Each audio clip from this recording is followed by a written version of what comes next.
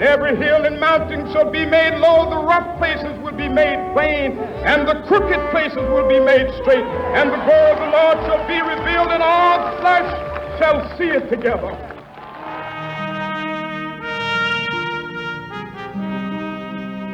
We have not even to risk the adventure alone, for the heroes of all time have gone before us. The labyrinth is thoroughly known. We have only to follow the thread of the hero path. And where we had thought to find an abomination, we shall find a god. And where we had thought to slay another, we shall slay ourselves. Where we had thought to travel outward, we shall come to the center of our own existence. And where we had thought to be alone, we shall be with all the world.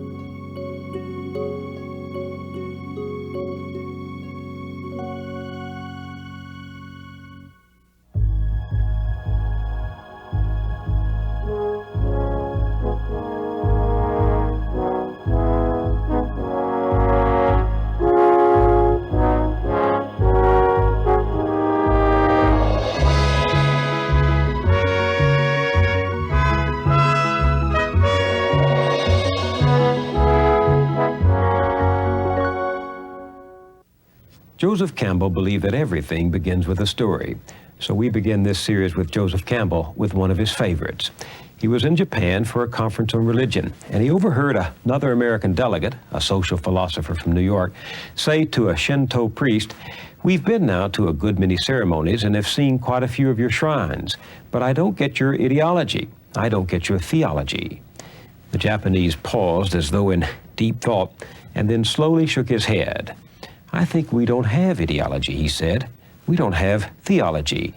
We dance." Campbell could have said it of his own life. When he died in 1987 at the age of 83, he was considered one of the world's foremost authorities on mythology, the stories and legends told by human beings through the ages to explain the universe and their place in it. The 20 books he wrote or edited have influenced artists and performers, as well as scholars and students. When he died, he was working on a monumental historical atlas of world mythology, his effort to bring under one roof the spiritual and intellectual wisdom of a lifetime. Some of his books are classics. The Hero with 1,000 Faces, which established his fame 40 years ago, and his 4-volume study of mythology, The Masks of God. Joseph Campbell was one of the most spiritual men I ever met, but he didn't have an ideology or a theology. Mythology was to him the song of the universe, music so deeply embedded in our collective unconscious that we dance to it even when we can't name the tune. Over the last 2 summers of his life, we taped these conversations in California at Skywalker Ranch, the home of his friend George Lucas, whose movie trilogy Star Wars had been influenced by Campbell's work.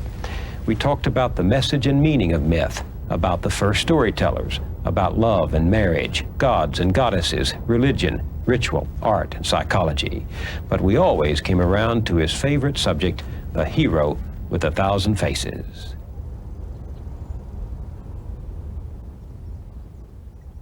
Why the hero with 1,000 faces?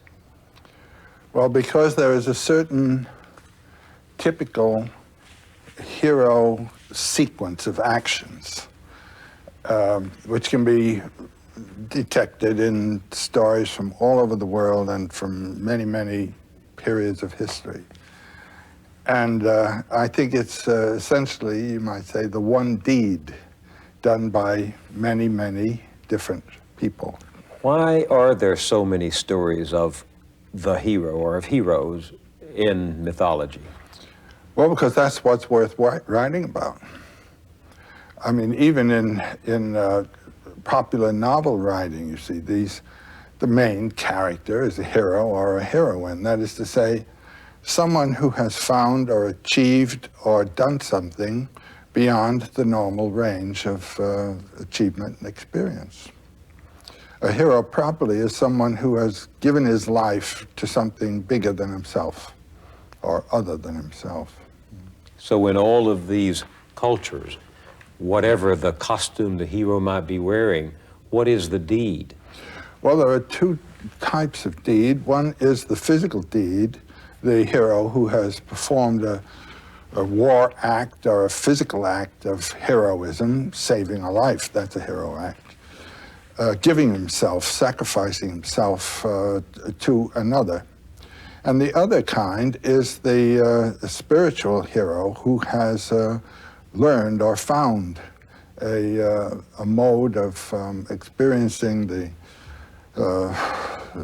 supernormal range of human spiritual life, and then come back and communicated it. It's a cycle. It's a going and a return that the hero cycle represents. But then this can be seen also in the simple initiation ritual, where a child has to give up his childhood and become an adult, has to die, you might say, to its infantile personality and psyche, and come back as a self-responsible adult. It's a fundamental experience that everyone has to undergo. We're in our childhood for at least 14 years, and then to get out of that posture of dependency, psychological dependency, into one of psychological self-responsibility requires a death and resurrection. And that is the basic motif of the hero journey. Leaving one condition, finding the source of life to bring you forth in a richer or more mature or other condition. So that if we happen not to be heroes in the grand sense of redeeming society, we have to take that journey ourselves spiritually, psychologically, inside us. That's right. And Otto Rank, in his wonderful, very short book called The Myth of the Birth of the Hero, he says that everyone is a hero in his birth. He has undergone a tremendous transformation from a little, you might say, water creature living in a realm of the amniotic fluid and so forth, and then coming out, becoming an air-breathing mammal that ultimately will be self-standing and so forth. It's an enormous transformation, and it is a heroic act, and it's a heroic act on the mother's part to bring it about. That's the primary hero form, you might say. Still a journey to be taken after that. There's a big one to be taken. And that journey is not consciously undertaken. Do heroes go out on their own initiative? Well, they're both kinds. A very common one that appears in Celtic myths of someone who has followed the lure of a deer or animal that he has been following, and then carries him into a range of forest and landscape that he's never been in before. And then the animal will undergo a transformation and become the queen of the fairy hills or something like that. That is one of not knowing what you're doing. You suddenly find yourself in full career of an adventure. There's another one where one sets out responsibly and intentionally to perform the deed. For instance, when Ulysses' son, Telemachus, was called by Athene, go find your father. That father quest is a major hero adventure for young people. That is the adventure of finding what your career is, what your nature is, what your source is. He undertakes that intentionally. Then there's one into which you are thrown and pitched. For instance, being drafted into the army. You didn't intend it, they are in. Hey! You're in another transformation. You've undergone a death and resurrection. You put on a uniform. You're another creature. So does the heroism have a moral objective? The moral objective is that of saving a people or saving a person or saving an idea. He is sacrificing himself for something. That's the morality of it. Now, you, from another position, might say that something was something that should not have been realized, you know. That's a judgment from another side. Mm-hmm. But it doesn't destroy the heroism of what was done. Absolutely not. Well, that's a different angle on heroes than I got when I was reading as a young boy the story of Prometheus, going after the fire and bringing it back and benefiting humanity and suffering for it. I mean, Prometheus brings fire to mankind and consequently civilization. That's, by the way, a universal theme. What is? The hero the fire theft theme usually with a relay race after it. Often it's blue jay or woodpecker or something like this that steals the fire and then passes it on to something else and something else, one animal after another. And they're burned by the fires as they're carrying it on, and that accounts for the different colorings of animals and so forth. It's a worldwide myth, the fire theft. Do these stories of the hero vary from culture to culture? Well, it's the degree of the illumination that, or action that makes him different. There is a typical early culture hero who goes around slaying monsters. Now that is in the period of history when man is shaping his world out of a wild, savage, unshaped world. Well, it has another shape, but it's not the shape for man. He goes around killing monsters. So the hero evolves over time, like most other concepts and ideas. And well, he evolves as the culture evolves. Yeah. Now, Moses is a hero figure. In his ascent of the mountain, his meeting with Yahweh on the summit of the mountain, and coming back with the rules for the formation of a whole new society. That's the hero act. Departure, fulfillment, return. And on the way, there are adventures that can be paralleled also in other traditions. Now, the Buddha figure, it's like that of the Christ. Of course, 500 years earlier, you could match those two traditions right down the line, even to the characters of their apostles or their monks. Christ, now there's a perfectly good hero deed formula represented there. And he undergoes 3 temptations. The economic temptation, where the devil says, "You look hungry, young man, change the stones to bread." Jesus said, "Man lives not by bread alone, but every word from the mouth of God." Next, we have the political temptation. He's taken to the top of a mountain and shown the nations of the world and says, "You can come into control of all these if you'll bow to me." And then, "Now you're so spiritual, let's go up to the top of Herod's temple and see you cast yourself down, and God will bear you up and you won't even bruise your heel." So he says, "You shall not tempt the Lord your God." Those are the 3 temptations of Christ in the desert. The Buddha also goes into the forest, has conferences with the leading gurus of the day, and goes past them. Comes to the Bo tree, the tree of illumination, undergoes 3 temptations. They're not the same temptations, but they are 3 temptations. And one is that of lust, another is that of fear, and another is that of social duty, doing what you're told. And then both of these men come back and they choose disciples who help them establish a new way of consciousness in terms of what they have discovered there.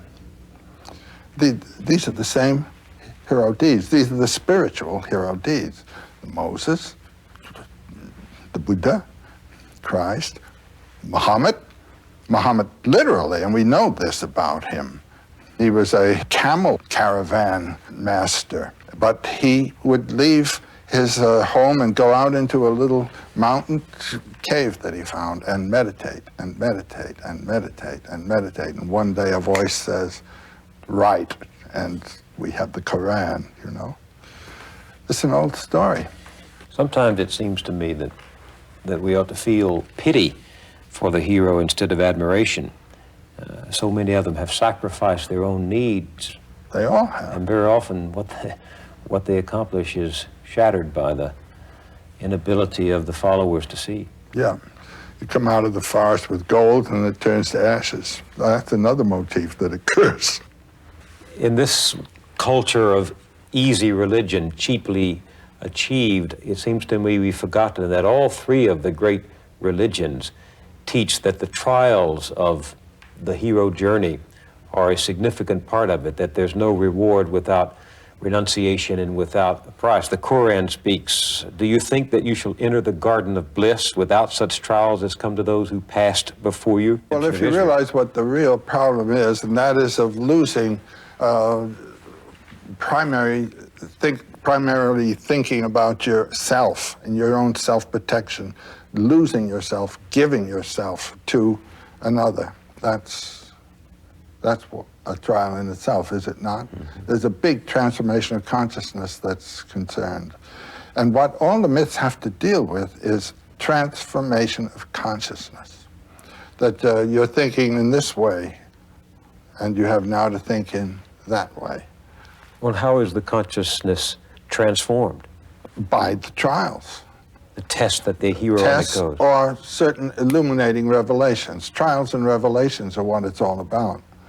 Well, who in society today is making any heroic myth at all for us? Do movies do this? Do movies create hero myths? I don't know. Now, my experience of movies, I mean, the significant experience I had of movies was when I was a boy, and they were all really movies. They weren't talkies, they were black and white movies.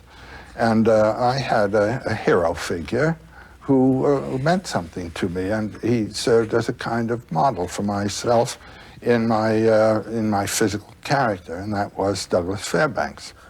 I wanted to be a synthesis of Douglas Fairbanks and Leonardo da Vinci. That was my idea. But those were models, were roles that came to me.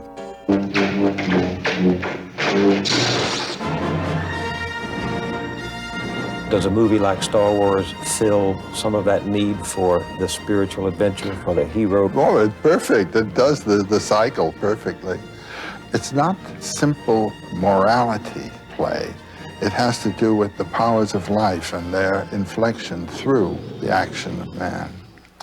One of the wonderful things I think about this adventure into space is that the narrator, the artist, the one thinking up the story, is in a field that is not covered by our own knowledges, you know? There was much of the adventure in the old stories is where they go into regions that no one's been in before. Well, we've now conquered the planet, so there are no empty spaces for the imagination to go forth and fight its own war, you know, with powers. And that was the first thing I felt there. There's a whole new realm for the imagination to open out and live its forms. Do you, when you look at something like Star Wars, recognize some of the themes of the hero throughout mythology? Well, I think that George Lucas was using standard mythological figures. The old man as the advisor. Well, specifically, what he made me think of is the Japanese sword master. Remember, a Jedi can feel the Force flowing through him. I've known some of those people, and this man has a bit their character. Well, there's something mythological, too, isn't there, in the sense that the hero is helped by this stranger who shows up and gives him some instrument, a sword or a sheaf of light, shaft of light. He gives him not only a physical instrument, but a psychological commitment and a psychological center. This time, let go your conscious self and act on instinct. Well, he had him exercising with that strange weapon and then pulled the mask over. That's real Japanese stuff. I'll take them myself. When I took our two sons to see it, they did the same thing the audience did at that moment when the voice of Ben Kenobi says to Luke Skywalker in the climactic moment, Use the Force, Luke. Let go, Luke. The audience broke out into They did. elation, into applause. Well, you see, this thing communicates. It is in a language that is talking to young people today, and that's marvelous.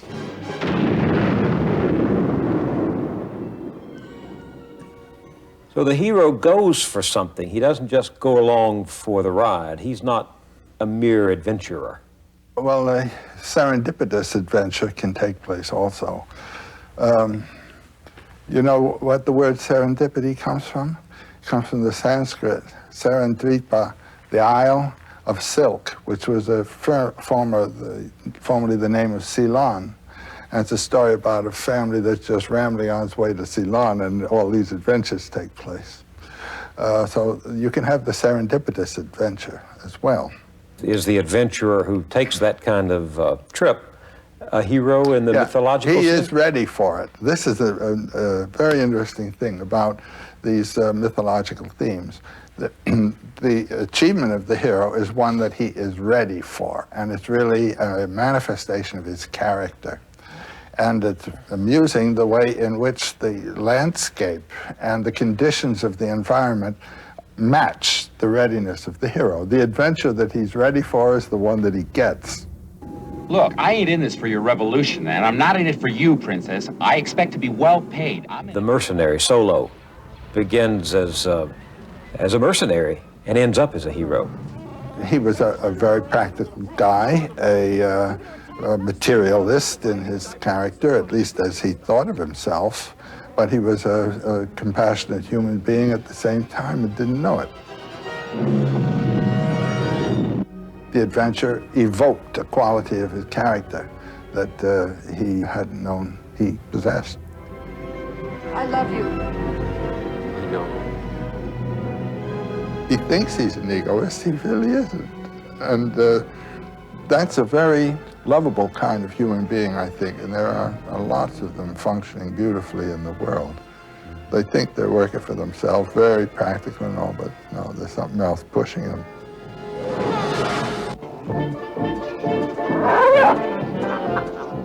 What did you think about the scene in the bar? That's my favorite, not only in this piece, but of many, many pieces I've ever seen. Well, where you are is on the edge. You're about to embark into the outlying spaces. And the real adventure of it. A real adventure. This is the jumping off place.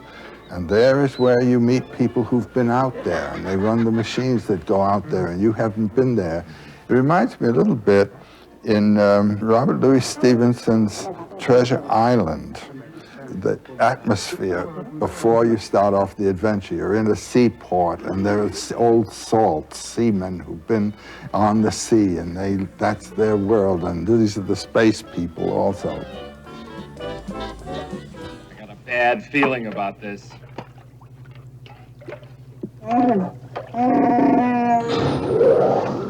The wall! Don't just stand there, try and brace it with something! But my favorite scene was when they were in the garbage compactor and the walls were closing in, and I thought, that's like the belly of the whale that Joe Campbell... That's what it is. Yeah, that's where they were. They were down in the belly of the whale. What's the mythological significance of the belly? It's the descent into the dark. Jonah in the whale. I mean, that's a standard motif of going into the whale's belly and coming out again. Why must the hero do that? The whale represents the personification, you might say, of all that is in the unconscious. In reading these things psychologically, water is the unconscious. The creature in the water would be the dynamism of the unconscious, which is dangerous and powerful and has to be controlled by consciousness. The first stage in the hero adventure, when he starts off on adventure, is leaving the realm of light, which he controls and knows about, and moving toward the threshold. And it's at the threshold that the monster of the abyss comes to meet him. And then there are 2 or 3 results. One, the hero is cut to pieces and descends into the abyss in fragments to be resurrected. Or he may kill the dragon power, as Siegfried does when he kills the dragon, but then he tastes the dragon blood. That's say he has to assimilate that power. And when Siegfried has killed the dragon and tasted the blood, he hears the song of nature. He has transcended his humanity, you know, and associated himself with the powers of nature, which are the powers of our life, from which our mind removes us. You see, this thing up here, this consciousness thinks it's running the shop. It's a secondary organ. It's a secondary organ of a total human being, and it must not put itself in control. It must submit and serve the humanity of the body. Join me, and I will complete your training. When it does put itself in control, you get this father, the man who's gone over to the intellectual side. I'll never join you! If you only knew the power of the dark side. He isn't thinking or living in terms of humanity, he's living in terms of a system. And this is the threat to our lives. We all face it. We all operate in our society in relation to a system. Now, is the system going to eat you up and relieve you of your humanity? Or are you going to be able to use the system to human purposes? Would the hero with 1,000 faces help us to answer that question about how to change the system so that we are not serving it? I don't think it would help you to change the system, but it would help you to live in the system as a human being. By doing what? Well, like Luke Skywalker, not going over, but resisting its impersonal claims. But I can hear someone out there in the audience saying, well, that's all well and good for the imagination of a George Lucas or for the scholarship of a Joseph Campbell, but that isn't what happens in my life. You bet it does. If the person doesn't listen to the demands of his own spiritual and heart life and insists on a certain program, you're going to have a schizophrenic crack-up. The person has put himself off-center. He has aligned himself with a programmatic life, and it's not the one the body's interested in at all. And the world's full of people who have stopped listening to themselves. In my own life, I've had many opportunities to commit myself to a system and to go with it and to obey its requirements. My life has been that of a maverick. I would not submit. You really believe that the creative spirit ranges on its own out there beyond the boundaries? Yeah, I do. Something of the hero in that. I don't mean to suggest that you see yourself as a hero. No, I don't, but I see myself as a maverick. So perhaps the hero lurks in each one of us when we don't know it. Well, yes. I mean, our life evokes our character, and you find out more about yourself as you go on. And it's very nice to be able to put yourself in situations that will evoke your higher nature rather than your lower. Give me an example. I can give you a story. I'm dealing with an Iroquois story right now. There's a motif that comes in American Indian stories very often, what I call the refusal of suitors. A girl with her mother lived in a wigwam on the edge of the village. She was a very handsome girl, but extremely proud, and would not accept any of the boys. They proposed to her through the mother, and the mother was terribly annoyed with her. Well, one day, they're out collecting wood, and they have gone a long way from the village. And while they are collecting the wood, a terrific darkness comes over them. Now, this wasn't the darkness of night descending. When you have a darkness like that, there's some magician at work somewhere. So the mother says, well, let's gather some bark and make a little wigwam, a bark wigwam for ourselves, and collect wood for a fire, and we'd just spend the night here. So they do that, and the mother falls asleep. And the girl looks, and there's this magnificent guy standing there with a wampum sash, glorious, and feathers, and all this kind of black feathers. He says, I've come to marry you, and I'll await your reply. She accepts the guy, and the mother accepts the man. And he gives the mother the wampum belt to prove that he's serious about all this. So he goes away with the girl. She has acquiesced. Mere human beings weren't good enough for her, but here's something that really, so she's in another domain. Now the adventure is marvelous. She goes with him to his village, and they enter his lodge. The people in there greet her, and she feels very comfortable about it and all. And then the next day, he says, I'm going off to hunt. So he leaves the lodge, and the door is closed with a flap. There's a flap. When he closes the flap, she hears a strange sound. So there's the whole day, and she's just in the hut. And as evening comes, she hears that strange sound again. And the door flap is flung off, and in comes this prodigious serpent with his tongue darting, and he puts his head in her lap and says, now you must search my head for lice and things like that. And she finds all kinds of horrible things there and kills them all. And then he withdraws, and in a moment, after the gate door has been closed, it opens again, and in he comes, the same beautiful young man again, and said, were you afraid of me when I came in just now? No, she said, she wasn't at all afraid. Next day, he goes off to hunt. And then she leaves the lodge to gather wood. And the first thing she sees is an enormous serpent basking on the rocks. And then another, and then another. Then she begins to feel very badly, very homesick and discouraged. Then the evening, the serpent, and then the man again. The third day, when he leaves, she decides she's going to try to get out of this place. So she goes out, and she's standing in the woods thinking, and a voice speaks to her, and she turns, and there's a little old man there. And he says, darling, you are in trouble. The man that you've married is one of 7 brothers. They are great magicians.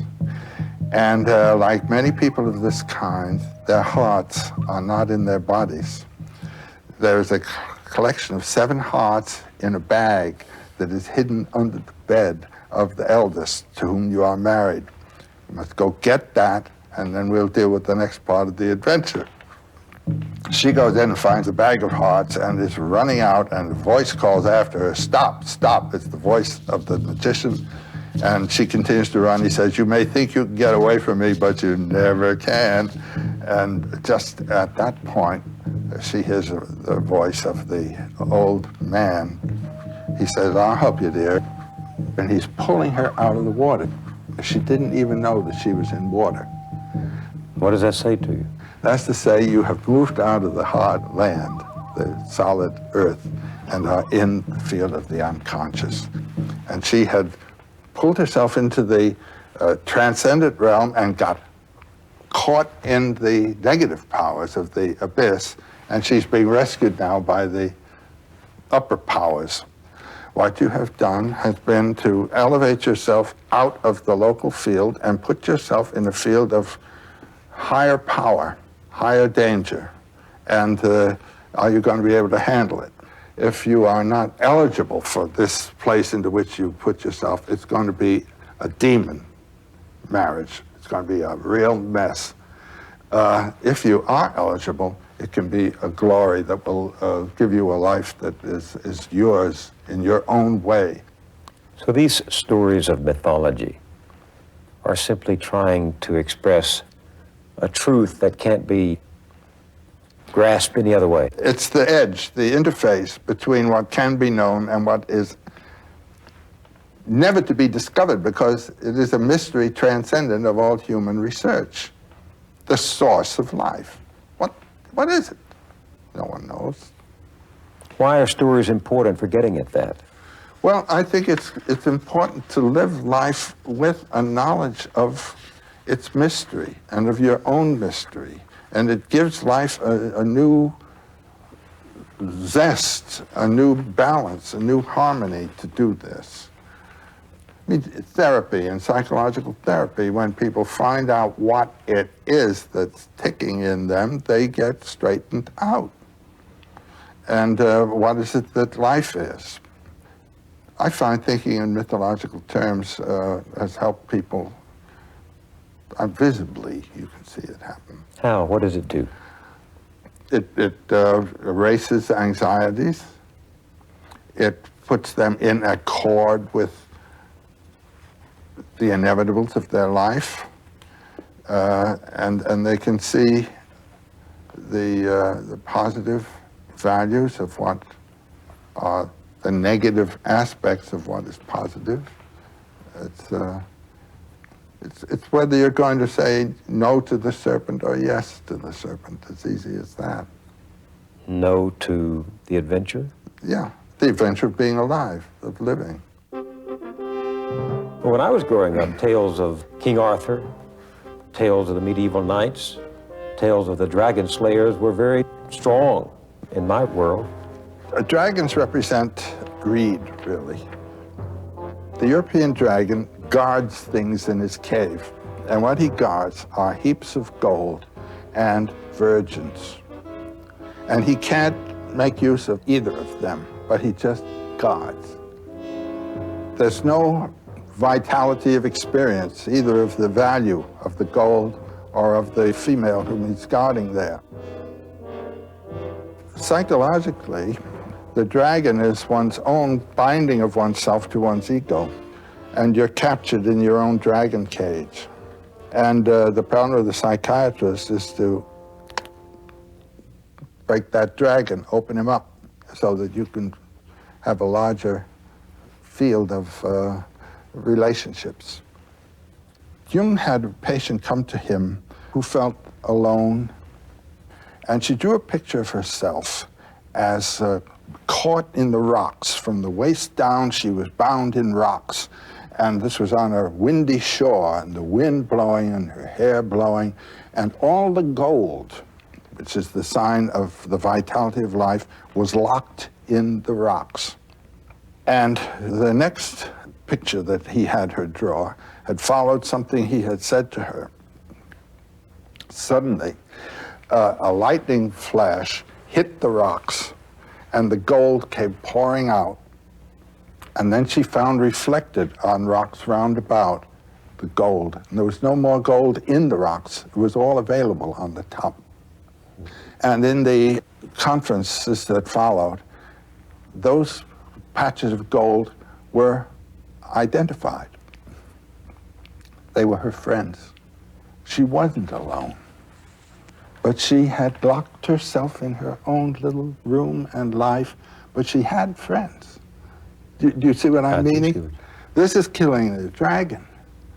And you have fears and things. This is the dragon. That's exactly what that's all about. At least the European dragon. Chinese dragon is different. What is it? It represents the vitality of the swamps, and the dragon comes out beating his belly and saying, ha, ha, ha, ha, ha. You know, that's another kind of dragon.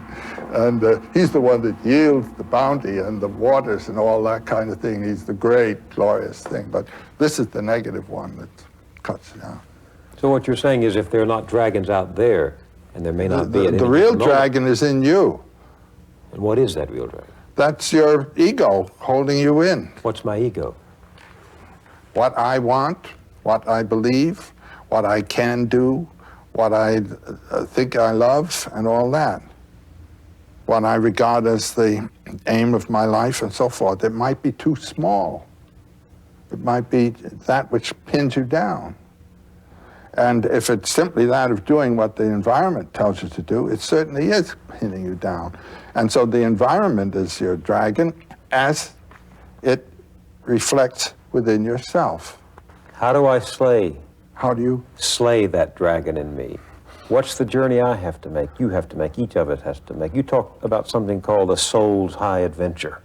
My general formula for my students is follow your bliss. I mean, find where it is and don't be afraid to follow it. Can my bliss be my life's love or my life's work? Is it my work or my life? Well, if the work that you're doing is the work that you chose to do because you are enjoying it, that's it. But if you think, oh, gee, I couldn't do that, you know, that's your dragon that's locking you in. Oh, no, I couldn't be a writer. Oh, no, I couldn't do what so-and-so is doing. Unlike the classical heroes, we're not going on our journey to save the world, but to save ourselves. And in doing that, you save the world. I mean, you do. The influence of a vital person vitalizes. There's no doubt about it. The world is a wasteland.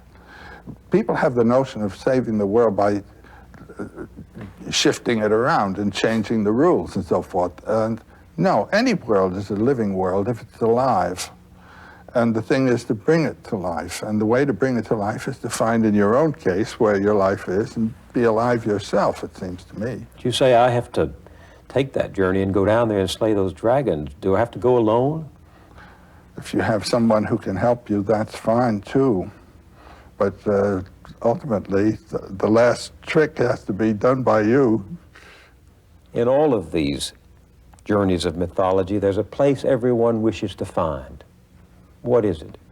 The Buddhists talk of nirvana. Jesus talks of peace. There's a place of rest and repose. Is that typical of the hero's journey? That there's a place to find? That's a place in yourself of rest. Now this I know a little bit about from athletics. The athlete who is in championship form has a quiet place in himself. And it's out of that that his action comes. If he's all in the action field, he's not performing properly. There's a center out of which you act. And Jean, my wife, a dancer, tells me that in dance this is true too. There's the center that has to be known and held. There it's quite physically recognized by the person.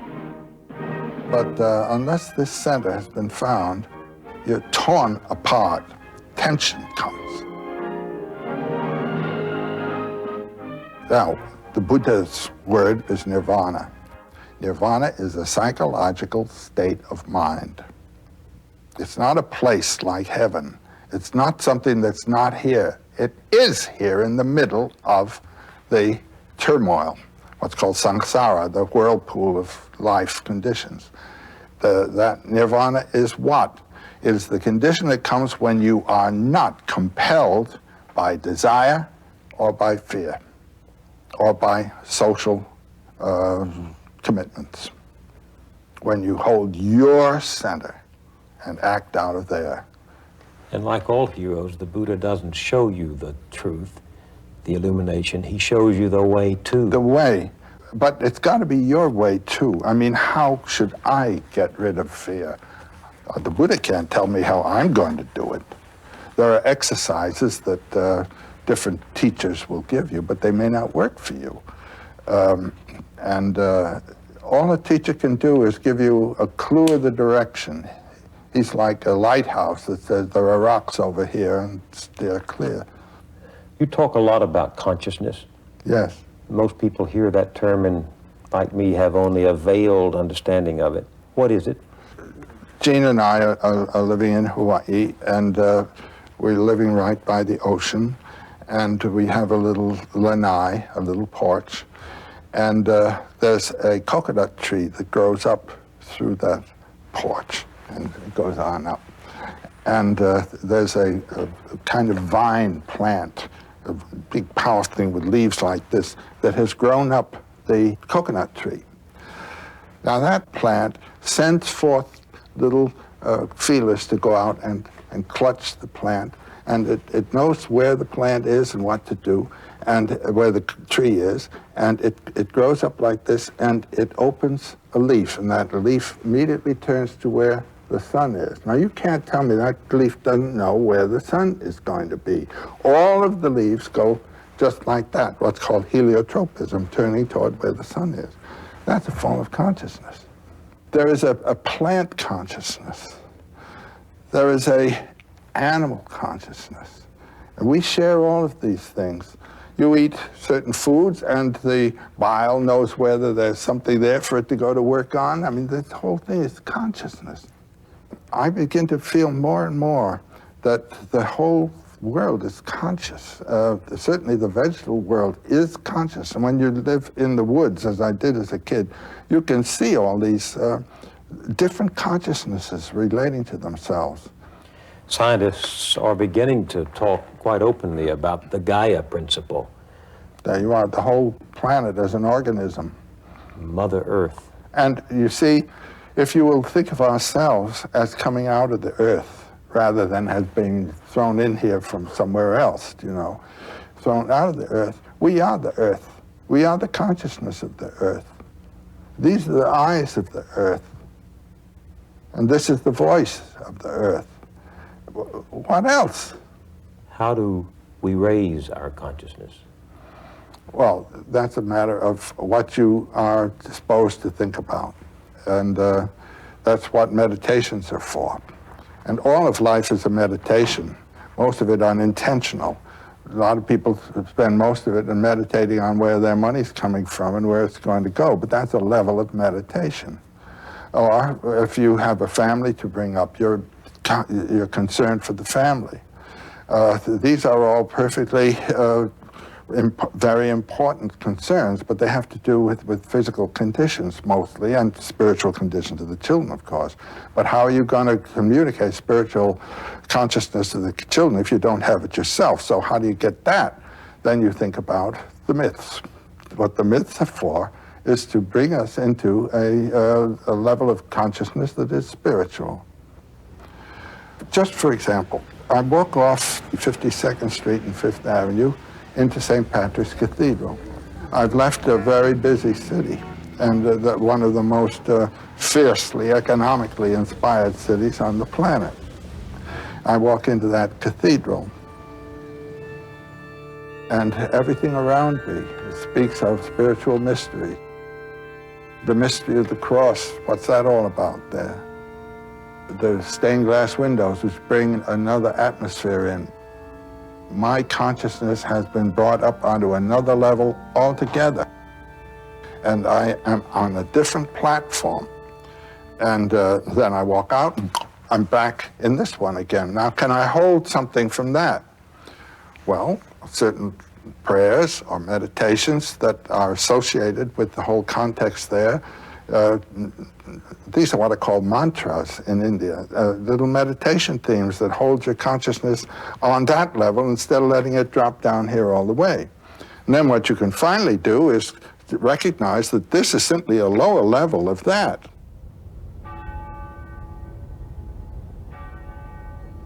The cathedral at Chartres, which you love so much, also expresses a relationship of the human to the cosmos, doesn't it? Well, I think everyone who has spent any time at Chartres has felt something very special about this cathedral. I've been there about 8 times. When I was a student in Paris, I went down there about 5 times and spent one whole weekend, and I identified and looked at every single figure in that cathedral. I was there so much that the concierge, this little old fellow who took care of the cathedral, he came to me one noontime and he said, would you like to go up with me and ring the bells? I said, I sure would. So we climbed the Flesch, the tower, up to where the great bell was, the great enormous bronze bell. And there was a little, like a seesaw. And he stood on one end of the seesaw, and I stood on the other end of the seesaw. And there was a little bar there for us to hold on to. He gave the thing a push, and then he was on it, and I was on it. We started going up and down, and the wind blowing through our hair up there in the cathedral. And then it began underneath, bong, you know, bong, bong. I tell you, it was one of the most thrilling adventures in my life. And when it was all over, he brought me down. He said, I want to show you where my room is. Well, in a cathedral, you have the nave, and then the transept, and then the apse. And around the apse is the choir screen. Now, the choir screen in Chartres is about that wide. And he took me in a little door into the middle of the choir screen, and there was his little bed and a little table with a lamp on it. And when I looked out, there was the Black Madonna, the vitrine, the window of the Black Madonna, and that was where he lived. Now, there was a man living in a meditation. a constant meditation. I mean, that was a very moving, beautiful thing. Well, I've been there time and time again since. What do you find when you go there? What does it say about all that we've been discussing? Well, the first thing it says is, it takes me back to a time when these principles informed the society. I mean, you can tell what's informing the society by the size of what the building is that's the tallest building in the place. When you approach a medieval town, the cathedral's the tallest thing in the place. When you approach a 17th century city, it's the political palace that's the tallest thing in the place. And when you approach a modern city, it's office buildings and dwellings that are the tallest things in the place. And if you go to Salt Lake City, you'll see the whole thing illustrated right in front of your face. First, the temple was built. The temple was built right in the center of the city. I mean, this was the proper organization. That's the spiritual center from which all flows in all directions. And then the Capitol was built right beside the temple. And it's bigger than the temple. And now the biggest thing is the office building that takes care of the affairs of both the temple and the political building. That's the history of Western civilization, from the Gothic through the princely periods of the 16th, 17th, 18th centuries to this economic world that we're in now. In New York now, the debate is over who can build the tallest building, not to praise, but to build the tallest building. Yeah, and they are magnificent. I mean, some of the things that are going up in New York now really are, and this is a kind of architectural triumph. And what it is the statement of the city. We are a financial power center, and look what we can do. It's a kind of virtuosic acrobatic stunt. Will new myths come from there? Well, something might. You can't predict what a myth is going to be any more than you can predict what you're going to dream tonight. Myths and dreams come from the same place. They come from realizations of some kind that have then to find expression in symbolic form. And the only myth that's going to be worth thinking about in the immediate future is one that's talking about the planet. Not this city, not these people, but the planet and everybody on it. That's my main thought for what the future myth is going to be. And what it will have to deal with will be exactly what all myths have dealt with. The maturation of the individual, the gradual, the pedagogical way to follow from dependency through adulthood to maturity, and then to the exit, and how to do it. And then how to relate to this society, and how to relate this society to the world of nature and the cosmos. That's what the myths have all talked about. That's what this one's got to talk about. But the society that it's got to talk about is the society of the planet. And until that gets going, you don't have anything. There's that wonderful photograph you have of the Earth seen from space. And it's very small, and at the same time it's very grand. You don't see any divisions there of nations or states or anything of the kind. This might be the symbol, really, for the new mythology to come. That is the country that we are going to be celebrating. And those are the people that we are one with.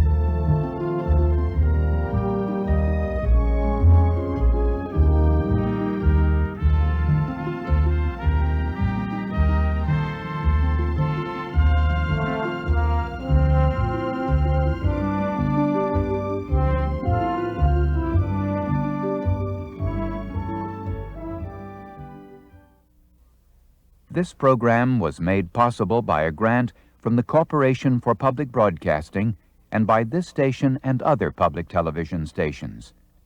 Additional funding was provided by the John D. and Catherine T. MacArthur Foundation.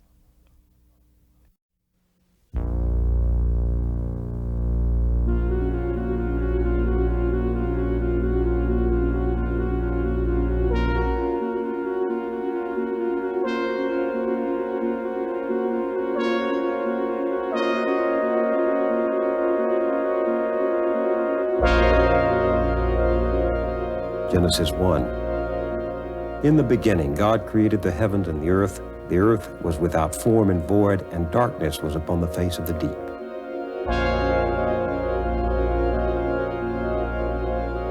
This is the Song of the World from a legend of the Pima Indians. In the beginning, there was only darkness everywhere, darkness and water. And the darkness gathered thick in places, crowding together and then separating, crowding and separating. And the Spirit of God was moving over the face of the waters, and God said, "Let there be light." And this is from the Hindu Upanishads. In the beginning, there was only the great self reflected in the form of a person.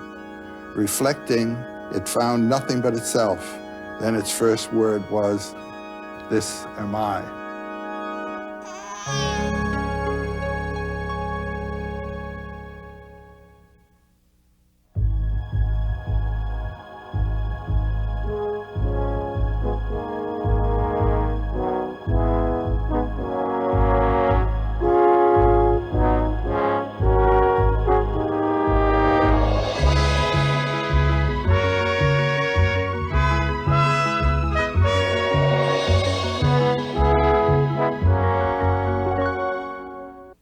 When Joseph Campbell was a little boy, his father took him to the Museum of Natural History in New York, and he was transfixed by the totem poles and masks. Who made them, he wondered? What did they mean? He began to read everything he could about Indians, their myths and legends. By 10, he was into the pursuit that made him one of the world's leading scholars of mythology and one of the most exciting teachers of our time. It was said that he could make the bones of folklore and anthropology live. The driving idea of his life was to understand the power of the stories and legends of the human race, especially those common themes and deep principles which energized our imagination down through the ages. The jealous God of Abraham is not the God of the stories of India, who shows neither wrath nor mercy. But however the mystic traditions differ, Campbell said, they're in accord in this respect. They call men and women to a deeper awareness of the very act of living itself, and they guide us through trials and traumas from birth to death. Joseph Campbell once said to his students at Sarah Lawrence College, "If you really want to help this world, what you will have to teach is how to live in it." That's what he taught. Over the last 2 summers of his life, in hours of conversations recorded in the library of Lucasfilm in California, we talked about how mythology can still awaken a sense of awe, gratitude, and even rapture.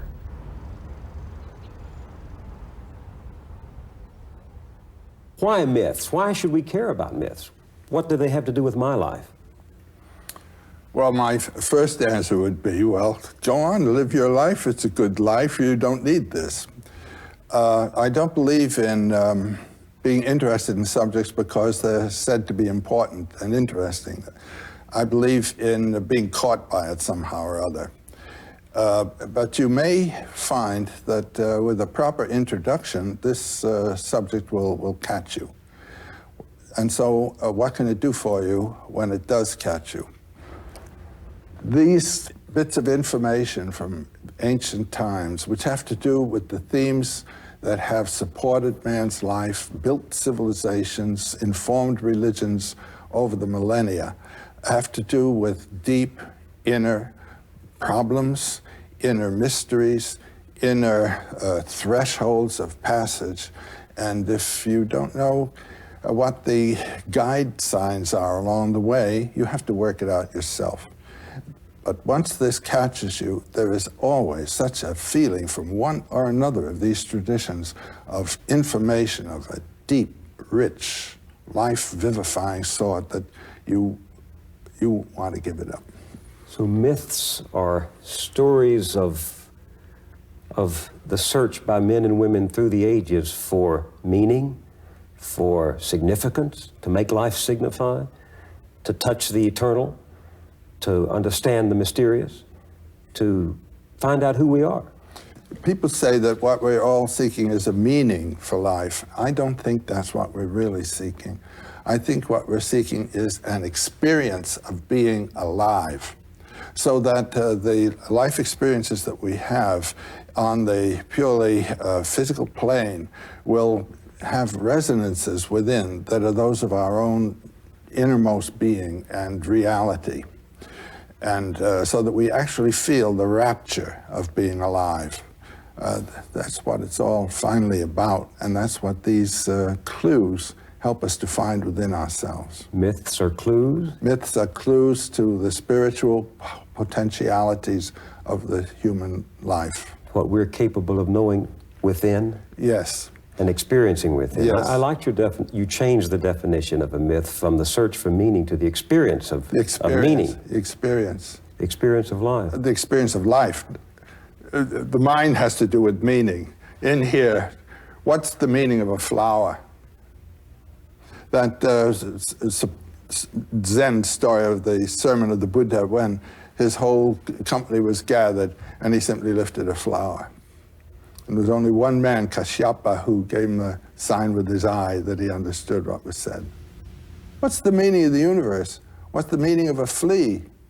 It's just there, that's it. And your own meaning is that you're there. Now we are so engaged in doing things to achieve purposes of outer value that we forget that the inner value, the rapture that is associated with being alive is what it's all about. Now, we want to think about God. God is a thought. God is a name. God is an idea. But its reference is to something that transcends all thinking. The ultimate mystery of being is beyond all categories of thought. My friend Heinrich Zimmer of years ago used to say, the best things can't be told, because they transcend thought. The second best are misunderstood, because those are the thoughts that are supposed to refer to that which can't be thought about, you know? And one gets stuck with the thoughts. The third best are what we talk about, you see? And a myth is that field of reference, metaphors referring to what is absolutely transcendent. What can't be known. What can't be known. Or can't be named. Yes. Except in our own feeble attempt to clothe it in language. And the ultimate word in our language for that which is transcendent is God. Do you remember what went through your mind the first time you saw Michelangelo's creation? By the time I became aware of that, my notion of divinity was not quite so personal, you know? The idea of God, that he's a bearded old man of some kind with certain not very pleasant temperament. That is, I would say, a sort of materialistic way of talking about the transcendent. There's just the opposite of it, found on an island in the harbor of Bombay from around the 8th century. This is a wonderful cave. You enter the cave from a bright sky. Of course, moving into the darkness, your eyes are blanked out. But if you just keep walking slowly, gradually the eyes adjust, and this enormous thing, it's about 19 feet high and 19 feet across, the central head is the mask of eternity. This is the mask of God. Mask of eternity. That is the metaphor through which eternity is to be experienced as a radiance. And these other two figures? Whenever one moves out of the transcendent, one comes into a field of opposites. These two pairs of opposites come forth as male and female from the two sides. One has eaten of the tree of the knowledge, not only of good and evil, but of male and female, of right and wrong, of this and that, of light and dark. Everything in the field of time is dual. past and future, dead and alive, all this, being and non-being, isn't. And what's the significance of them being beside the mask of God, the mask of eternity? What is this sculpture saying to us?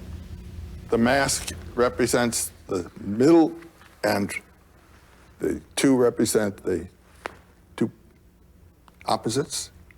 And they always come in pairs. And put your mind in the middle. Most of us put our minds on the side of the good against what we think of as evil. It was Heraclitus, I think, who said, for God, all things are good and right and just, but for man, some things are right and others are not. You're in the field of time when you're man. And one of the problems of life is to live in the realization of both terms. That's to say, I know the center, and I know that good and evil are simply temporal apparitions. Well, are some myths more or less true than others? They're true in different senses, do you see? Here's a whole mythology based on the insight that transcends duality. Ours is a mythology that's based on the insight of duality. And so our religion tends to be ethical in its accent. Sin and atonement, right and wrong. It started with a sin, you see. In other words, moving out of the mythological zone, the Garden of Paradise, where there is no time, and where men and women don't even know that they're different from each other. The two are just creatures. And God and man are practically the same. He walks in the cool of the evening in the garden where we are. And then they eat the apple, the knowledge of the pairs of opposites.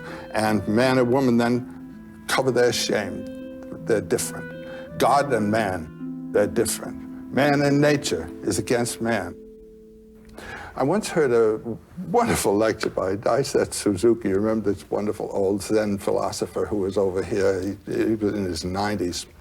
He started a lecture in Switzerland that I heard in Ascona. He stood up with his hands on his side and he said, God against man, man against God, man against nature, nature against man, nature against God, God against nature. Very funny religion. Now, in the other mythologies, one puts oneself in accord with the world.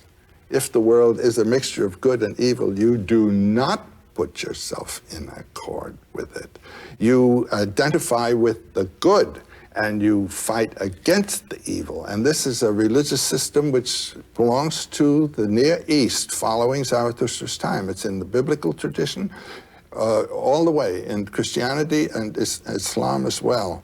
This business of not being with nature, and we speak with a sort of derogation of the nature religions.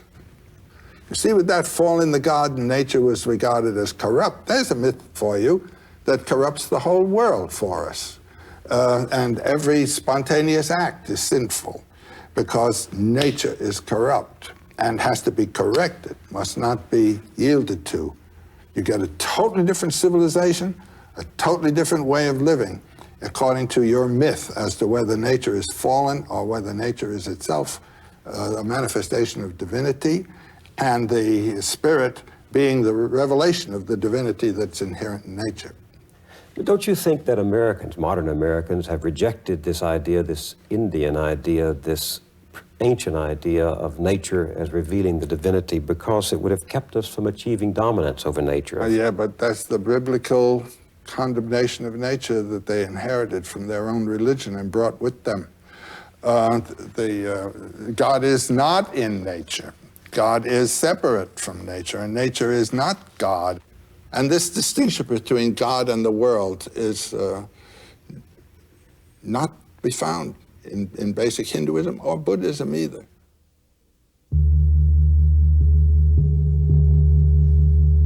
I'll never forget the experience I had when I was in Japan. To be in a place that never heard of the fall in the Garden of Eden.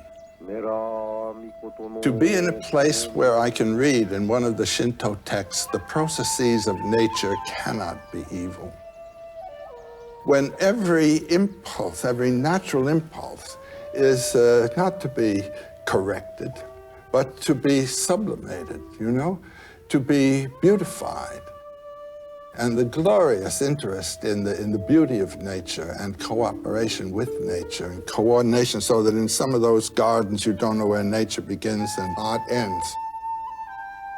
This to me was a tremendous experience, and it's another mythology. Speaking of different mythologies, let's just have a little fun here. I took these from your atlas. Oh, yes? I'll read Genesis. I'll read from Genesis, and then you identify and read from the corresponding text. Yes. Genesis 1. So God created man in his own image. In the image of God he created him. Male and female he created them. Then God blessed them, and God said to them, be fruitful and multiply. Now this is from a legend of the Basari people of West Africa. Unumbote made a human being. Its name was man. Unumbote next made an antelope, named antelope. Unumbote made a snake, named snake. And Unumbote said to them, the earth has not yet been pounded. You must pound the ground smooth where you are sitting. Unumbote gave them seeds of all kinds and said, go plant these. And Genesis 1. And God saw everything that he had made, and behold, it was very good. And from the Upanishad, then he realized, I indeed am this creation, for I have poured it forth from myself. In that way, he became this creation. And verily, he who knows this becomes in this creation a creator. That's the clincher there. When you know this, then you've identified with the creative principle yourself, which is the God power in the world, which means in you. It's beautiful. What do you think we're looking for when we subscribe to one of these theories of creation, one of these stories of creation? What are we looking for? Well, I think what we're looking for is a way of experiencing the world in which we are living that will open to us the transcendent, that informs it, and at the same time informs ourselves within it. That's what people want. That's what the soul asks for. You mean we're looking for some accord with the mystery that informs all things, that what you call that vast ground of silence, which we all share? Yes, but not only to find it, but to find it actually in our environment, in our world, to recognize it, to have some kind of instruction that will enable us to see the divine presence. In the world and in us. And in India, this wonderful Anjali, this greeting, you know what that means? No. That's the greeting of prayer, isn't it? That's what we use for prayer. They greet you with that. That's greeting the God that's in you as you come in. These people are aware of the divine presence. When you enter an Indian home as a guest, you are a visiting deity, and you feel it by God, the way they treat you. It's something in the way of a hospitality that you don't get where you have simply one person and another person. It's a recognition of the identity.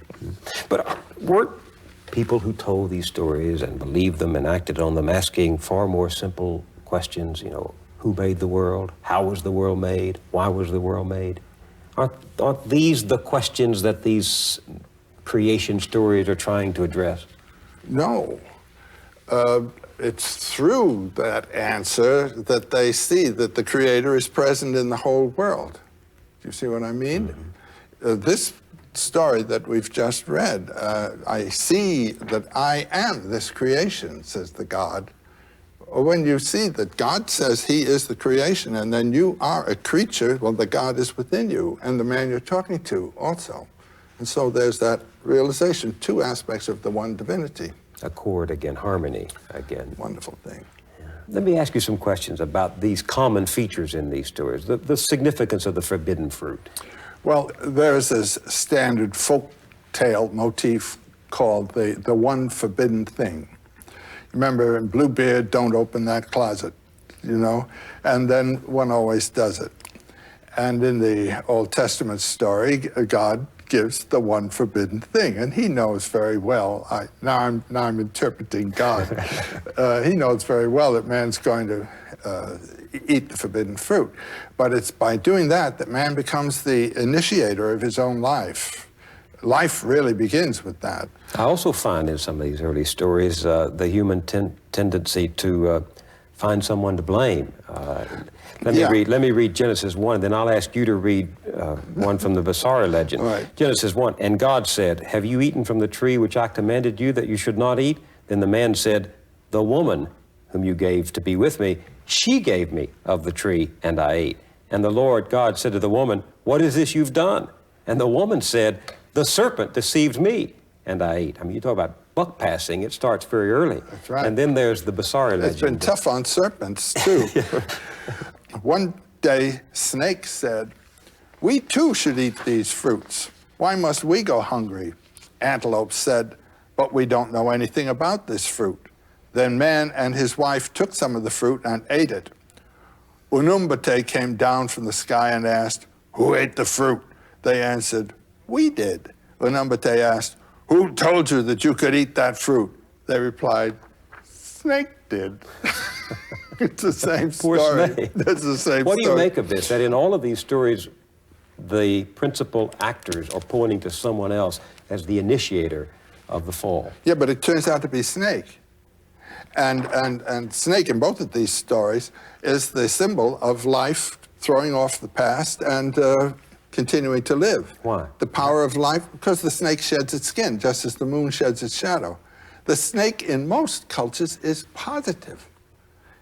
Even the most poisonous thing in India, the cobra, is a sacred animal. And the serpent, the Naga, the serpent king, Nagaraja, is the next thing to the Buddha. Because the serpent represents the power of life in the field of time to throw off death. And the Buddha represents the power of life in the field of eternity to be eternally alive. Now, I saw a fantastic thing of a Burmese priestess, a snake priestess, who had to bring rain to her people by calling a king cobra from his den and kissing him 3 times on the nose. There was the cobra, the giver of life, the giver of rain, which is of life, as a divine, positive, not negative figure. The Christian story has turned it around because the serpent was the seducer. Well, what that amounts to is a refusal to affirm life. Life is evil in this view. Every natural impulse is sinful unless you've been baptized or circumcised in this tradition that we've inherited, for heaven's sakes. By having been the tempter, women have paid a great price because in mythology, some of this mythology, they are the ones who led to the downfall. Of course they did. I mean, they represent life. Man doesn't enter life except by woman. And so it is woman who brings us into the world of polarities and a pair of opposites and suffering and all. But I think it's a really childish attitude to say no to life with all its pain, you know? To say this is something that should not have been. Schopenhauer, in one of his marvelous chapters, I think it's in The World's Will and Idea, says, life is something that should not have been. It is, in its very essence and character, a terrible thing to consider. This business of living by killing and eating. I mean, it's in sin in terms of all ethical judgments all the time. As Zorba says, trouble? Life is trouble. That's it. Only death is no trouble. And when people say to me, do you have optimism about the world, how terrible it is? I said, yes, just say it's great. Just the way it is. But doesn't that lead to a rather passive attitude in the face of evil, in the face of You wrong? participate in it. Whatever you do is evil for somebody. But explain that for the audience. I mean, you say yes to that which you... Well, when I was in India, there was a man whose name was Sri Krishna Menon, and his mystical name was Atmananda, and he was in Trivandrum, and I went to Trivandrum. And I had the wonderful privilege of sitting face to face with him as I'm sitting here with you. And the first thing he said to me is, "Do you have a question?" And because the teacher there always answers questions. He doesn't tell you anything, he answers. And I said, yes, I have a question. I said, since in Hindu thinking, all the universe is divine, is a manifestation of divinity itself, how could we say no to anything in the world? How could we say no to brutality, to stupidity, to vulgarity, to thoughtlessness? And he said, for you and me, you must say yes.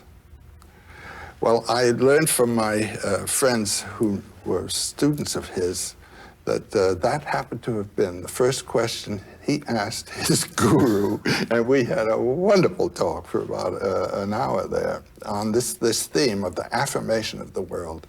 And it confirmed me in a feeling I had had that who are we to judge? And it seems to me that this is one of the great teachings of Jesus. Well, I see now what you mean in one respect. In some classic Christian doctrine, the world is to be despised.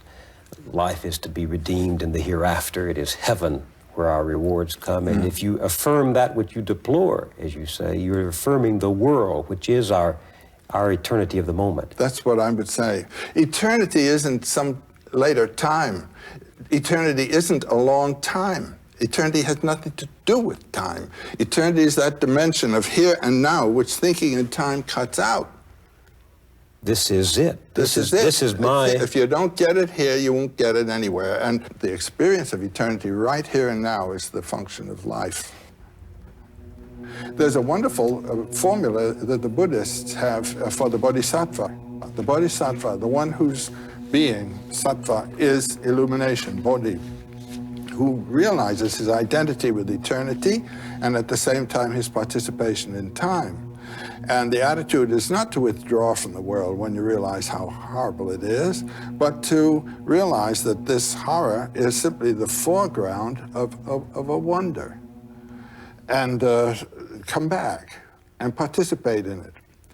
All life is sorrowful, is the first Buddhist saying, and it is. It wouldn't be life if there were not temporality involved, which is sorrow, loss, loss, loss. That's a pessimistic note. Well, I mean, you can say yes to it and say it's great this way. I mean, this is the way God intended it. You don't really believe that? But this is the way it is. And I don't believe anybody intended it, but this is the way it is. And Joyce's wonderful line, you know, history is a nightmare from which I'm trying to awake. And the way to awake from it is not to be afraid and to recognize, as I did in my conversation with that Hindu guru or teacher that I told you of, that all of this as it is as it has to be, and it is a manifestation of the eternal presence in the world. The end of things always is painful. Pain is part of there being a world at all. But if one accepted that isn't the ultimate conclusion, to say, well, I won't try to reform any laws or fight any battles or... I didn't say that. Isn't the logical... Couldn't one draw that, though, the philosophy of nihilism? Well, that's not the necessary thing to draw. You could say, I will participate in this row, and I will join the army, and I will go to war. I'll do the best I can. I will participate in the game. It's a wonderful, wonderful opera, except that it hurts. And that wonderful Irish saying, you know, is this a private fight or can anybody get into it? This is the way life is. And the hero is the one who can participate in it decently, in the way of nature, not in the way of personal rancor, revenge, or anything of the kind. Let me tell you one story here of a samurai warrior, a Japanese warrior, who had the duty to avenge the murder of his overlord. And he actually, after some time, found and cornered the man who had murdered his overlord. And he was about to deal with him with his samurai sword when this man in the corner, in a passion of terror, spat in his face. And the samurai sheathed the sword and walked away. Why did he do that? Why? Because he was made angry, and if he had killed that man, then it would have been a personal act. It was another kind of act. That's what he had come to do.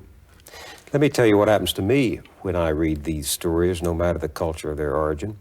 I feel first this sense of wonder at the spectacle of the human imagination, simply groping to try to understand this existence. Does that ever happen to you? I tell you, mythology I think of as the homeland of the muses, the inspirers of art, the inspirers of poetry. And to see life as a poem and yourself participating in a poem is what the myth does for you. What do you mean, a poem?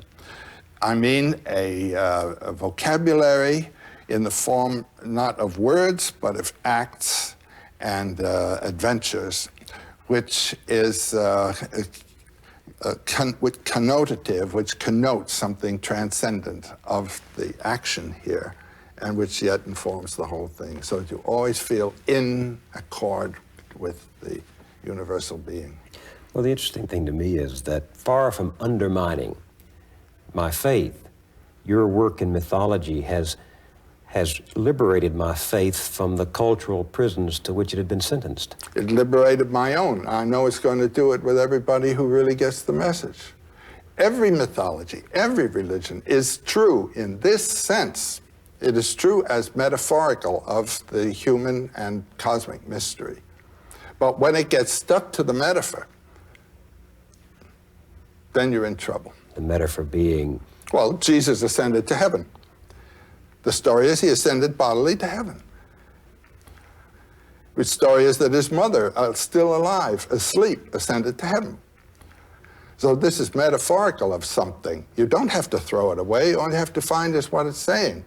What do you think it is saying? What it's saying is he didn't go out there, he went in here, which is where you must go too, and ascend to heaven through the inward space to that source from which you and all life came.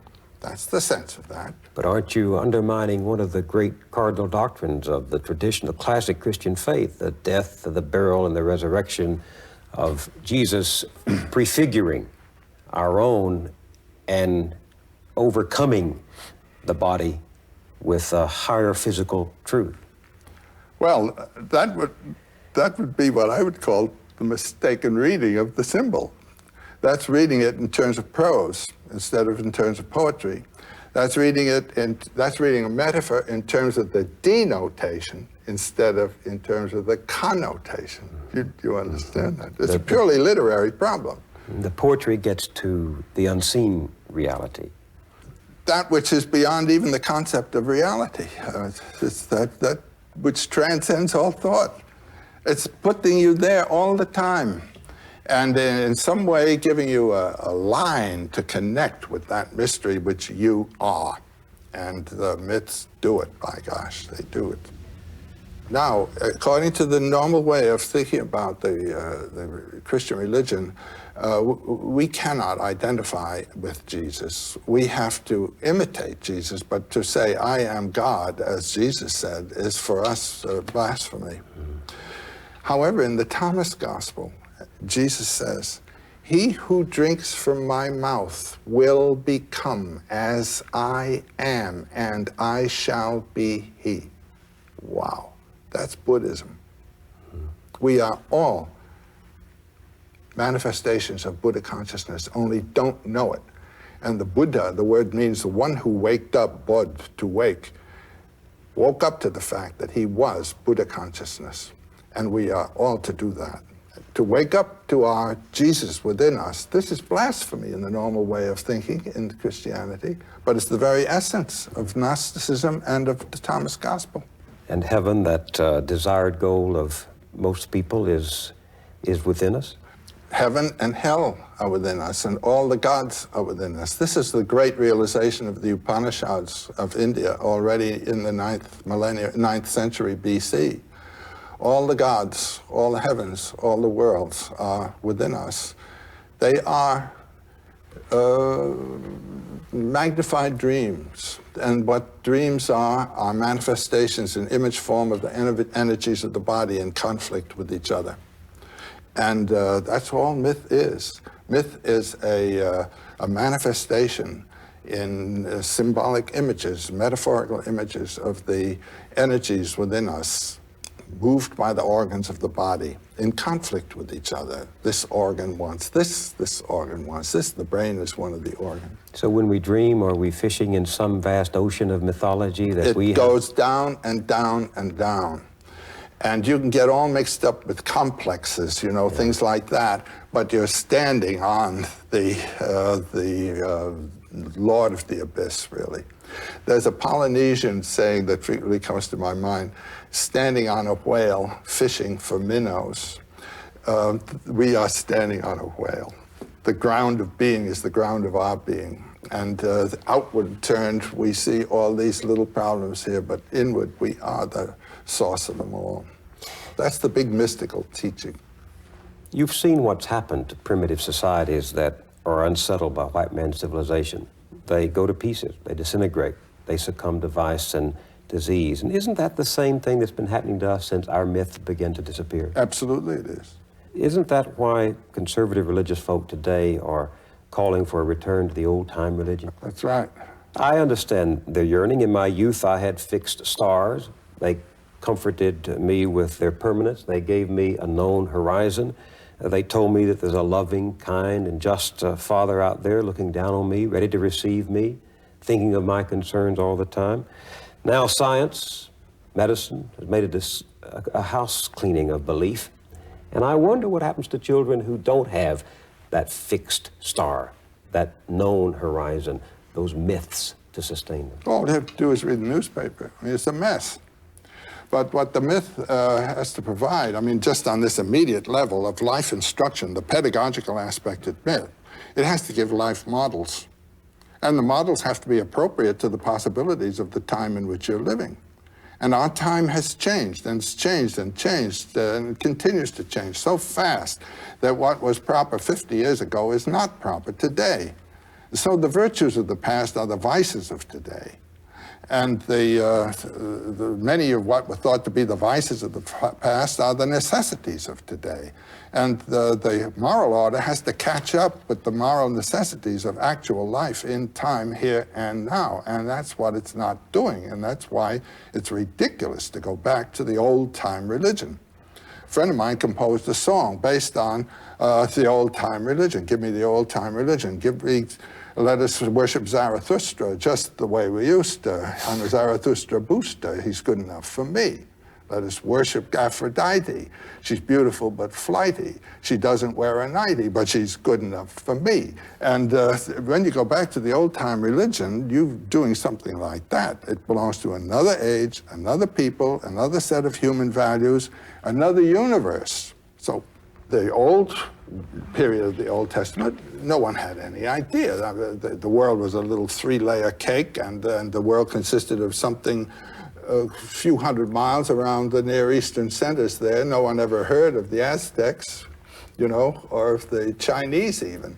And so those whole peoples were not considered even as part of the problem to be dealt with. The world changes, then the religion has to be transformed. But it seems to me that is what we are in fact doing. That's in fact what we better do. Yeah. But my notion of what the real horror today is what you see in Beirut, where you have the three great Western religions, Judaism, Christianity, and Islam, and because the three of them have three different names for the same biblical God, they can't get on together. They're stuck with their metaphor and don't realize its reference. So each needs a new myth. Each needs its own myth all the way. Love thy enemy, you know? Open up. Don't judge.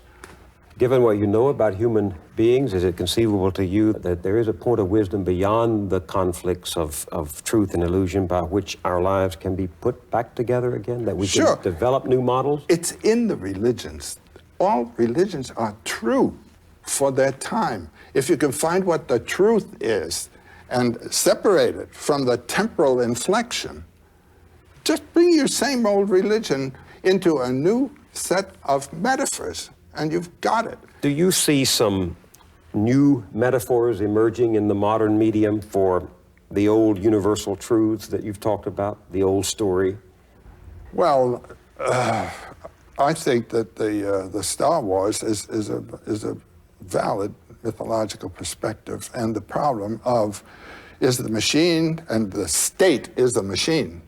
Is the machine going to crush humanity or serve humanity?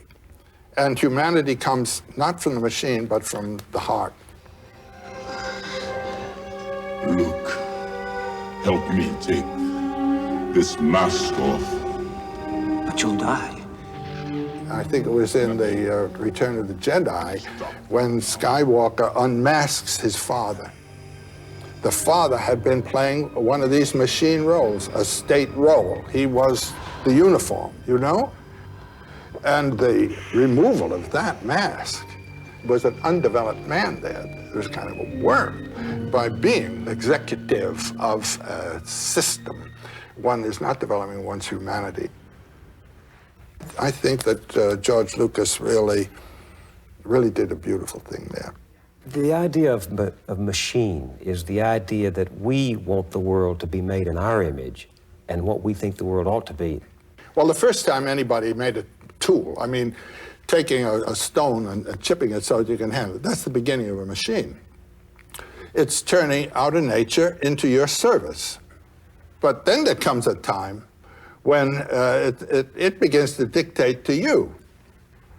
I'm having a bit this trouble with my computer, actually. Your computer? Just bought one a couple of months ago, and I can't help thinking of it as having a personality there, because it talks back, and it behaves in a whimsical way, and all of that. So I'm personifying that machine. To me, that machine is almost alive. I could mythologize that darn thing. There was a wonderful story about, I think, President Eisenhower, when the computer was first being built. You remember that story?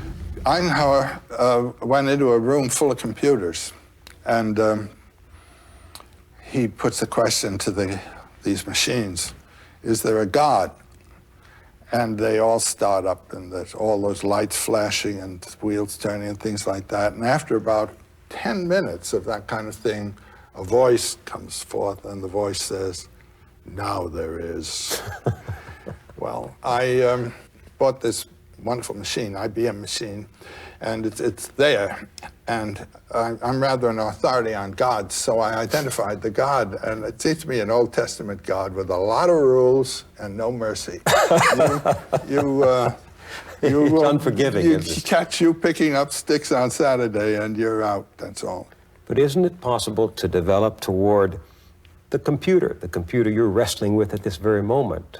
Isn't it possible to develop the same kind of attitude of the Pawnee chieftain who said that in the legends of his people, all things speak of Tarawa, all things speak of God? It wasn't a special privileged revelation. God is everywhere in his works, including the computers. Well, indeed so. I mean, the miracle of what happens on that screen, you know, have you ever looked inside one of those things? No. You can't believe it. It's a whole hierarchy of angels, all on slats.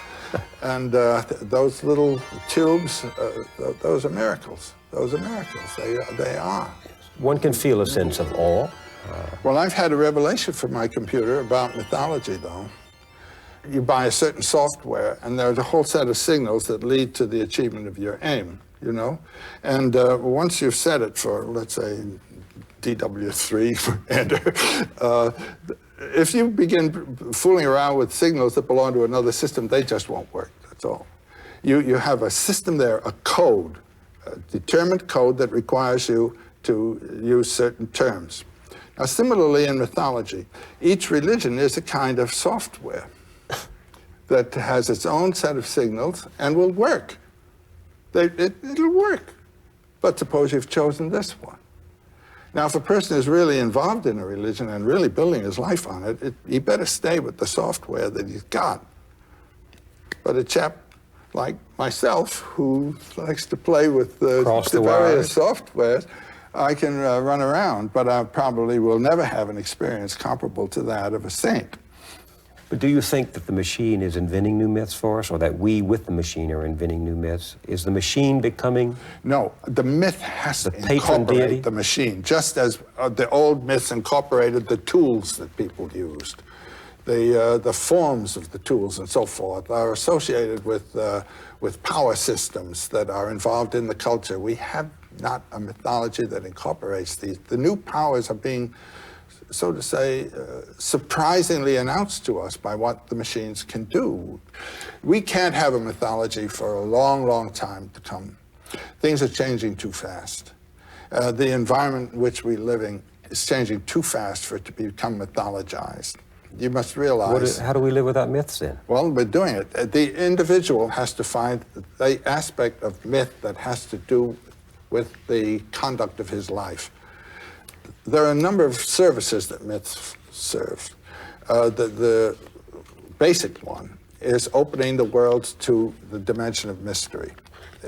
If you lose that, you don't have a mythology, to realize the mystery that underlies all forms. But then there comes the cosmological aspect of myth, seeing that mystery as manifest through all things. So the universe becomes, as it were, a holy picture. You are always addressed to the transcendent mystery through that. But then there's another function, and that's the sociological one of validating and maintaining a certain society. That is the side of the thing that has taken over in our world. What do you mean? Ethical laws, the laws of life in the society, all of Yahweh's pages and pages and pages of what kind of clothes to wear, how to behave to each other, and all that. You see, in terms of the values of this particular society. But then there's a fourth function of myth, and this is the one that I think today everyone must try to relate to. That's the pedagogical function, how to live a human lifetime under any circumstances. Myth can tell you that. And there's a wonderful story in one of the Upanishads, the Brahma-Vaivarta Upanishad, of Indra, this god who is the counterpart really of Yahweh. He is the god patron of a certain people and of historical life and time, with all kinds of rules for people to live by and that sort of thing. And there was a time when a great monster named Vritra had closed all the waters of the earth. And so there was a drought, a terrible drought, and the world was in very bad condition. Well, it took this god, Indra, quite a while to realize that he had a box of thunderbolts there, and all he had to do was drop a thunderbolt in Vritra, and that would blow him up.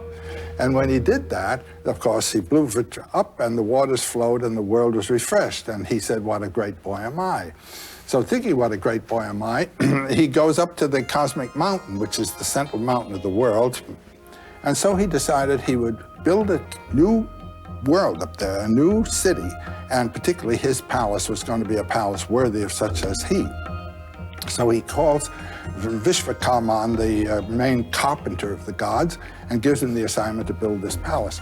So Vishvakarman goes to work, and in very quick order, he gets the palace into pretty good condition, and Indra comes. But every time Indra arrived, he had bigger ideas about how big and grandiose the palace should be. Until finally, Vishvakarman said, "My gosh," he said, "we're both immortal, and there's no end to his desires. I'm caught for life." So he decided to go to Brahma, known as the creator, and complain. Well, now Brahma sits on a lotus. This is the symbol of divine energy and divine grace. And the lotus grows from the navel of Vishnu, who is the sleeping god whose dream is the universe. So here's Brahma on his lotus, and Vishvakarman comes to the edge of the great lotus pond of the universe, and down he tells his story. Brahma says, "You go home." He says, "I'll fix this up." So next morning, at the gate of the palace that's being built, there appears a beautiful blue-black boy with a lot of children around him, just in admiration of his beauty. So in comes the boy. And Indra on his throne, he's the king god. He says, "Young man, welcome, and what brings you to my palace?" "Well," says the boy with a voice like thunder rolling on the horizon, "I've been told that you're building such a palace as no Indra before you ever built." And he said, "I've surveyed the grounds and looked things over. It seems this is quite true. No Indra before you has ever built such a palace." Well, Indra says, Indra's before me, young man. What are you talking about? The boy says, Indra's before you? He says, I have seen them come and go, come and go. He said, just think. Vishnu sleeps in the cosmic ocean. The lotus of a universe grows from his navel. On there sits Brahma, the creator. Brahma opens his eyes, a world comes into being. Governed by an Indra, closes his eyes, the world goes out of being. Opens his eyes, the world comes into being. Closes his eyes, and the life of a Brahma is 432,000 years, and he dies. The lotus goes back, another lotus, another Brahma. Then think of the galaxies beyond galaxies in infinite space, each a lotus, with the Brahma sitting on it, opening his eyes, closing his eyes with Indras. There may be wise men in your court who would volunteer to count the drops of water in the oceans of the world or the grains of sand on the beaches, but no one would count those Brahmas, let alone those Indras. And while he's talking, there comes in parade across the floor of the palace an army of ants in perfect range. And the boy laughs when he sees them. And Indra's hair goes up and he says to the boy, why do you laugh? And the boy says, don't ask unless you are willing to be hurt. And Indra says, I ask, teach. The boy says, former Indras all. Through many lifetimes they rise from the lowest conditions spiritually to highest illumination. And then they drop their thunderbolt in Vritra and they think, what a good boy am I, and down they go again. And then Indra sits there on the throne and he's completely disillusioned, completely shot, and he thinks, oh, let's quit the building of this palace. He calls Vishwakarma and says, you're dismissed, you don't have to. So Vishwakarma got his intention. He's dismissed from the job, and there's no more house building going on. And Indra decides, I'm going out and be a yogi and just meditate on the lotus feet of Vishnu. But he has a beautiful queen named Indrani. And when Indrani hears this, she goes to the priest, the chaplain of the gods, and she says, now he's got this idea in his head. He's going out to become a yogi. Well, says the Brahmin, come in with me, darling, and we'll sit down and I'll fix this up. So he talks to Indra. They come in, they sit down before the king's throne, and he tells him, now, I wrote a book for you some years ago on the art of politics. You are in the position of the king. You are the position of the king of gods. You are manifestation of the mystery of Brahman in the field of time. This is a high privilege. Appreciate it, honor it, and deal with life as though you were what you really are. And with this set of instructions, Indra gives up his idea of going out becoming a yogi and finds that in life he can represent the eternal in the way of a symbol, you might say, of the Brahman and the ultimate truth. So each of us is, in a way, the Indra of his own life. And you can make a choice either to go out and in the forest and meditate and throw it all off, or stay in the world and in the life either of your job, which is the kingly job of the politics and achievement, and as well in the love life with your wife and family, you are realizing the truth. Now, this is a very nice myth, it seems to me. Do we ever know the truth? Do we ever find it? Well, each person can have his own depth experience and some conviction of being in touch with his own Sat Chit Ananda, his own being, true consciousness and true bliss. But the religious people tell us we really won't experience it till we go to heaven, you know, till you die. I believe in having as much as you can of this experience while you're alive. My bliss is now. And I think in heaven you'll be having such a marvelous time looking at God that you won't get your own experience at all. That's not the place to have it. Here's the place to have the experience. Here and now. Here and now.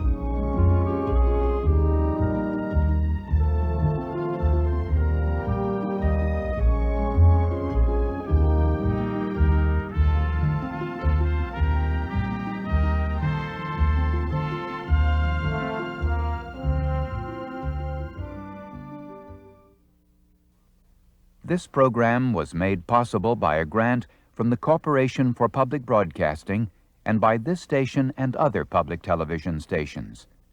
Additional funding was provided by the John D. and Catherine T. MacArthur Foundation.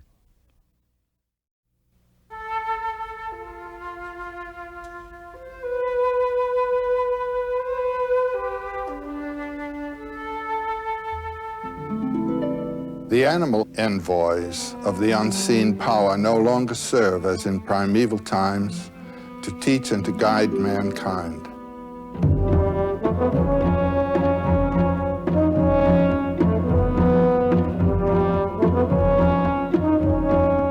Bears, lions, elephants, and gazelles are in cages in our zoos.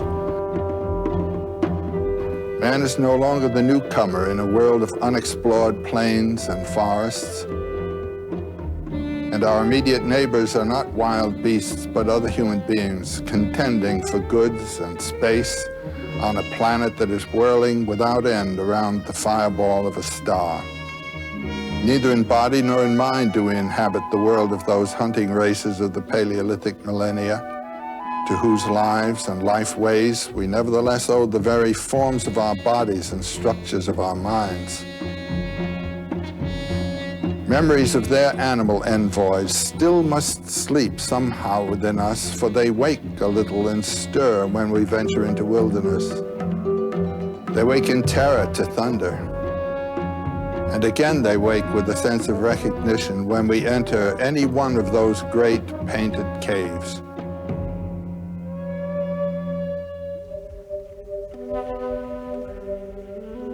Whatever the inward darkness may have been to which the shamans of those caves descended in their trances, the same must lie within ourselves, nightly visited in sleep.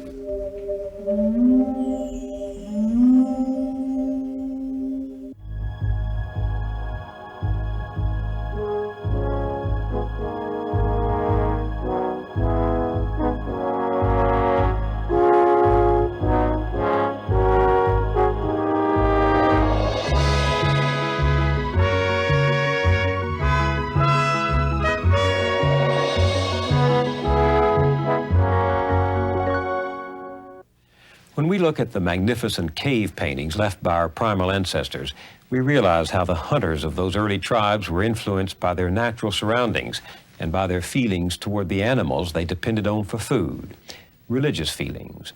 They told stories to themselves about the animals and about the supernatural world to which the animals seemed to go when they died.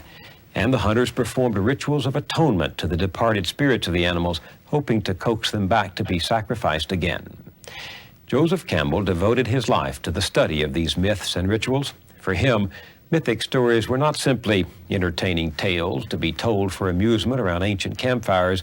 They were powerful guides to the life of the spirit. Campbell's odyssey as scholar and teacher led him from the exhibits at the American Museum of Natural History, which impressed him as a boy, to cultures all over the world. In his words, whether we listen with aloof amusement to the mumbo-jumbo of some witch doctor of the Congo, or read with cultivated rapture translations from sonnets of Lao Tse, or now and again crack the hard nutshell of an argument of Thomas Aquinas, or catch suddenly the shining meaning of a bizarre Eskimo fairy tale, we're hearing echoes of the first story. In this hour, one of the many I taped with Joseph Campbell during the last 2 years of his life, we talked about our relationship to the first stories and to the people who told them. Like them, we too perform rituals to enact what we believe about the world beyond this one, and we try to bring our mind into harmony with questions of immortality and our body with its destiny of death.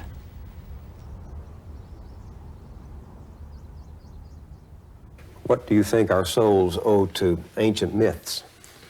Well, the ancient myths were designed to put the mind, the mental system, into accord with this body system, with this inheritance of the body, to harmonize. The mind can ramble off in strange ways and want things that the body does not want. And the myths and rites were means to put the mind in accord with the body and the way of life in accord with the way that nature dictates. So in a way, these old stories live in us. They do indeed. And the stages of a human development are the same today as they were in the ancient times.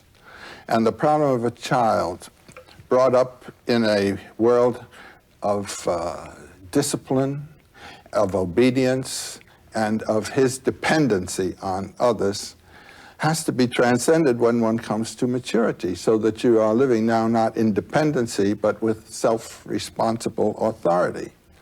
And the problem of the transition from childhood to maturity, and then from maturity and full capacity to losing those powers and acquiescing in the natural course of, you might say, the autumn time of life and the passage away.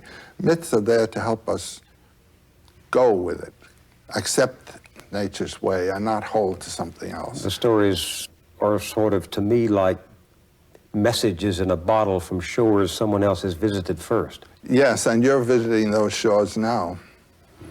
And these myths tell me how others have made the passage and how I can make the passage. And also what the beauties are of the way. I feel this now, moving into my own last years, you know. The myths help me to go with it. What kind of myth? Give me a one that has actually helped you. Well, the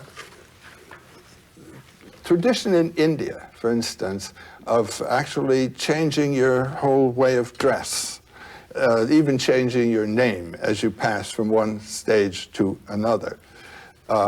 When I retired from teaching, I knew that I had to create a new life, a new way of life, and I changed my manner of thinking about my life, just in terms of that notion of moving out of the sphere of achievement into the sphere of enjoyment and appreciation, and relaxing into the wonder of it all. And then there is that final passage through the dark gate.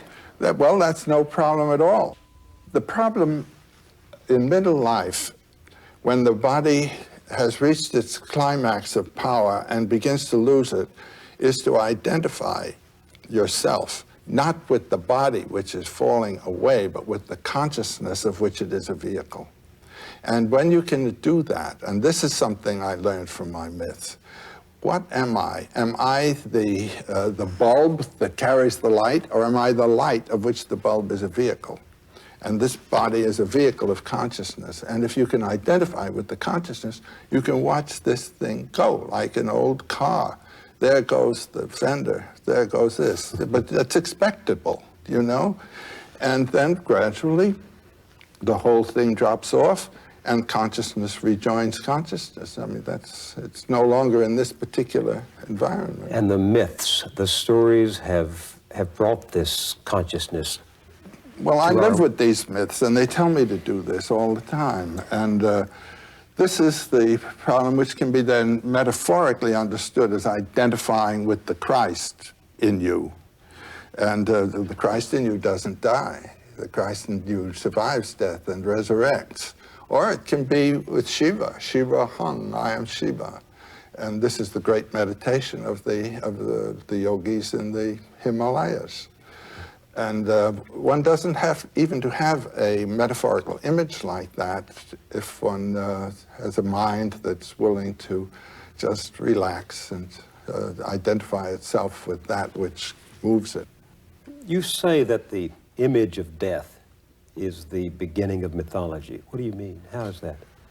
Well, all I can say to that is that the earliest evidence we have of anything like mythological thinking is associated with grave burials. And they suggest what? That women saw life and then they didn't see it and they wondered about it? It must have been, I mean, one has only to, you know, imagine what one's own experience would be. The person was alive and warm before you and talking to you. He's now lying there, getting cold, beginning to rot. Something was there that isn't there, and where is it?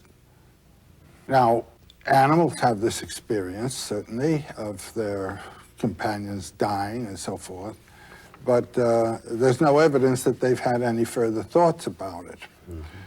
Also, before the time of Neanderthal man, it's in his period that the first burials appear, of which we have evidence. People were dying and they're just thrown away. But here there's a concern. Have you ever visited any of these burial sites? I've been to Le Moustier. That was one of the earliest burial caves that were found. And you find there what they buried with the dead? Yes. These grave burials with grave gear, that is to say, weapons and sacrifices roundabout, certainly suggest the idea of the continued life beyond the visible one. First one that was discovered, the person is put down, resting as though asleep, a young boy, with a beautiful hand axe beside him. Now, at the same time, we have evidence of shrines devoted to animals that have been killed. The shrines specifically are in the Alps, in very high caves, and they are of cave bear skulls. And there's one very interesting one with the long bones of the cave bear in the cave bear's jaw. What does that say to you? Burials. My friend has died and he survives. The animals that I've killed must also survive. I must make some kind of atonement relationship to them. The indication is of the notion of a plane of being that's behind the visible plane and which is somehow supportive of the visible one to which we have to relate. I would say that's the basic theme of all mythology. That there is a world? That there is an invisible plane supporting the visible one. Now, whether it is thought of as a world or simply as an energy, that differs from time to time and place to place. What we don't know supports what we do know. That's right.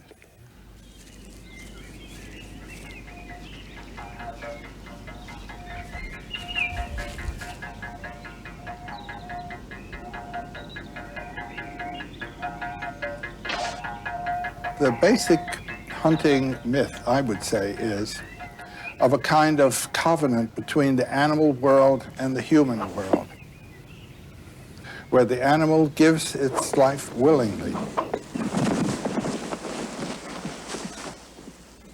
They are regarded generally as willing victims, with the understanding that their life, which transcends their physical entity, will be returned to the soil or to the mother through some ritual of restoration. And the principal rituals, for instance, and the principal divinities are associated with the main hunting animal, the animal who is the master animal and sends the flocks to be killed, you know? The Indians of the American plains, it was the buffalo. You go to the northwest coast, it's the salmon. The great festivals have to do with the run of salmon coming in. When you go to South Africa, the eland, the big, magnificent antelope, is the principal animal for the Bushmen, for example. And the principal animal, is the one that animal, furnishes the food. The food. So there grew up between human beings and animals a bonding, as you say, which required one to be consumed by the other. That's the way life is. Do you think this troubled the early man? Absolutely. That's why you have the rites, because it did trouble them. What kind of rites? Rituals of appeasement to the animal, of thanks to the animal. A very interesting aspect here is the identity of the hunter with the animal. You mean after the animal has After been the animal shot? has been killed.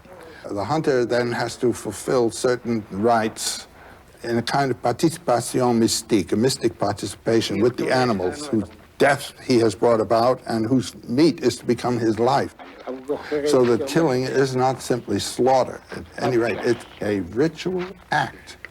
It's a recognition of your dependency and of the voluntary giving of this food to you by the animal who has given it. It's a beautiful thing. It turns life into a mythological experience. The hunt becomes what? It becomes a ritual. Mm-hmm. The hunt is a ritual. Expressing a hope of resurrection, that the animal was food and you needed the animal to return. And some kind of respect for the animal that was killed. That's the thing that gets me all the time in this hunting ceremonial system. Respect for the animal. Respect for the animal, and more than respect. I mean, that animal becomes a messenger of divine power, you see. And you wind up as the hunter killing the messenger. Killing the god. What does this do? Does it cause guilt? Does it cause... No, guilt is what is wiped out by the myth. It is not a personal act. You are performing the work of nature. For example, in Japan, in Hokkaido, northern Japan, among the Ainu people, whose principal mountain deity is the bear. When it is killed, there is a ceremony of feeding the bear a feast of its own flesh, as though he were present, and he is present. He served his own meat for dinner, and there's a conversation between the mountain god, the bear, and the people. They say, if you will give us the privilege of entertaining you again, we'll give you the privilege of another bear sacrifice. If the cave bear were not appeased, the animals wouldn't appear, and these primitive hunters would starve to death. So they began to perceive some kind of power on which they were dependent greater than their own. And that's the power of the animal master. Now, when we sit down to meal, we thank God, you know, our idea of God for having given us this. These people thank the animal. And is this the first evidence we have of an act of worship? Yes. Of power superior to man? Yeah. And the animal was superior because the animal provided food. Well, now, in contrast to our relationship to animals, where we see animals as a lower form of life, and in the Bible we're told, you know, we're the masters and so forth.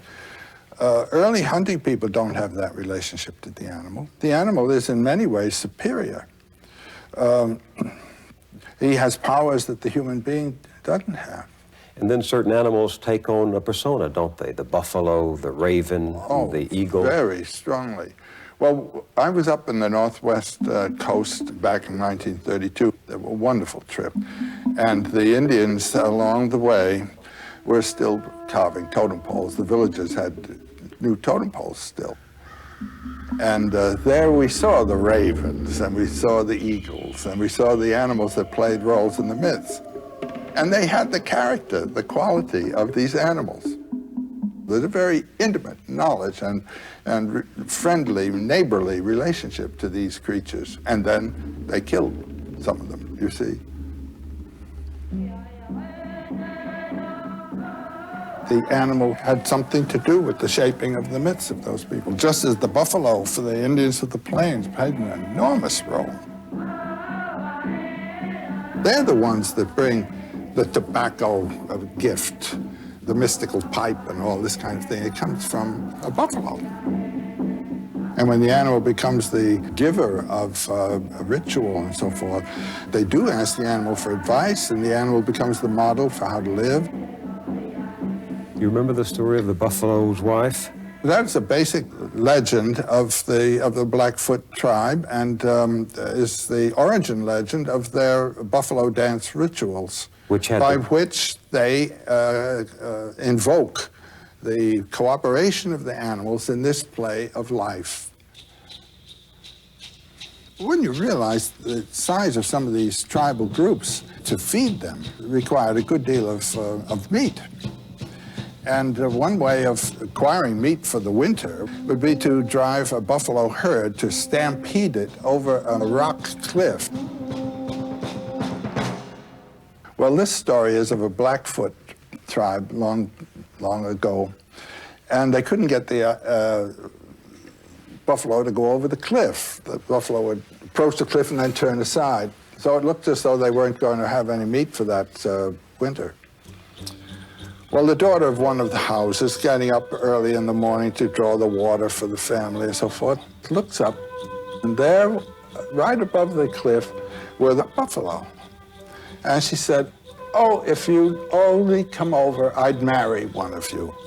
And to her surprise, they all began coming over. That was surprise number one. Surprise number two was when one of the old buffaloes, the shaman of the herd, comes and says, "All right, girlie, off we go." "Oh, no," she says. "Oh, yes," he said. "You made your promise. We've kept our side of the bargain. Look at all my relatives here, dead. Off we go." Well, the family gets up in the morning and they look around and where's Minnehaha, you know? And the father, and you know how Indians are, he looked around, he said, "She's run off with a buffalo." He could see by the footsteps. So he says, "Oh, I'm going to get her back." So he puts on his walking moccasins, bow and arrow and so forth, and goes out over the plains. He's gone quite a distance when he feels he better sit down and rest. And he comes to a place that's called a buffalo wallow, where the buffalo like to come and roll around and get the lice off and roll around in the mud. So he sits down there and is thinking what he should do now, when along comes a magpie. Now, it's a beautiful flashing bird, and it's one of those clever birds that has shamanic qualities. Magical qualities. Magical. And the man says to him, "Oh, beautiful bird," he said, "my daughter ran away with a buffalo. Have you seen, or will you hunt around and see if you can find her out on the plain somewhere?" And the magpie says, "Well, there's a lovely girl with the buffaloes right now over there, just a bit away." Well, he said, the man, "Will you go tell her that her daddy's here, her father's here at the buffalo wallow?" Magpie flies over, and the girl is there among the buffalo. They're all asleep. I don't know what she's doing, knitting or something of the kind. And the magpie comes over close to her and he says, "Your father's over at the wallow waiting for you." "Oh," she said, "this is terrible. This is dangerous. I mean, these buffalo, they'll kill us. You tell him to wait. I'll be over. I'll try to work this out." So her buffalo husband's behind her, and he wakes up and takes off a horn. He says, "Go to the wallow and get me a drink." So she takes the horn and goes over, and there's her father. He grabs her by the arm. He says, "Come." She says, No, this is real danger. The whole herd, they'll be right after us. I have to work this thing out. Now let me just go back. So she gets the water and goes back, and he, fee, fi, fo, fum, I smell the blood of an Indian, you know, that sort of thing. And she says, "No, nothing of the kind." He says, "Yes, indeed." So he gives a buffalo bellow, and they all get up, and they all do a slow buffalo dance with their tails raised, and they go over, and they trample that poor man to death so that he disappears entirely. He's just all broken up to pieces and all gone. The girl's crying. And her buffalo husband says, "So you're crying?" "This is my daddy." He said, "Yeah, but what about us? There are our children, our wives, our parents, and you crying about your daddy." Well, apparently he was a kind of sympathetic, compassionate buffalo. And he said, "Well, I'll tell you, if you can bring your daddy back to life again, I'll let you go." So she turns to the magpie and says, "See, peck around a little bit and see if you can find a bit of daddy." And the magpie does so, and he comes up finally with a vertebra, just one little bone. And the little girl says, that's plenty. Now, we put this down on the ground, and she puts her blanket over it, and she sings a revivifying song, a magical song with great power. And presently, yes, there's a man under the blanket. She looks, daddy all right, but he's not breathing yet. A few more stanzas of whatever the song was, and he stands up, and the buffalo are amazed. And they say, "Well, why don't you do this for us? We'll teach you now our buffalo dance, and when you will have killed our families, you do this dance and sing this song, and we'll all be back to life again." That's the basic idea, that through the ritual, that dimension is struck which transcends temporality, and out of which life comes and back into which it goes. And it goes back to this whole idea of death, burial, and resurrection, not only for human beings, but for the animals too. So the story of the buffalo's wife was told to confirm the reverence. That's right. What happened when the white man came and slaughtered this animal of reverence? That was a sacramental violation. I mean, in the 80s, when the buffalo hunt was undertaken, you know, the 1880s, Kit Carson, years ago. Buffalo Bill, and so forth. When I was a boy, whenever we went for sleigh rides, we had a buffalo robe. Buffalo robes all over the place. This was the sacred animal of the Indian. These hunters go out with repeating rifles and shoot down the whole herd and leave it there. Take the skin to sell, and the body's left to rot. This is a sacrilege, and it really is a sacrilege. It turned the buffalo from a thou to an it. The Indians addressed the buffalo as a thou, an object of reverence. The Indians addressed life as a thou. I mean, trees, and stones, and everything else. You can address anything as a thou, and you can feel the change in your psychology as you do it. The ego that sees a thou is not the same ego that sees an it. Your whole psychology changes when you address things as an it. Whether it's a woman. And when you go to war with the people, the problem of the newspapers is to turn those people into its so that they're not thous. That was an incredible moment in the evolution of American society when the buffalo was slaughtered. That was the final exclamation point behind the destruction of the Indian civilization, because you were destroying... Can you imagine what this experience must have been for a people within 10 years to lose their environment, to lose their food supply, to lose the object, the central object of their ritual life? So it is in your belief that it was in this period of hunting man and woman, the time of hunting man, that human beings began to sense a stirring of the mythic imagination, the wonder of things that they didn't know.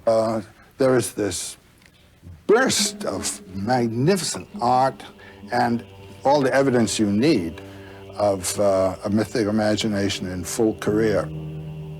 You visited some of the great painted caves in Europe. Tell me what you remember when first you looked upon those underground Well, you didn't want to leave. Here you come into an enormous chamber, like a great cathedral with these animals painted. And they're painted with the life like the life of ink on silk in the Japanese painting. And but you realize The darkness is inconceivable. We're there with electric lights, but in a couple of instances, the concierge, the man who was showing us through, turned off the lights, and you were never in darker darkness in your life. It was like a, I don't know, just a complete knockout of, you don't know where you are, whether you're looking north, south, east, or west. All orientation is gone, and you're in a darkness that never saw the sun. Then they turn the lights on again, and you see these gloriously painted animals. A bull that will be 20 feet long, and painted so that the haunches will be represented by a swelling in the rock. You know, they take account of the whole thing. It's incredible. Do you ever look at these primitive art objects and think not of the art, but of the man or woman standing there painting or creating? I find that's where I speculate. This is what hits you when you go into those caves, I can tell you that. What was in their mind when they were doing that? And that's not an easy thing to do. And how did they get up there? And how did they see anything? And what kind of light did they have? The little flashing torches throwing flickering things in it to get something of that grace and perfection. And with respect to the problem of beauty, is this beauty intended, or is it something that is the natural expression of a beautiful spirit? You know what I mean? When you hear a bird sing, the beauty of the bird's song, is this intentional? In what sense is it intentional? But it's the expression of the bird, the beauty of the bird's spirit, you might almost say. And I think that way very often about this art. To what degree was the intention of the artist what we would call aesthetic, or to what degree expressive, you know, and to what degree something that they simply had learned to do that way. It's a difficult point. When a spider makes a beautiful web, the beauty comes out of the spider's nature, you know, it's instinctive beauty. And how much of the beauty of our own lives is the beauty of being alive, and how much of it is conscious intentional? That's a big question. You call them temple caves. Yeah. Why temple? A temple with images and stained glass windows, cathedrals, are a landscape of the soul. You move into a world of spiritual images. That's what this is. When Jean and I, my wife and I, drove down from Paris to this part of France, we stopped off at Chartres Cathedral. There is a cathedral. When you walk into the cathedral, it's the mother womb of your spiritual life. Mother Church. All the forms around are significant of spiritual values. And the imagery is in anthropomorphic form. God and Jesus and the saints and all in human form. Human form. Then we went down to Lascaux. The images were in animal form. The form is secondary. The message is what's important here. And the message of the cave? The message of the cave is of a relationship of time to eternal powers that is somehow to be experienced in that place. Now, I tell you, when you're down in those caves, it's a strange transformation of consciousness you have. You feel this is the womb. This is the place from which life comes. And that world up there in the sun with all those feet, that's a secondary world. This is primary. I mean, this just overcomes you. You had that feeling when you were there? I had it every time. Now, what were these caves used for? Yeah. The speculations that are most common of scholars interested in this is that they had to do with the initiation of boys into the hunt. You go in there, it's dangerous. It's very dangerous. It's completely dark. It's cold and dank. You're banging your head on projections all the time. And it was a place of fear. And the boys were to overcome all that and go into the womb of the earth. And the shaman, or whoever it was that would be helping you through, would not be making it easy. And then there was a release once you got into that vast torchlit chamber down there. What was the tribe? What was the tradition trying to say to the boy? That is the womb land from which all the animals come. Nice. And the rituals down there have to do with the generation of a situation that will be propitious for the hunt. And the boys were to learn not only to hunt, but how to respect the animals and what rituals to perform, and how in their own lives, no longer to be little boys, but to be men. Because those hunts were very, very dangerous hunts, believe me. And these are the original men's right sanctuaries where the boys became no longer their mother's sons, but their father's sons. Don't you wonder what effect this had on a boy? Well, you can go through it today, actually, in cultures that are still having the initiations of young boys. They give them an ordeal, a terrifying ordeal that the youngster has to survive. Makes a man of him, you know. What would happen to me as a child if I went through one of these rites, as far as well, we know what they do in Australia. And when a boy gets to be, you know, a little bit ungovernable, one fine day, the men come in, and they're naked except for stripes of white down that have been stuck on their bodies in stripes with their men's blood. They use their own blood for gluing this on.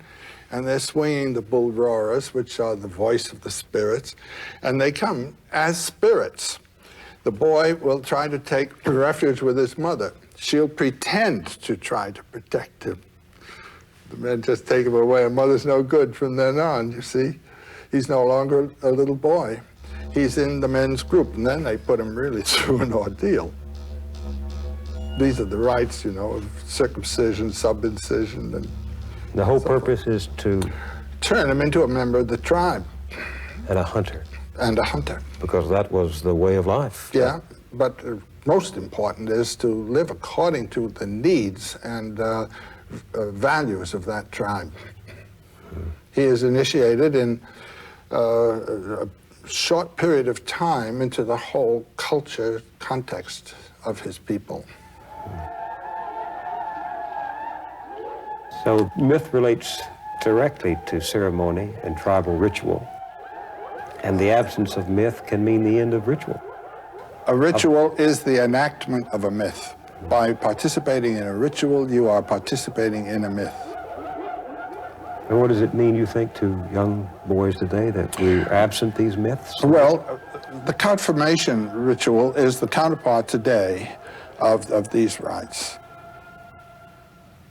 As a little Catholic boy, you choose your confirmed name, the name you're going to be confirmed by, and you go up. But instead of having them scarify you and knock your teeth out and all, the bishop gives you a mild slap on the cheek. It's been reduced to that. Nothing's happened to you. The Jewish counterpart is the bar mitzvah. Mm-hmm. And whether it works actually to affect a psychological transformation, I suppose will depend on the individual case. There was no problem in these old days. The boy came out with a different body, and he'd gone through something. What about the female? I mean, most of the figures in the temple caves are male. Was this a kind of secret society for males? It only? wasn't a secret society. It was that the boys had to go through it. Now, we don't know exactly what happens with the female in this period because we have very little evidence to tell us. In primary cultures today, the girl becomes a woman with her first menstruation. It happens to her. I mean, nature does it to her. And so she has undergone the transformation. And what is her initiation? Typically, it is to sit in a little hut for a certain number of days and realize what she is. How does she do that? She sits there. She's now a woman. And what is a woman? A woman is a vehicle of life. And life has overtaken her. She is a vehicle now of life. Woman's what it's all about. The giving of birth and the giving of nourishment. She's identical with the earth goddess and her powers. And she's got to realize that about herself. The boy does not have a happening of that kind. He has to be turned into a man and voluntarily become a servant of something greater than himself. The woman becomes the vehicle of nature, the man becomes the vehicle of the society, the social order, and the social purpose. So what happens when a society no longer embraces powerful mythology? What we've got on our hands. As I say, if you want to find what it means not to have a society without any rituals, read the New York Times. And you'd find? Well, the news of the day. Wars, young people who don't know how to behave in a civilized society. I imagine 50% of the crime is by young people in their 20s and early 30s that just behave like barbarians. Society has provided them no rituals by which they become members. There's been a reduction of ritual. Even in the Roman Catholic Church, my God. They've translated the Mass out of the ritual language into a language that has a lot of domestic associations. So that, I mean, every time now that I read the Latin of the Mass or something like that, I get that pitch again that it's supposed to give, a language that throws you out of the field of your domesticity, you know? The altar is turned so that the priest's back is to you, and with him you address yourself outward like that. Now they've turned the altar around. It looks like Julia Child giving a demonstration, and it's all homey and cozy. And they play guitar. They play guitar. Listen, they've forgotten what the function of a ritual is to pitch you out, not to wrap you back in where you have been all the time. So ritual that once conveyed an inner reality is now merely form. And that's true in the rituals of society and the personal rituals of marriage and religion. Well, with respect to ritual, it must be kept alive. And so much of our ritual is dead. It's extremely interesting to read of the primitive elementary cultures, how the folk tales, the myths, they are transforming all the time in terms of the circumstances of those people. People move from an area where, let's say, the vegetation is the main support, out into the plains. Most of our plains Indians in the period of the horse riding Indians, you know, had originally been of the Mississippian culture along the Mississippi in settled dwelling towns and agriculturally based villages. And then they received the horse from the Spaniards, and it makes it possible then to venture out in the plains and handle the great hunt of the buffalo herds, you see. And the mythology transforms from vegetation to buffalo. And you can see the structure of the earlier vegetation mythologies under the mythologies of the Dakota Indians and the Pawnee Indians and the Kiowa and so forth. You're saying that the environment shapes the story? They respond to it, do you see? But we have a tradition that comes from the first millennium BC somewhere else, and we're handling that. It has not turned over and assimilated the qualities of our culture and the new things that are possible and the new vision of the universe. It must be kept alive. The only people that can keep it alive are artists of one kind or another. That the artist is, his function is the mythologization of the environment and the world. Artist being the poet, the musician, the author. Exactly. Writer. Yes.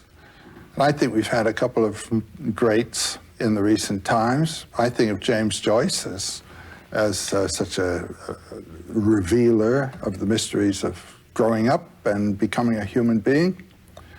And for me, he and Thomas Mann were my principal gurus, you might say, as I was trying to shape my own life. I think in the visual arts, there were two men whose work seemed to me to handle mythological themes in a marvelous way, and one was Paul Klee and the other Picasso.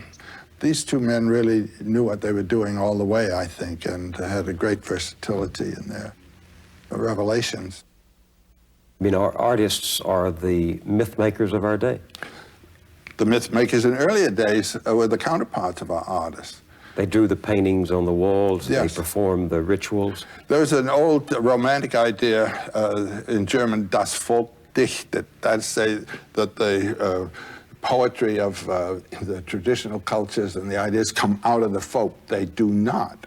They come out of an elite experience, the experience of people particularly gifted, whose ears are open to the song of the universe, and that they speak to the folk, and there is an answer from the folk which is then received. There's an interaction, but the first impulse comes from above, not from below, in the shaping of folk traditions. So who would have been in these early elementary cultures, as you call them, the equivalent of the poets today? The shamans.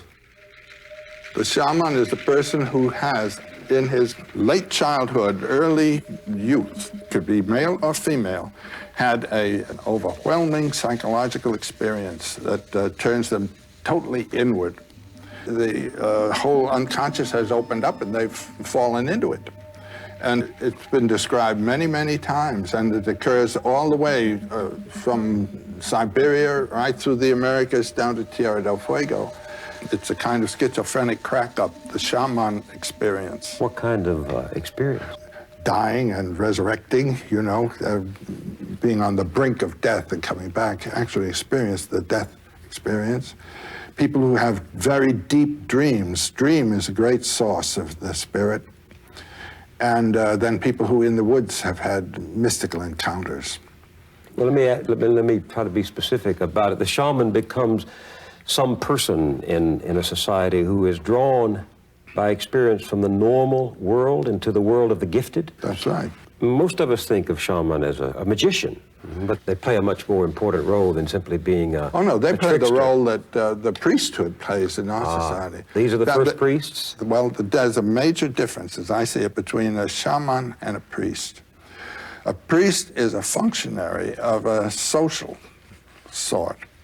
The society worships certain deities in a certain way, and the priest becomes ordained as a functionary to carry on that ritual. And the deity to whom he is devoted is a deity that was there before he came along. The shaman's powers are symbolized in familiars, deities of his own personal experience. And his authority comes out of a psychological experience, not a social ordination. Do you understand what I mean? And the one who had this psychological experience, this traumatic experience, this ecstasy, would become the interpreter for others of things not seen? He would become the interpreters of a heritage of mythological life, you might say, yes. And ecstasy was a part of it very often in the shamanic It experience. is ecstasy. The There's trance no doubt dance, about it. for example, in the Bushman society. Now, there's a fantastic example of something. The little Bushman groups.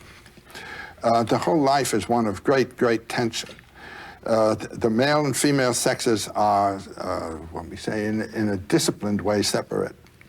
The men have a certain field of concerns, their weapons and the poisons and the hunt and all that, and the women have a certain field of concern, the bringing up the children, the nourishing of the children, so forth and so on. Only in the dance do the two come together. And they come together this way. The women sit in a circle or a little group, and they then become the center around which the men dance. And they control the dance and what goes on with the men through their own singing and beating of the thighs. What's the significance of that the woman is controlling the dance? Well, the woman is life and the man is the servant of life. And during the course of this circling is a very tense style of movement the men have. Suddenly that one of them will pass out. He's entranced now, and this is a description of an experience. When people sing, I dance. I enter the earth. I go in at a place like a place where people drink water. I travel a long way, very far. When I emerge, I'm already climbing. I'm climbing threads. I climb one and leave it. Then I climb another one, then I leave it, and I climb another. When you arrive at God's place, You make yourself small. You come in small to God's place. You do what you have to do there. Then you return to where everyone is. You come and come and come, and finally you enter your body again. All the people who have stayed behind are waiting for you. They fear you. You enter the earth, and you return to enter the skin of your body. And you say, that is the sound of your return to your body. Then you begin to sing. The Utum masters are there around. They take hold of your head and blow about the sides of your face. This is how you manage to be alive again. Friends, if they don't do that to you, you die. You just die and are dead. Friends, this is what it does, this ntum that I do, this ntum here that I dance.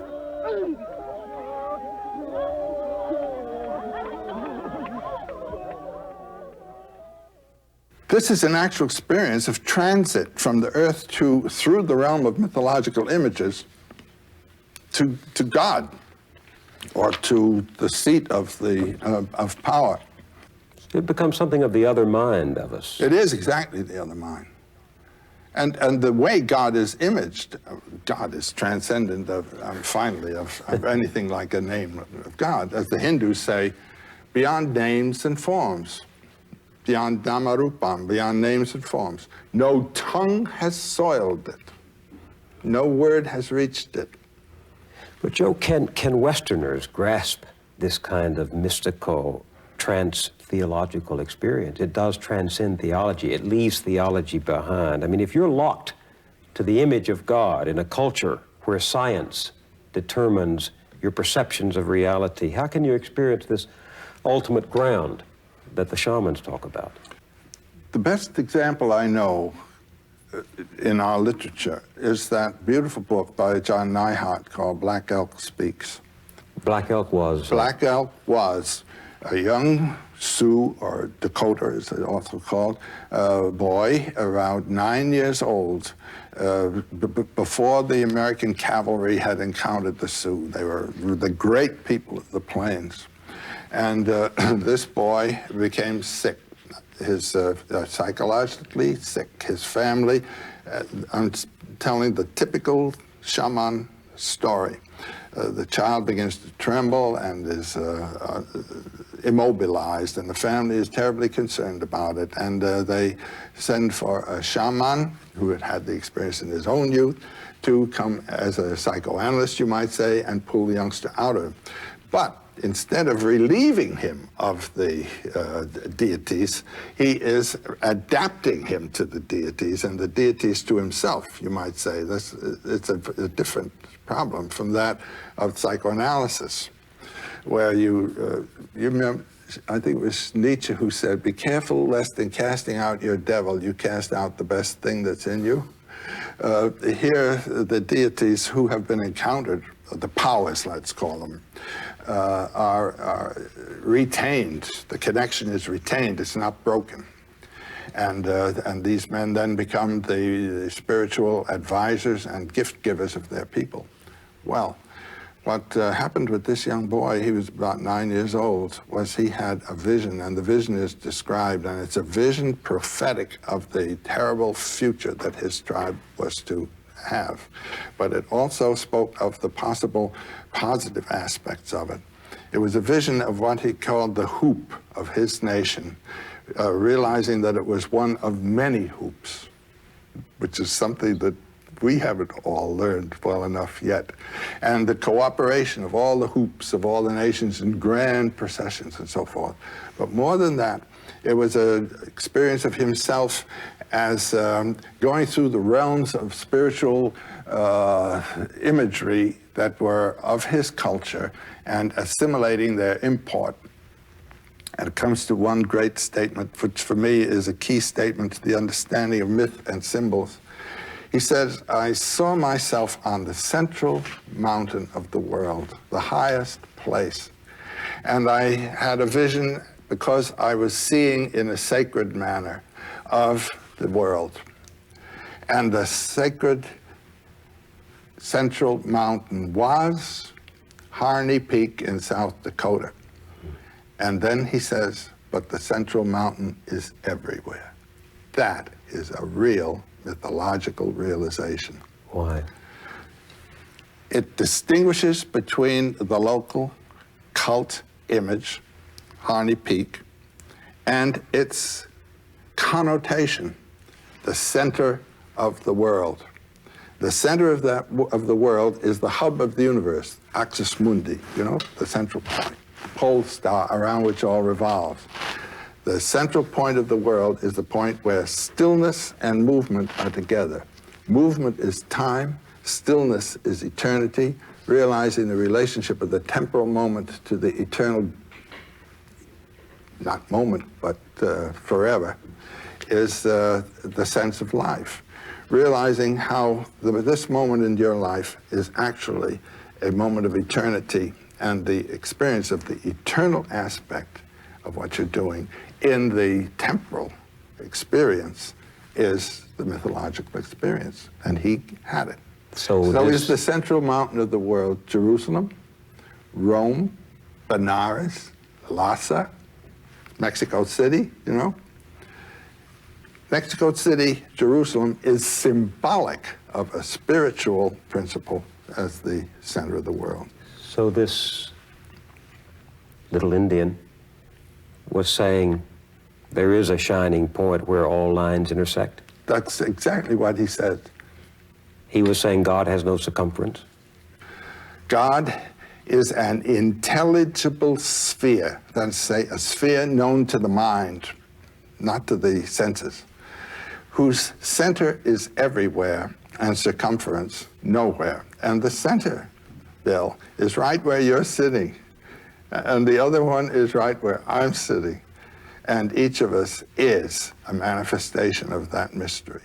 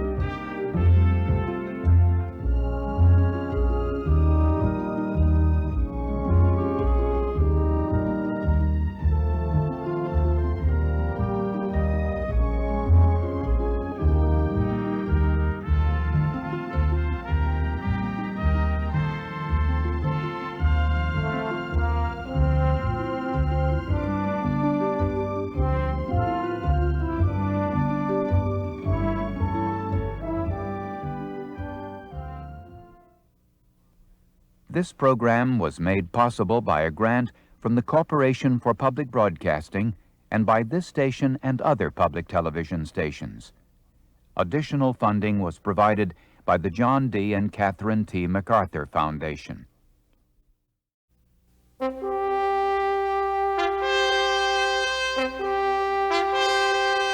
president in Washington sends word that he wishes to buy our land. But how can you buy or sell the sky, the land? The idea is strange to us. Every part of this earth is sacred to my people.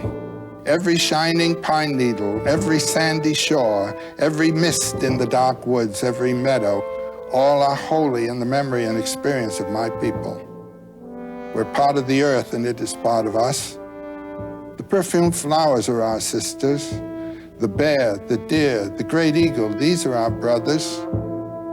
Each ghostly reflection in the clear water of the lakes tells of events and memories in the life of my people. The water's murmur is the voice of my father's father.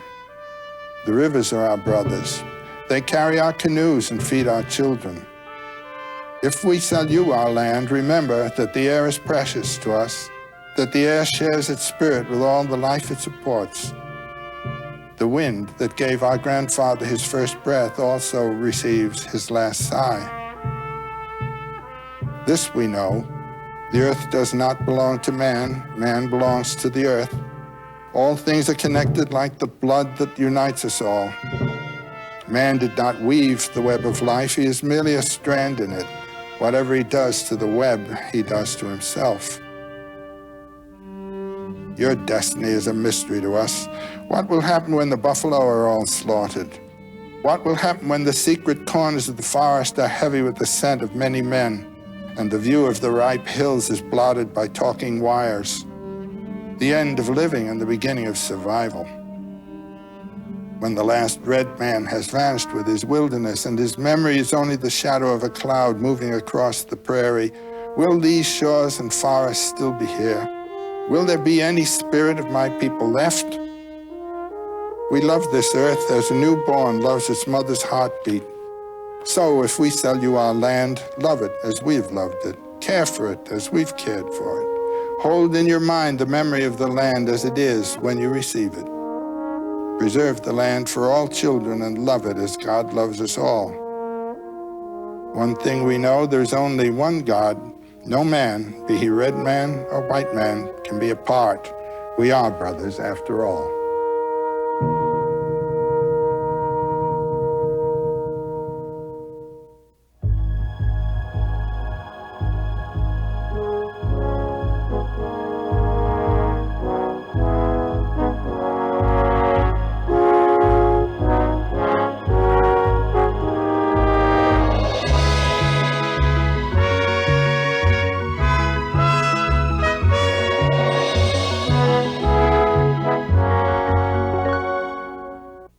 Sacred places, Delphi, Machu Picchu, Stonehenge, Jerusalem.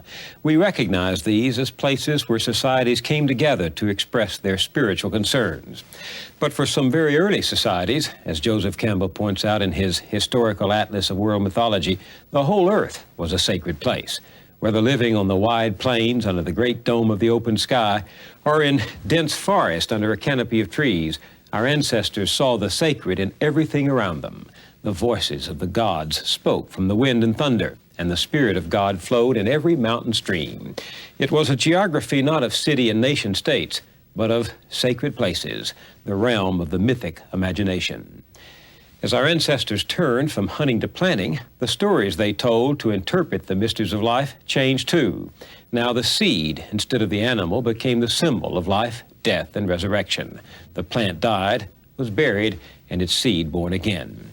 To spiritual visionaries, this image reveals a divine truth as well as a principle of life itself.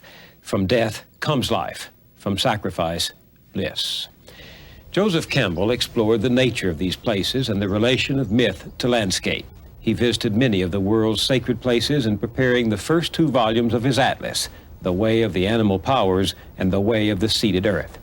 But as he often reminded his students at Sarah Lawrence College, you don't have to go on a pilgrimage to find your own sacred place where you can follow your bliss and nourish the activity of your own creative imagination.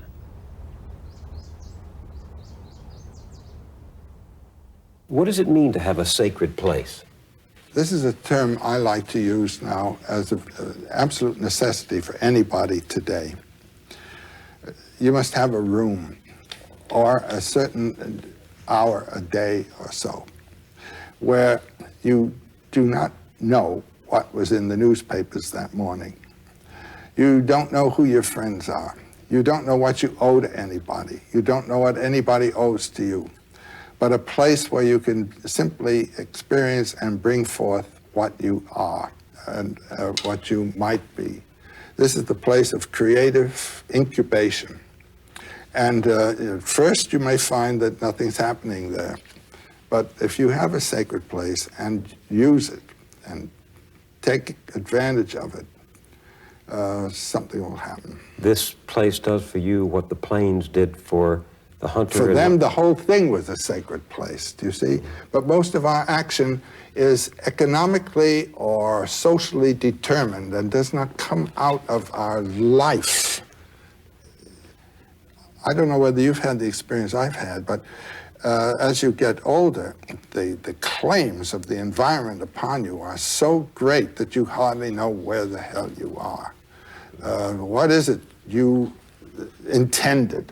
You're always doing something that is required of you. This minute, that minute, another minute. Where is your bliss station, you know? Try to find it. Get a phonograph and put on the records, the music that you really love. Even if it's corny music that nobody else respects. I mean, the one that you like or the book you want to read. Get it done and have a place in which to do it. You get the thou feeling of life. These people had it for the whole world that they were living in.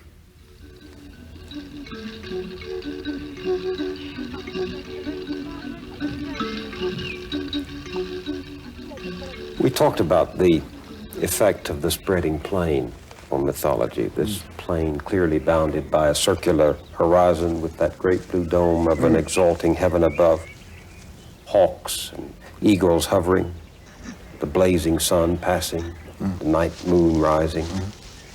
And I could see the effect on people's stories of that.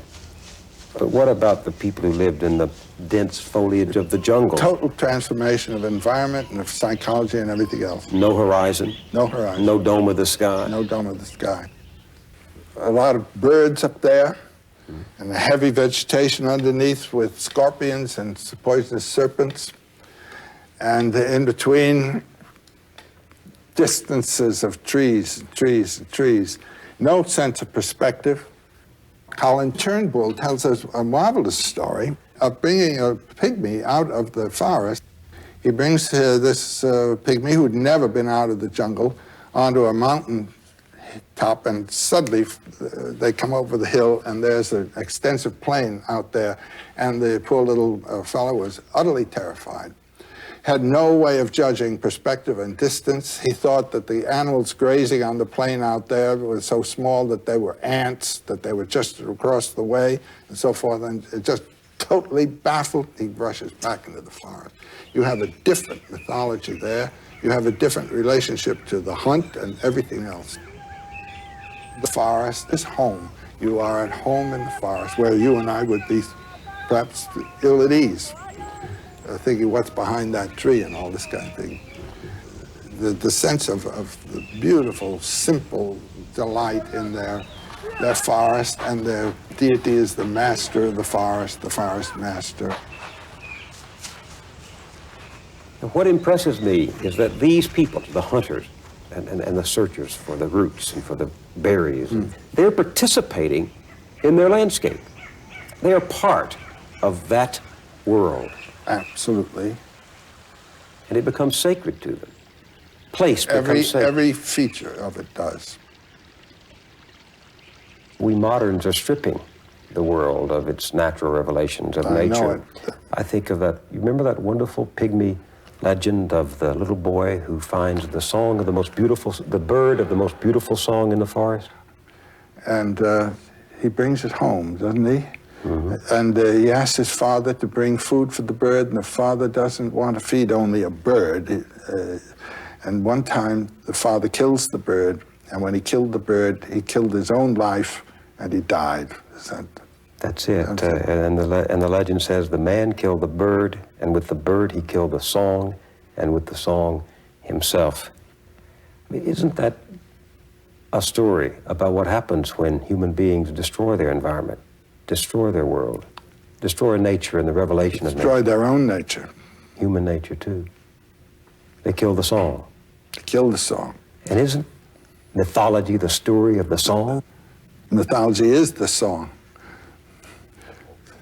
It's the flight of the imagination inspired by the energies of the body and in its life. What happened as human beings turned from the hunting of animals to the planting of seeds? What happened to the mythic imagination? Well, I try to think of it this way. An animal, as I think I've said before, is sort of a total entity. And when you kill that animal is dead. But when you cut down a plant, new sprouts come out. Pruning is, helpful to a plant. Also in forests, where a good deal of the origination of myth is to be recognized, out of rot comes life. Even in these forests here of the beautiful redwoods. I was in a wonderful forest right near Mendocino, and there are some great stumps from enormous trees that were cut down some decades and decades ago. And out of them are coming these bright new little children who are part of the same plant. So there's a sense of death as not death somehow, that death is required for new, fresh life and so on. And the individual isn't quite an individual. He is a member of a plant. Jesus uses the term, where he says, I am the vine and you are the branches. That vineyard idea is a totally different one from the separate entity of the animal. And this makes a difference on the stories you tell about... the whole feeling about what life is.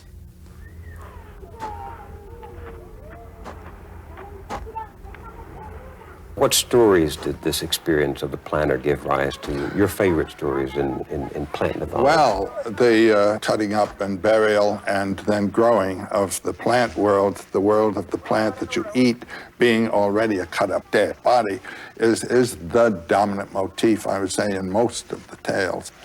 It occurs all over the place, particularly in the Pacific cultures and in the Americas. Tell me that story of the origin of maize as Longfellow borrowed it from the Chippewas, didn't he, or the Algonquins? Well, it's an Algonquin story, and it is simply of the boy in his vision. He sees a young man come to him with plumes on his head and green and so forth, and the visitant invites the young man to a wrestling match and allows him to win. And wins and wins. This happens 3 or 4 times, but he tells them, the last time I come, you must kill me and bury me and take care of the place where you will have buried me. And the boy then, in the last one, actually does what he has been told to do, plants the man, the visitant, and in time comes back and sees the corn growing. And it was a boy who had been concerned for his father, who was a hunter but old, and he was thinking, isn't there some other way to get food besides this one? And so it came to him out of his intention. It's a lovely story. Some other way of getting food than hunting. Yeah. But the idea is that this visitor, this figure in the vision, has to die and be buried before the plant can grow from the remains of his body. That's the main theme. It comes up, almost the duplicate of this one throughout Polynesia, for instance. Well, there's one in Polynesia about the legend of the maiden Hina. You remember that one? Well, all of the legends in the Polynesian area have a maiden named Hina, and she's associated with the moon. And the death and resurrection of the moon is a dominant theme. What happens to her in this legend? Well, the girl who loves to bathe in a certain pool, and there's a great eel that is swimming around in the pool, and day after day he scrapes across her thigh as she's bathing, and then one fine, lovely day he turns into a young man, and he becomes her lover for a moment, and then goes away and comes back again, and then one time when he comes, he says, just as the Algonquian visitant, now next time I come to visit you, you must kill me and cut off my head and bury my head. And she does so, and there grows from the buried head a coconut tree. And when you pick a coconut and look at the coconut, you can see it's just the size of the head, and you can see eyes and things in the little nodules that simulate the head. So what you have is the same story springing up in cultures unrelated to each other.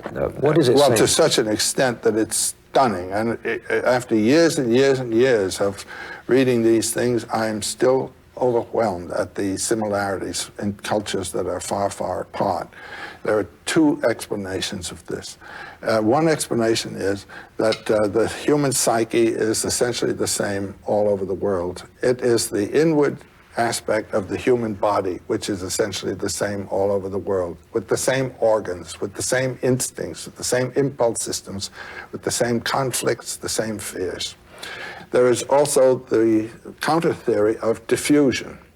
Now, for instance, when agriculture is first developed, let's say in the Near East or in Southeast Asia, I mean, these are the two big centers in the old world, then the art of tilling the soil goes forth from this area, and along with it goes a mythology that has to do with fertilizing the earth and bringing up the plants, killing the body, cutting it up, burying it, and having the plant come.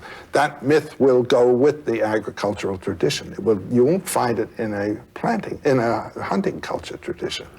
So that there are historical as well as psychological aspects to this problem. In all of these stories, there is someone dying, a hero dying, in order for life to appear again. What does that say to you? Let me tell you one story here. This isn't a story, this is a ritual. It's in New Guinea, and it's associated with the men's societies in New Guinea, and they are horror societies because they really enact the myth of death and resurrection and cannibalistic consumption. And you have the myth there of the buried body and the life coming out of it. You know, this is the basic myth. Now we're going to enact it.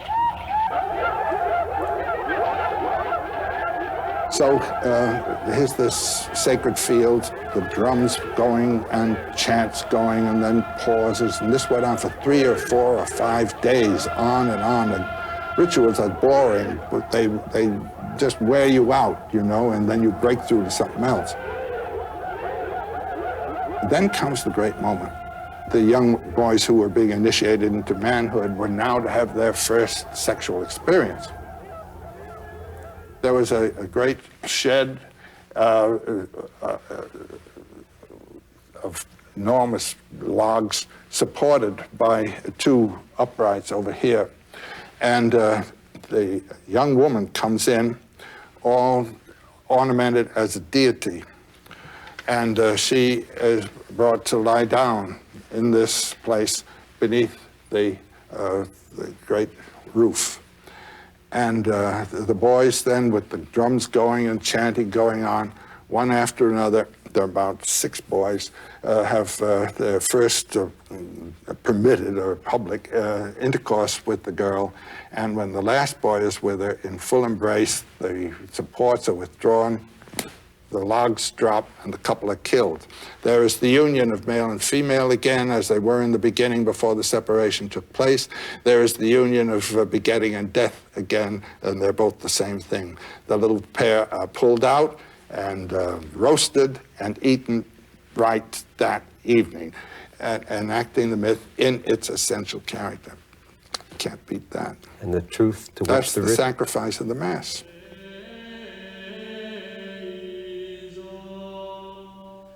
One of the wonderful things in the Catholic ritual is going to communion. There you're taught that this is the body and blood of the Savior.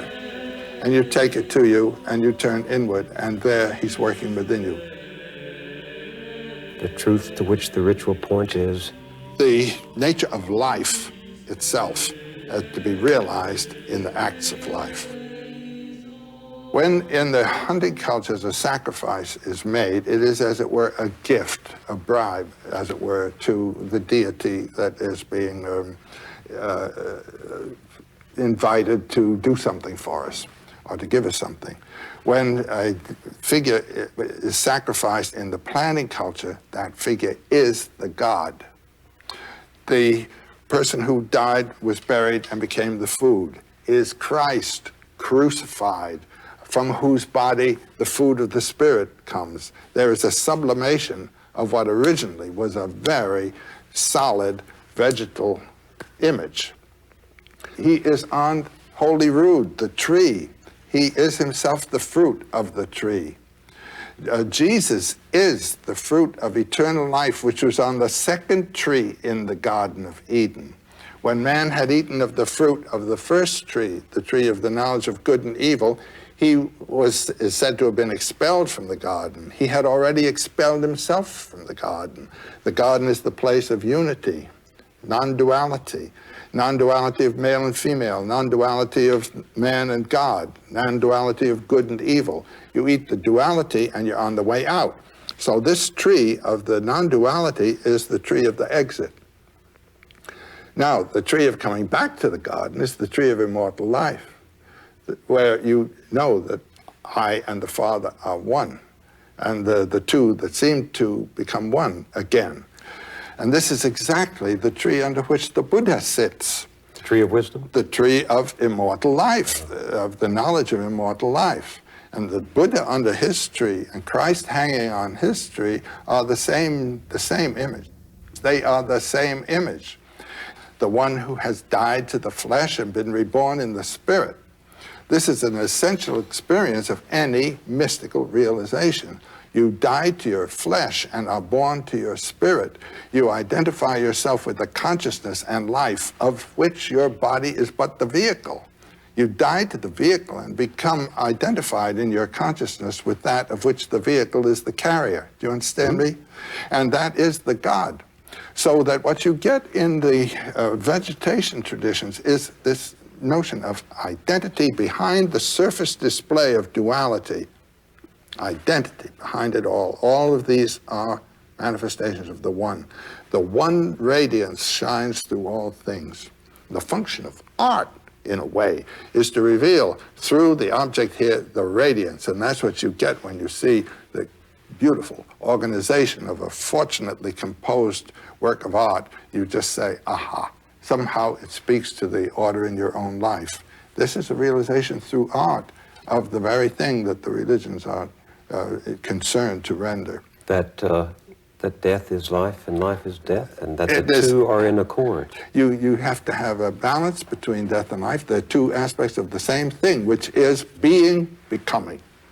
And that's in all of these stories? All of them. I don't know one where death is rejected. This idea of sacrifice is so foreign to our world today. Well, the old idea of being sacrificed is not what we think at all. Huh? Just consider, I think the great model of sacrifice is the Mayan Indian ball game. You know, they had a kind of basketball game. It was a loop there up in the stadium wall, and the idea was to get this big, heavy ball through that. I don't know how they did it with their shoulders or heads or something. And the captain of the winning team was sacrificed on the field by the captain of the losing team. His head was cut off. And going to your sacrifice as the winning stroke of your life is the essence of the early sacrificial idea. There's a wonderful story that I found in the Jesuit relations. You know, the Jesuits here in the 17th century as missionaries up in Canada and northern New York State and so forth, of a young Iroquois boy who had just been captured by the Hurons, or perhaps it was the other way around, I've forgotten. And he was being brought to be tortured to death. The Northeast Indians engaged in a systematic torture, which would go on for a long time, and the ordeal was to be sustained with a smile without flinching. That was it. That was real manhood. But the boy is brought to this as though he were being brought to his wedding.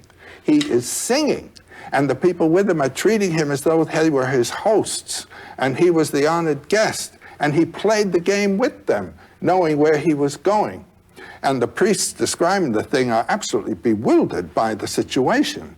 And they say that the mockery of this kind of hospitality for people who are then going to become the brutes. No, those people were the priests. And this was the sacrifice of the altar. And that boy was Jesus, you know, by analogy.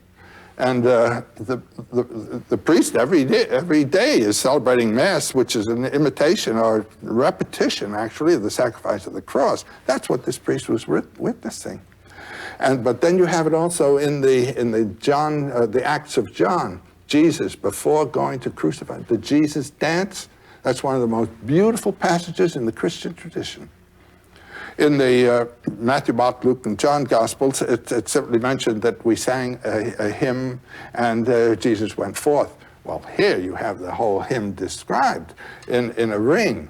Jesus in the center saying, join hands and we'll sing and we'll dance. And he says, I am this, I am that, I am so forth, so forth. Amen, amen. Oh my God, it's grand. And then he walks out to be crucified. When you go to your death that way as a God, you are going to your eternal life. What's sad about that? Let's make it great. And they do. The God of death is the Lord of the dance. The God of death is the Lord of sex at the same time. What do you mean? It's a marvelous thing. One after another, you can see these gods. Gede, the god of the death god of the Haitian voodoo, is also the sex god. Wotan had one eye covered and the other uncovered, you see? And at the same time was the Lord of life. Osiris, the Lord of death, and the Lord of the generation of life. It's a basic theme. That which dies is born.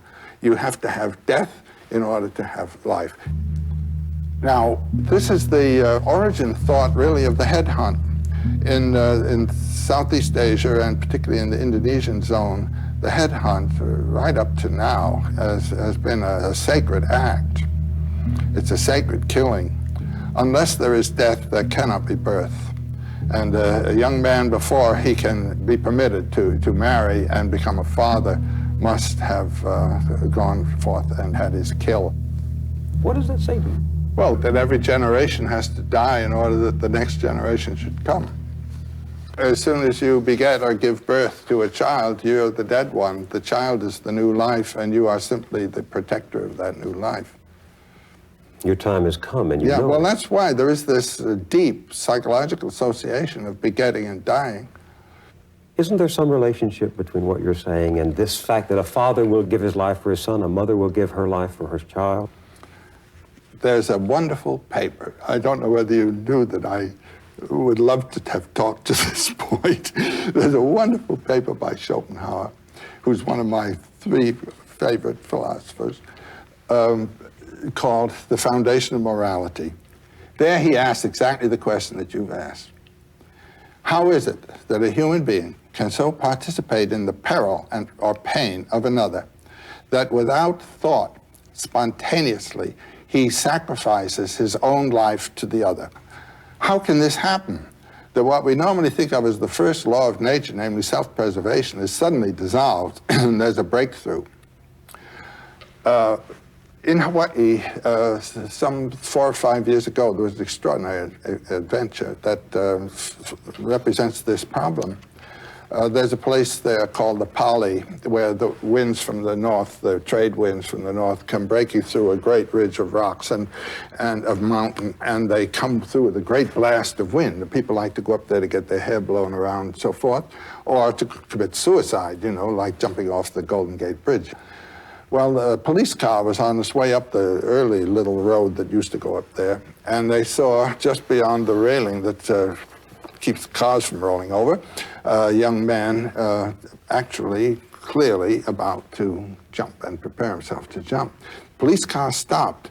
The policeman on the right jumps out to grab the boy and grabs him just as he jumped and was himself being pulled over and would have gone over if the second cop hadn't gotten around and grabbed him and pulled the 2 of them back.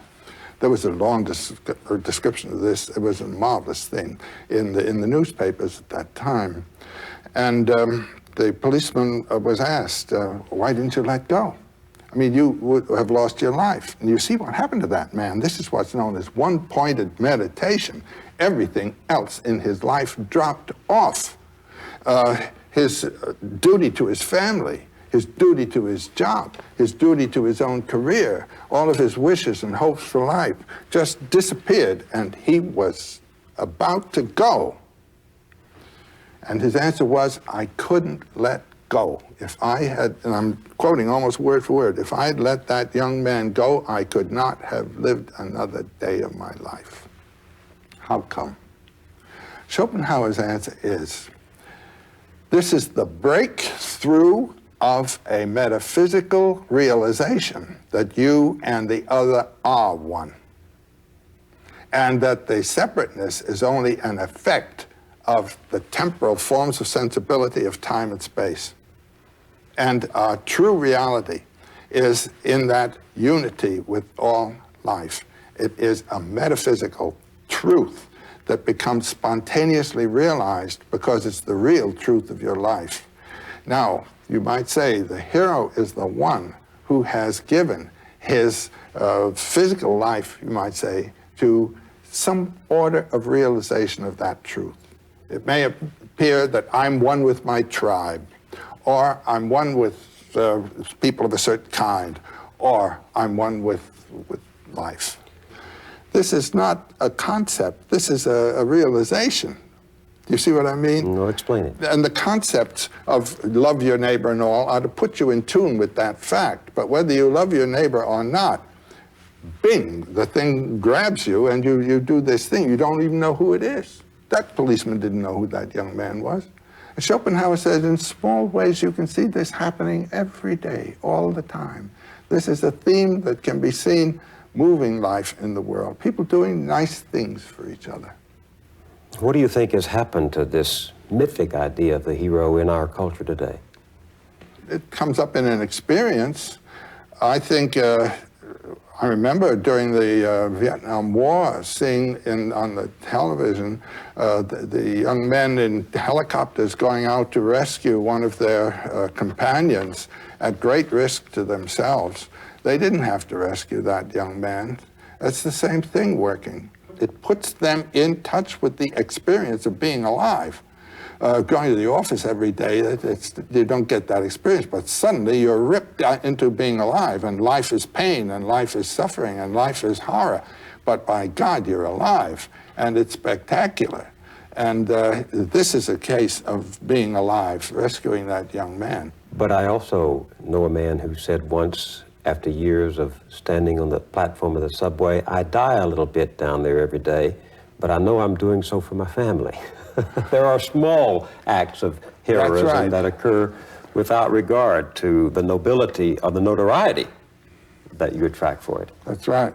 And the mother does it by the isolation she endures in behalf of the family. Of raising. Motherhood is a sacrifice.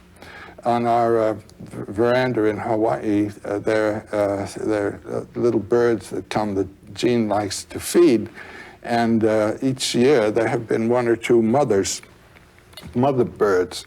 And if you've ever seen a mother bird plagued by her progeny for food, that the mother should regurgitate their meal to them, and the two of them, or five of them in one case, flopping all over this poor little mother, they bigger than she in some cases, you just think, well, this is the symbol of motherhood. This is just giving of your substance and everything to this progeny.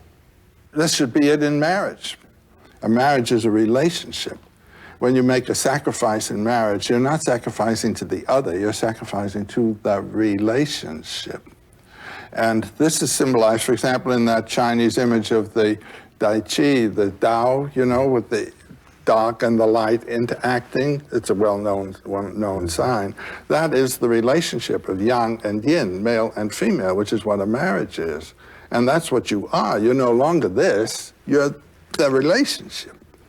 And so marriage, I would say, is not a love affair, it's an ordeal. And an ordeal? The ordeal is sacrifice of ego to the relationship of the two-ness, which now becomes the one. One not only biologically, but spiritually, and primarily spiritually. It's primarily spiritually. But the necessary function of marriage in order to create our own images and perpetuate ourselves in children. But it's not the primary one, as you say. That's really just the elementary aspect of marriage. There are two completely different stages of marriage. First is the youthful marriage, following the wonderful impulse, you know, that nature has given us in the interplay of the sexes biologically, and in then the reproduction of children. But there comes a time when the child graduates from the family, and the family is left. I've been amazed at the number of my friends who in their 40s or 50s go apart, who have had a perfectly decent life together with the child, but they interpreted their union in terms of relationship through the child. They did not interpret it in terms of their own personal relationship to each other. Utterly incompatible with the idea of doing one's own thing. It's not one's own thing, you see. It is, in a sense, one's own thing, but the one isn't just you, it's the two together. And that's a purely mythological image of the sacrifice of the visible entity for a transcendent unit, cracking eggs to make an omelet, you know? And by marrying the right person, we reconstruct the image of the incarnate God. And that's what marriage is. The right person. How does one choose the right person? Your heart tells you it ought to. Your inner being. That's the mystery. You recognize your other self. Well, I don't know, but there's a flash that comes and something in you knows that this is the one. What has mythology told you about death? What do you think about death? Well, the way, if one can identify with the consciousness of which the body is a vehicle and really achieve an identification with the consciousness of which the body is a vehicle, not knowing what it is, undifferentiated consciousness, one can let the body go. I like what I heard of Woody Allen, you know, I'm not afraid to die, I just don't want to be there when it happens. You can have disengaged yourself from the body and not be there, you might say. And yet, you know from myth and nature that the body dies. It perishes, it rots. We're back to the beginning of the mother. So you expect it. Growing old, I mean, you know what's happening. The body is rotting. It's dying, it's losing its energy. There's more mass than energy here. And the identification then with the life which in a plant survives pruning, cutting, and even eating. The plant is right back there again, is you might say, a biological image that is metaphorical of this spiritual mystery. There's that wonderful report of the Indians riding into the rain of bullets from Custer's men, and they're saying, it's a good day to die. It's a great day to die. They're not hanging on. That's the message of the myth. You, as you know yourself, are not the final term of your being.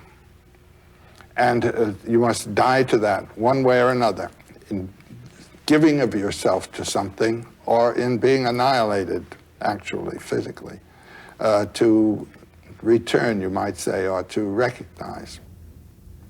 Life is always on the edge of death, always, and one should lack fear and have the courage of life. That's the principal initiation of all of the heroic stories. What's the central story? Do you have a story that's central to this? The Sir Gawain and the Green Knight. The Green Knight, Arthur's court is in session, and there rides into the court on a great big green horse, a giant knight.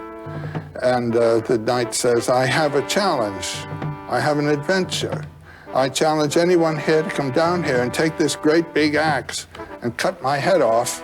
And then 1 year from today, meet me at a green chapel, and he tells them roughly where the green chapel is, and I'll cut his head off.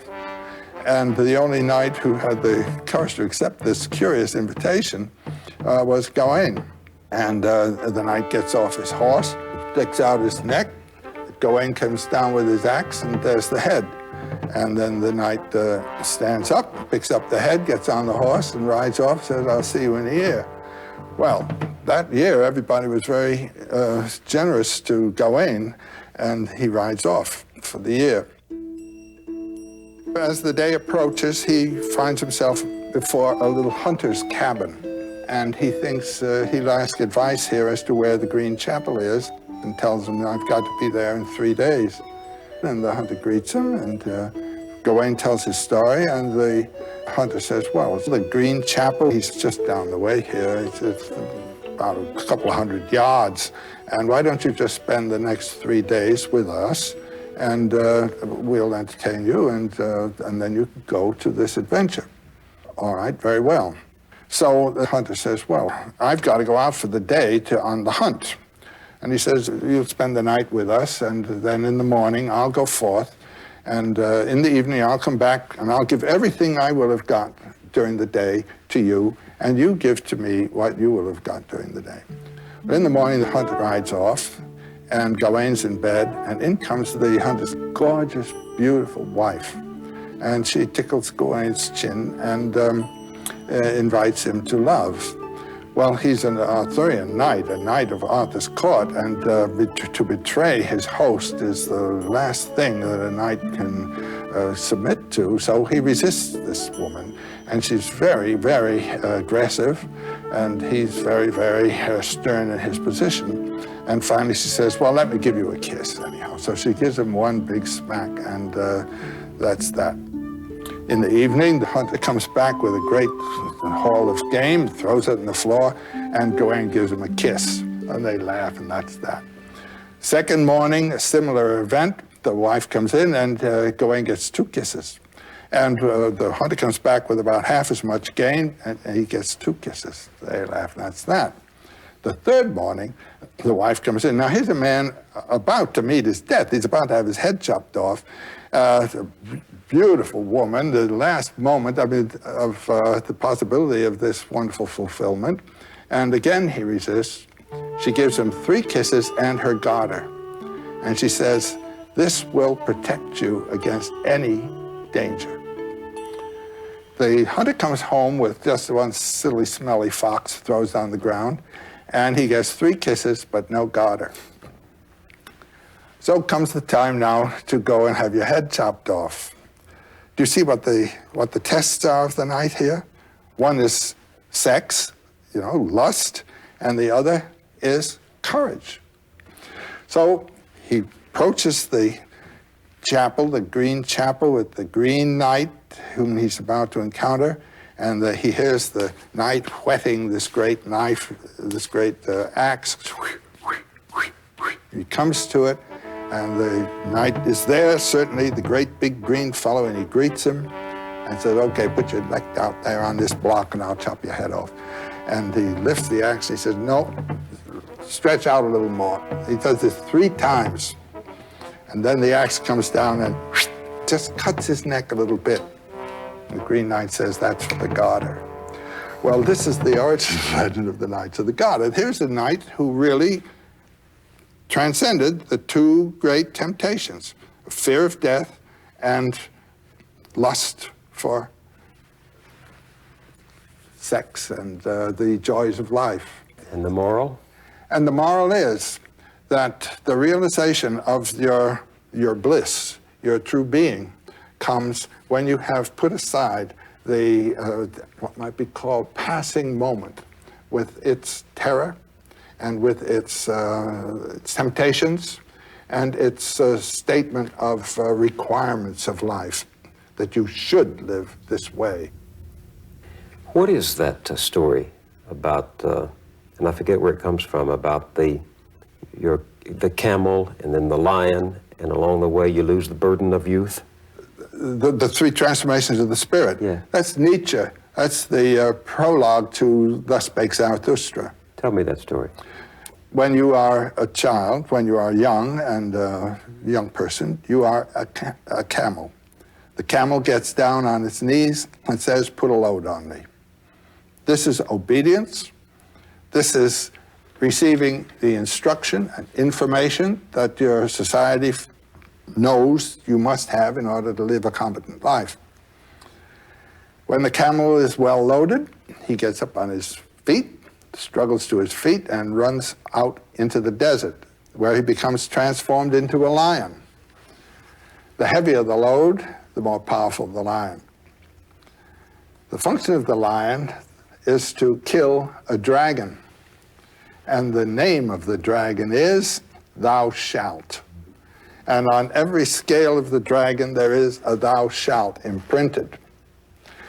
Some of it comes from 2,000 years, 4,000 years ago. Some of it comes from yesterday morning's newspaper headline. When the dragon is killed, the lion is transformed into a child, an innocent child living out of its own dynamic.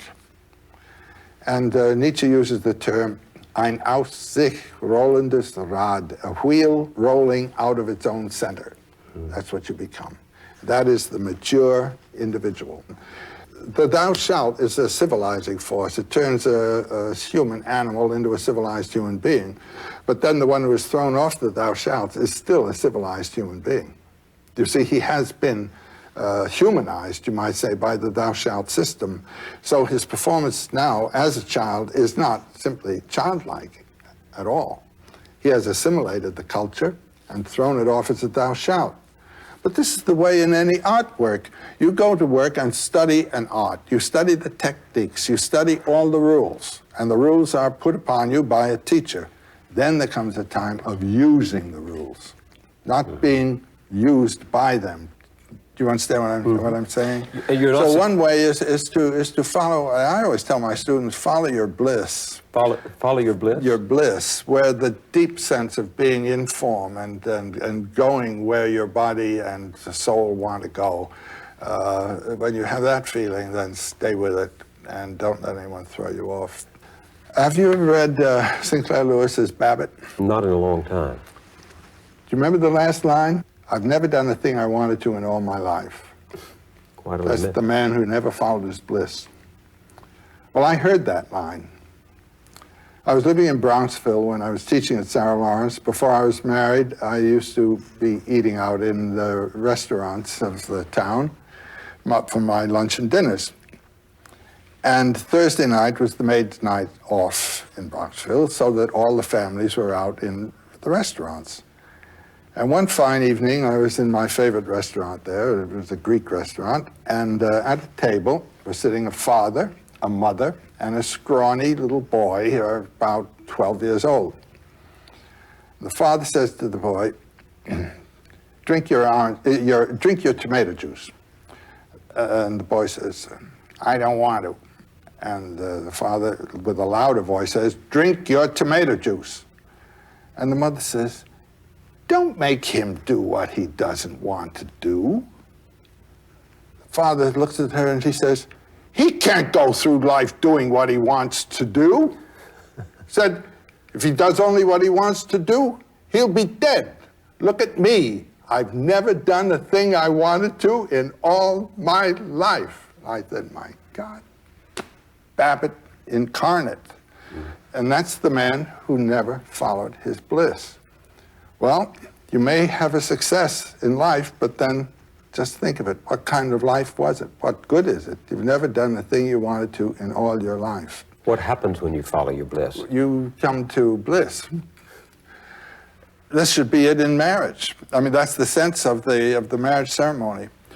In the Middle Ages, a favorite image that occurs in many, many contexts is the wheel of fortune. There's the hub of the wheel, and there's the revolving rim of the wheel.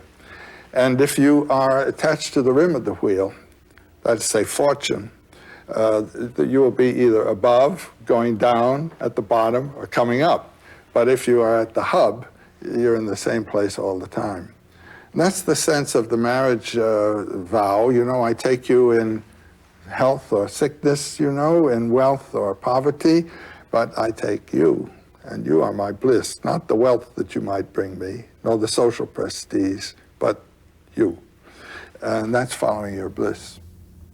Now, I came to this idea of bliss because in Sanskrit, which is the great spiritual language of the world, and they know all about it and have known about it for a long time, the transcendent is transcendent.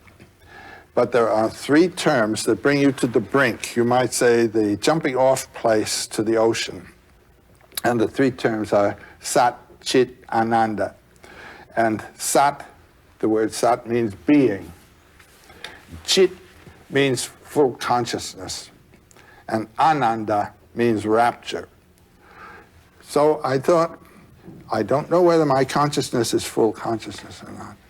I don't know whether my being is proper being or not, but I do know where my rapture is. So let me hang on to rapture, and that'll bring me both being and full consciousness, and it works. What was your rapture?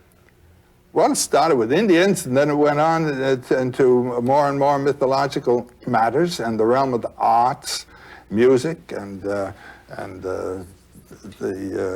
when I met Jean, then the dance came in, and this is it. Just stay with that. And one doesn't have to be a poet to do this. Carpenters do it. A poet is simply one who's made a profession and a lifestyle of being in touch with that. Most people have to be concerned with other things. They get themselves involved in economic and other activities, or you're drafted into a war that isn't the one you're interested in.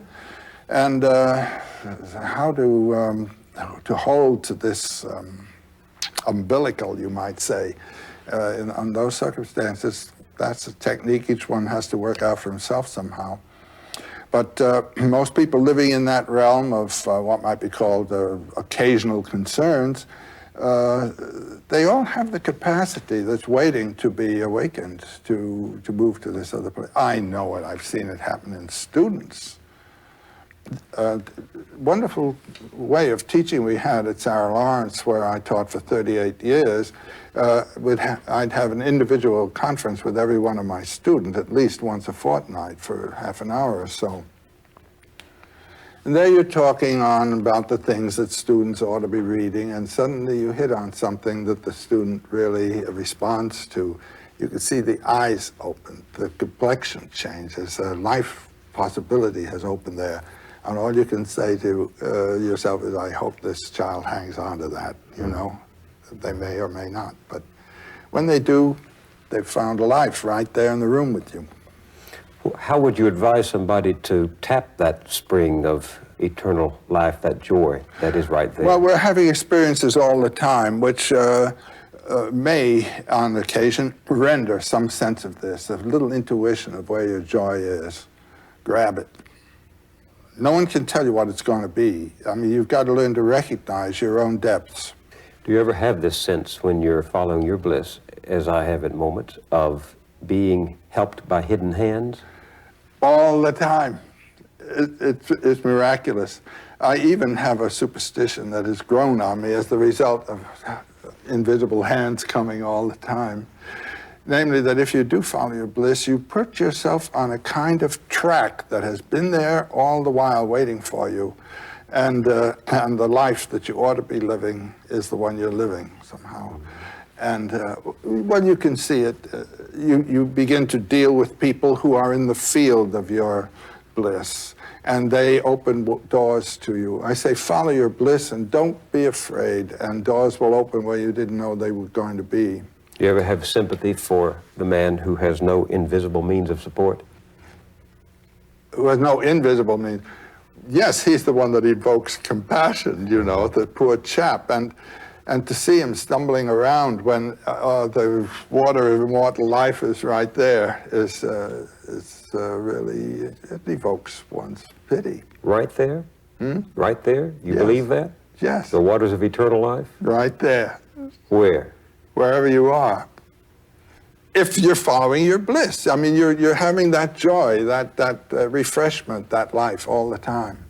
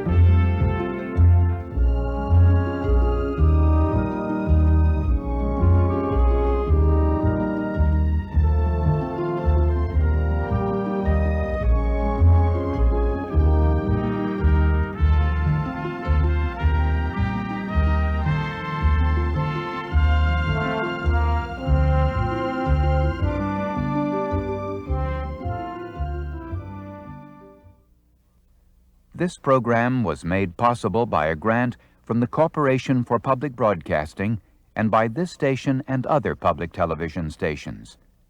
Additional funding was provided by the John D. and Catherine T. MacArthur Foundation.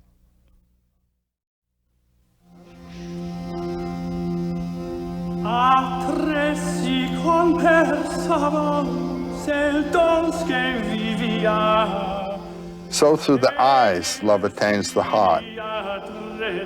For the eyes are the scouts of the heart. And the eyes go reconnoitering for what would please the heart to possess. And when they are in full accord and firm, all three in one resolve, at that time perfect love is born from what the eyes have made welcome to the heart. For as all true loves know, love is perfect kindness.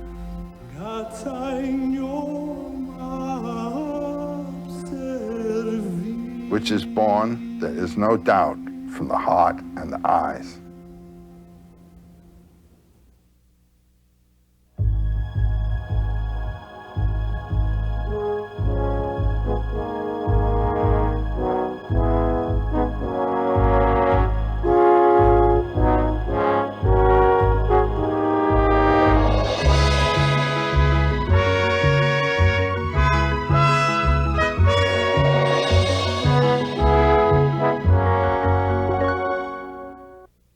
One of Joseph Campbell's most eloquent essays was called simply The Mythology of Love. What a wonderful theme, he wrote, and what a wonderful world of myth one finds in celebration of this universal mystery. Stories of love fascinate the human race, and Campbell made their interpretation one of the great passions of his life as a scholar, teacher, and philosopher. Like a weaver of fine cloth, he spun the tales and legends of love into an amazing tapestry of the human psyche. He gathered his materials everywhere, from the erotic mysticism of India to the Old Testament Song of Songs, from the life of Christ and the teachings of the Ramakrishna to St. Paul and Bernard of Clairvaux, and William Blake, Thomas Mann, and many others for whom love was the controlling principle of art. Campbell thought the greatest love stories were told in the Middle Ages, when noble and gentle hearts, as he called them, produced a romantic love that transcended lust. This love between individual men and women, amour, was celebrated by wandering minstrels who sang of what the eyes have made welcome to the heart. It helped create a distinctive Western consciousness that exalted the individual experience of men and women over the authority and traditions of the church and state.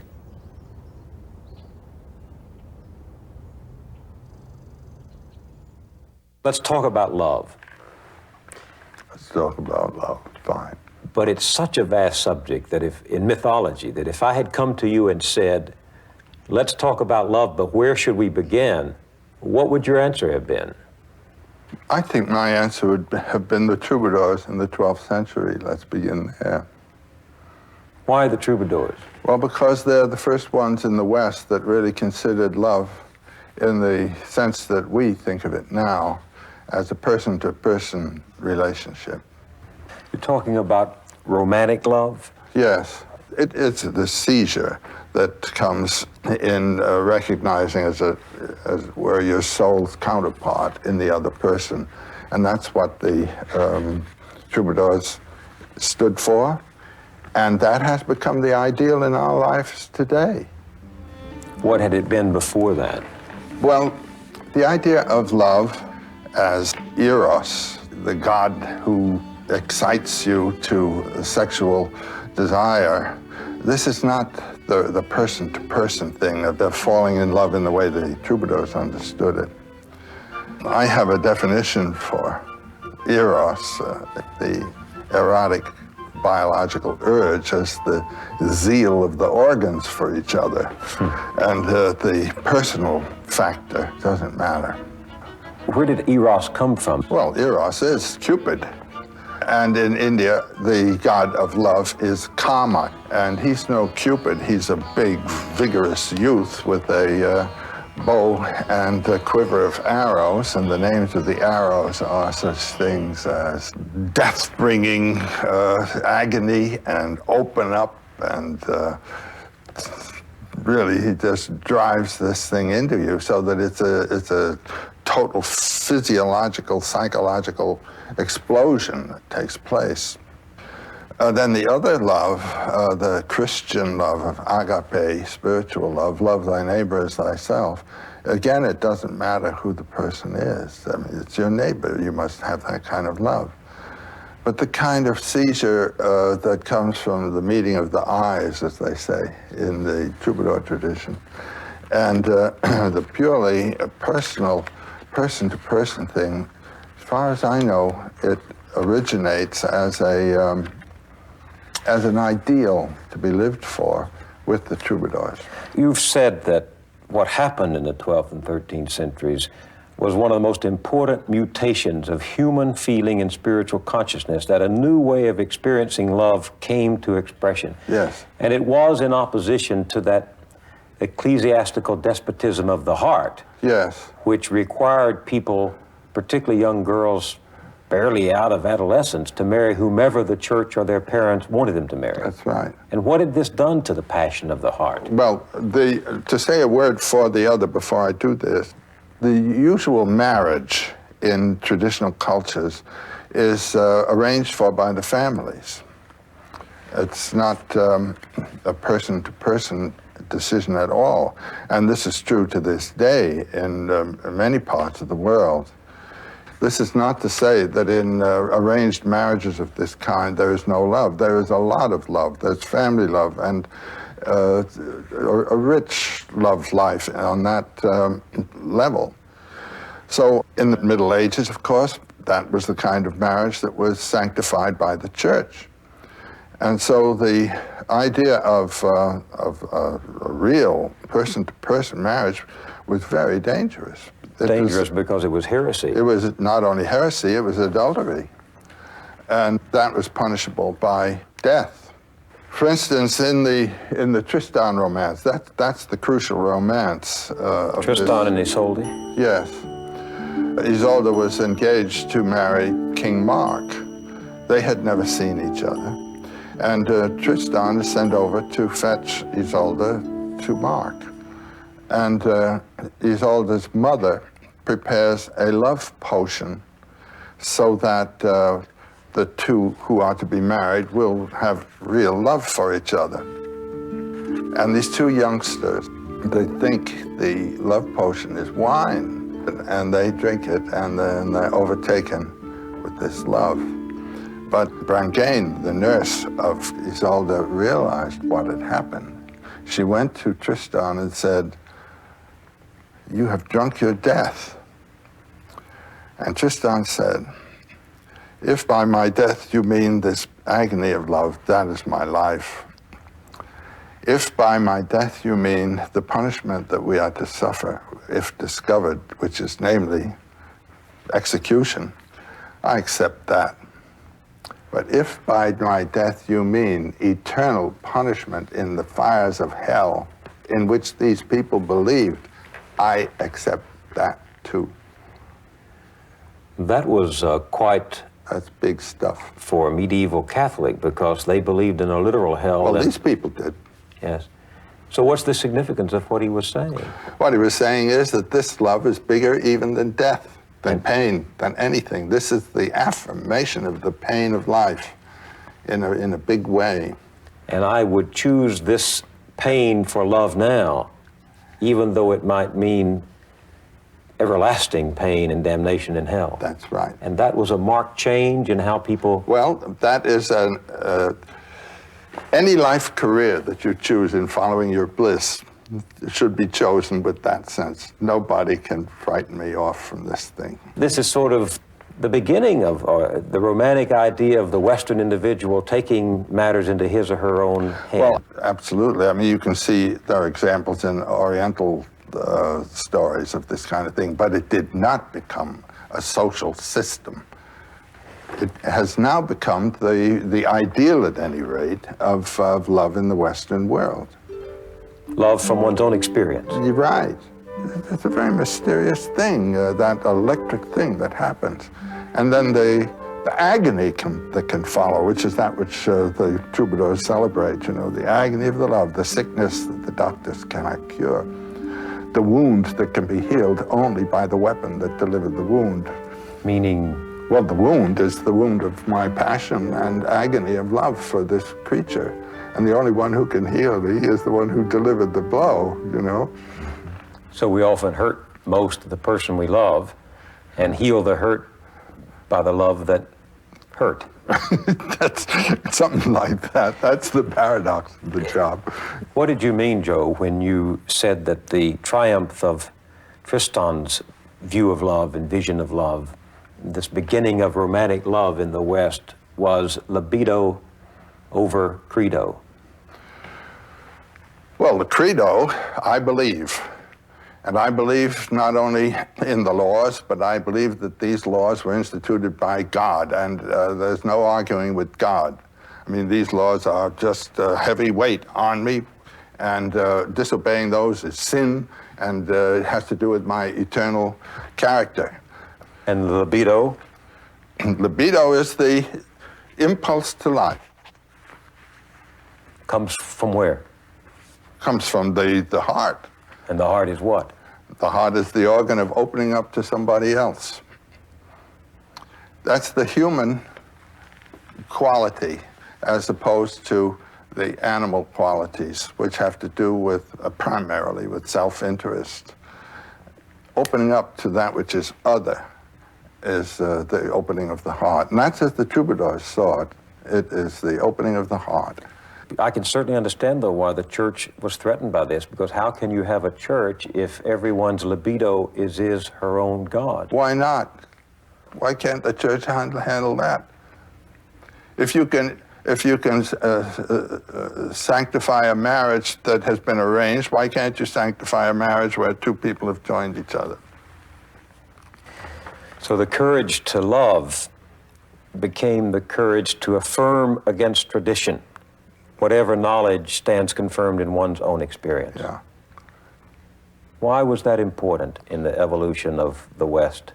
Well, it was important in that it gives the West this accent, as I've been saying, on the individual. That he should have faith in his experience and not simply mouth terms that have come to him from other mouths. I think that's the great thing in the West.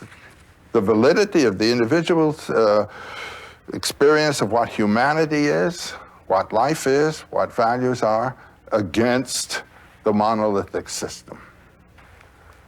Was there some of this in the legend of the Holy Grail?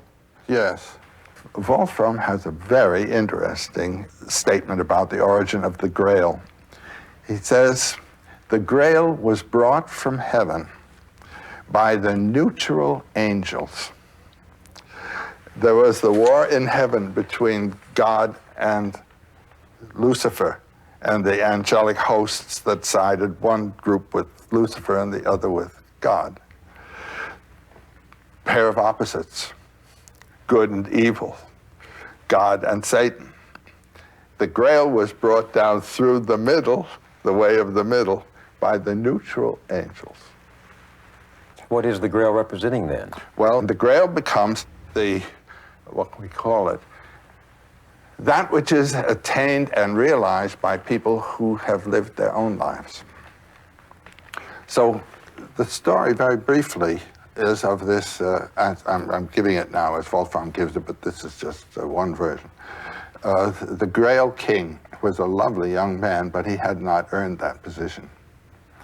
And the Grail represents the fulfillment of the highest spiritual potentialities of the human consciousness. And he was a lovely young man, and he rode forth from his castle with the war cry, Amor. And as he's riding forth, a Muslim, a pagan warrior, the Mohammedan warrior, comes out of the woods, a knight. And they both level their lances at each other. They drive at each other. And the lance of the Grail King kills the Mohammedan, but the Mohammedan's lance castrates the Grail King.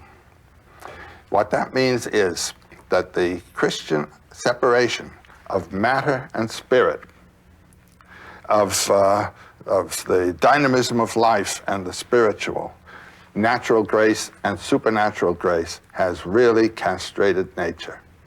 And the European mind, the European life has been, as it were, emasculated by this. The true spirituality, which would have come from this, has been killed. And then what did the pagan represent? He was a person from the suburbs of Eden. He was regarded as a nature man. And on the head of his lance was written the word grail. That is to say, nature intends the grail. Spiritual life is the bouquet of natural life, not a supernatural thing imposed upon it. And so the impulses of nature are what give authenticity to life, not obeying rules come from a supernatural authority. That's the sense of the grail. And the grail that these romantic legends were searching for is the union, once again, of what had been divided? The peace that comes from joining? The grail becomes symbolic of an authentic life that has lived in terms of its own volition, in terms of its own impulse system, which carries it between the pairs of opposites of good and evil, light and dark. Wolfram starts his epic with a short poem saying every act has both good and evil results. Every act in life yields pairs of opposites in its results. The best we can do is lean toward the light. That is, they intend the light. And what the light is that of the harmonious relationships that come from compassion with suffering, understanding of the other person. This is what the Grail's about. When we say God is love, does that have anything to do with romantic love? Does mythology ever link romantic love and God? Well, that's what it did do. Love was a divine visitation, and that's why it was superior to marriage. That was the Troubadour idea. If God is love, well then love is God. Okay. There's that wonderful passage in Corinthians by Paul where he says, love beareth all things, endureth all things. Well, that's the same business. Love knows no pain. And yet, one of my favorite stories of mythology is out of Persia, where there's the idea that Lucifer was condemned to hell because he loved God so much. Yeah, that's a basic Muslim idea about Iblis, that's the Muslim name for Satan, being God's greatest lover. Why was Satan thrown into hell? Well, the standard story is that when God created the angels, he told them to bow to none but himself. Then he created man, whom he regarded as a higher form than the angels, and he asked the angels then to serve man. And Satan would not bow to man. Now, this is interpreted in the Christian tradition, as I recall from my boyhood instruction, as being the egotism of Satan. He would not bow to man. Mm-hmm. But in this view, he could not bow to man because of his love for God. He could bow only to God. And then God says, get out of my sight. Now, the worst of the pains of hell, insofar as hell has been described, is the absence of the beloved, which is God. So how does Iblis sustain the situation in hell? By the memory of the echo of God's voice when God said, go to hell. And I think that's a great sign of love, you see? Well, it's certainly true in life that the greatest hell one can know is to be separated from the one you love. Yeah. That's why I've liked the Persian myth for so long. Satan as God's lover. Yeah. And he had separated from God, and that's the real pain of Satan. You once took the saying of Jesus, love your enemies and pray for those who persecute you, so that you may be sons of your Father who's in heaven? For he makes the sun to rise on the evil and the good and sends rain on the just and the unjust. You once took that to be the highest, the noblest, the boldest of the Christian teachings. Do you still feel that way? Well, I think the main teaching of Christianity is love your enemies. Hard to do. I know. Well, that's it. I mean, when Peter drew his sword and cut off the servant's ear there in the Gethsemane affair, and Jesus says, put up your sword, Peter, and put the ear back on. Peter has been drawing his sword ever since. And one can speak about Petrine or Christianity in that sense. And I would say that the main doctrine of Christianity is the doctrine of agape, of a true love for him who is your enemy. How does one love one's enemy without condoning what the enemy does, accepting his aggression? Well, I'll tell you how to do that. Do not pluck the mote from your enemy's eye, but pluck the beam from your own, do you know? Now, I have a friend whom I met by chance, a young Buddhist monk from Tibet. You know, in 1959, the communists crashed down and bombed the palace of the Dalai Lama, bombarded Lhasa and people murdered and all that kind of thing. And he escaped at the time of the Dalai Lama. And those monasteries, I mean, there were monasteries with 5,000 monks, 6,000 monks, all wiped out, tortured, and everything else.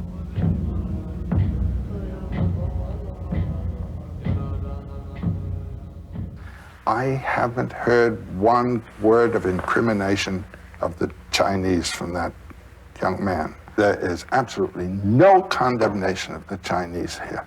And you hear this from the Dalai Lama himself. You will not hear a word of condemnation. This recognition of the way of life through which that vitality of the spirit is moving in its own way.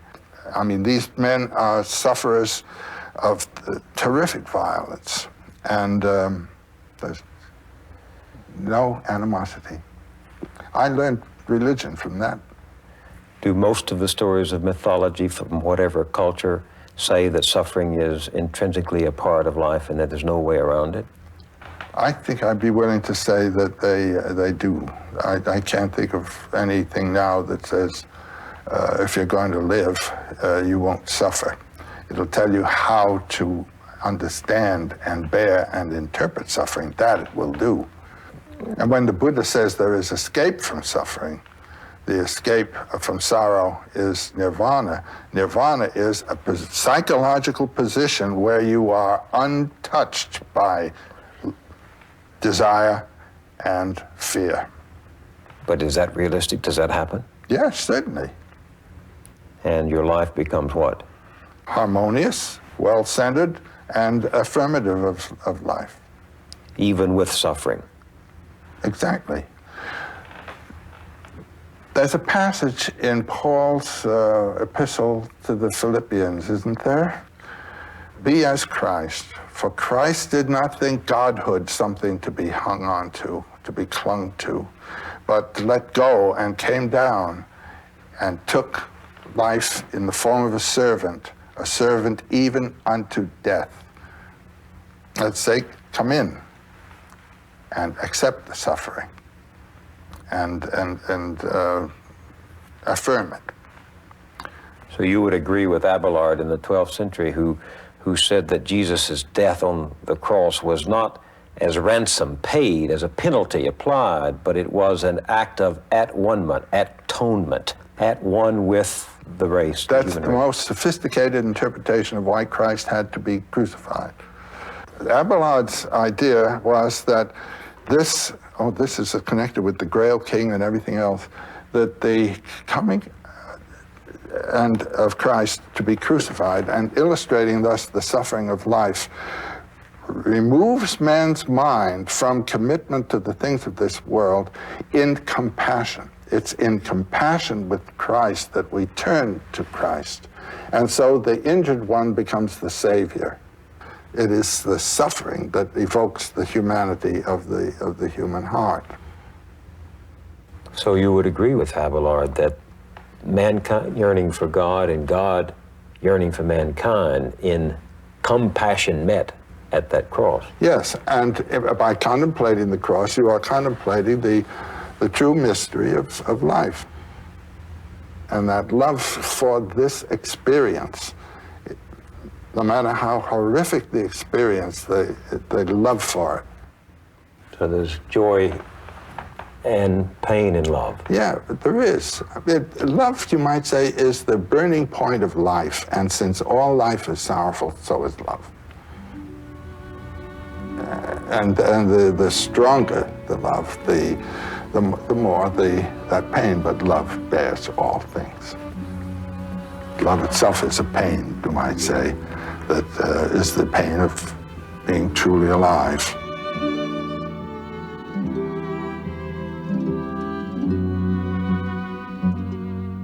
As Joseph Campbell pursued his quest across Europe for the stories of love and chivalry, he paused often to visit the great cathedrals. They too reflected the glory of love, the love of Mary, Mother of God. Reverence for the power of the female is another grand theme in ancient mythology. In the primitive planting cultures, woman contributed importantly to the economic life of the community by participating in the growing and reaping of crops. And as the mother and nourisher of life, she was thought to assist the earth symbolically in its fertility. In fact, some believe there was even a golden age of the goddess until she was driven from the imagination by the emergence of patriarchal authority. Of late, however, scientists have resurrected the name of an ancient goddess, Gaia, to express the idea of Earth as a living body on which we depend for life.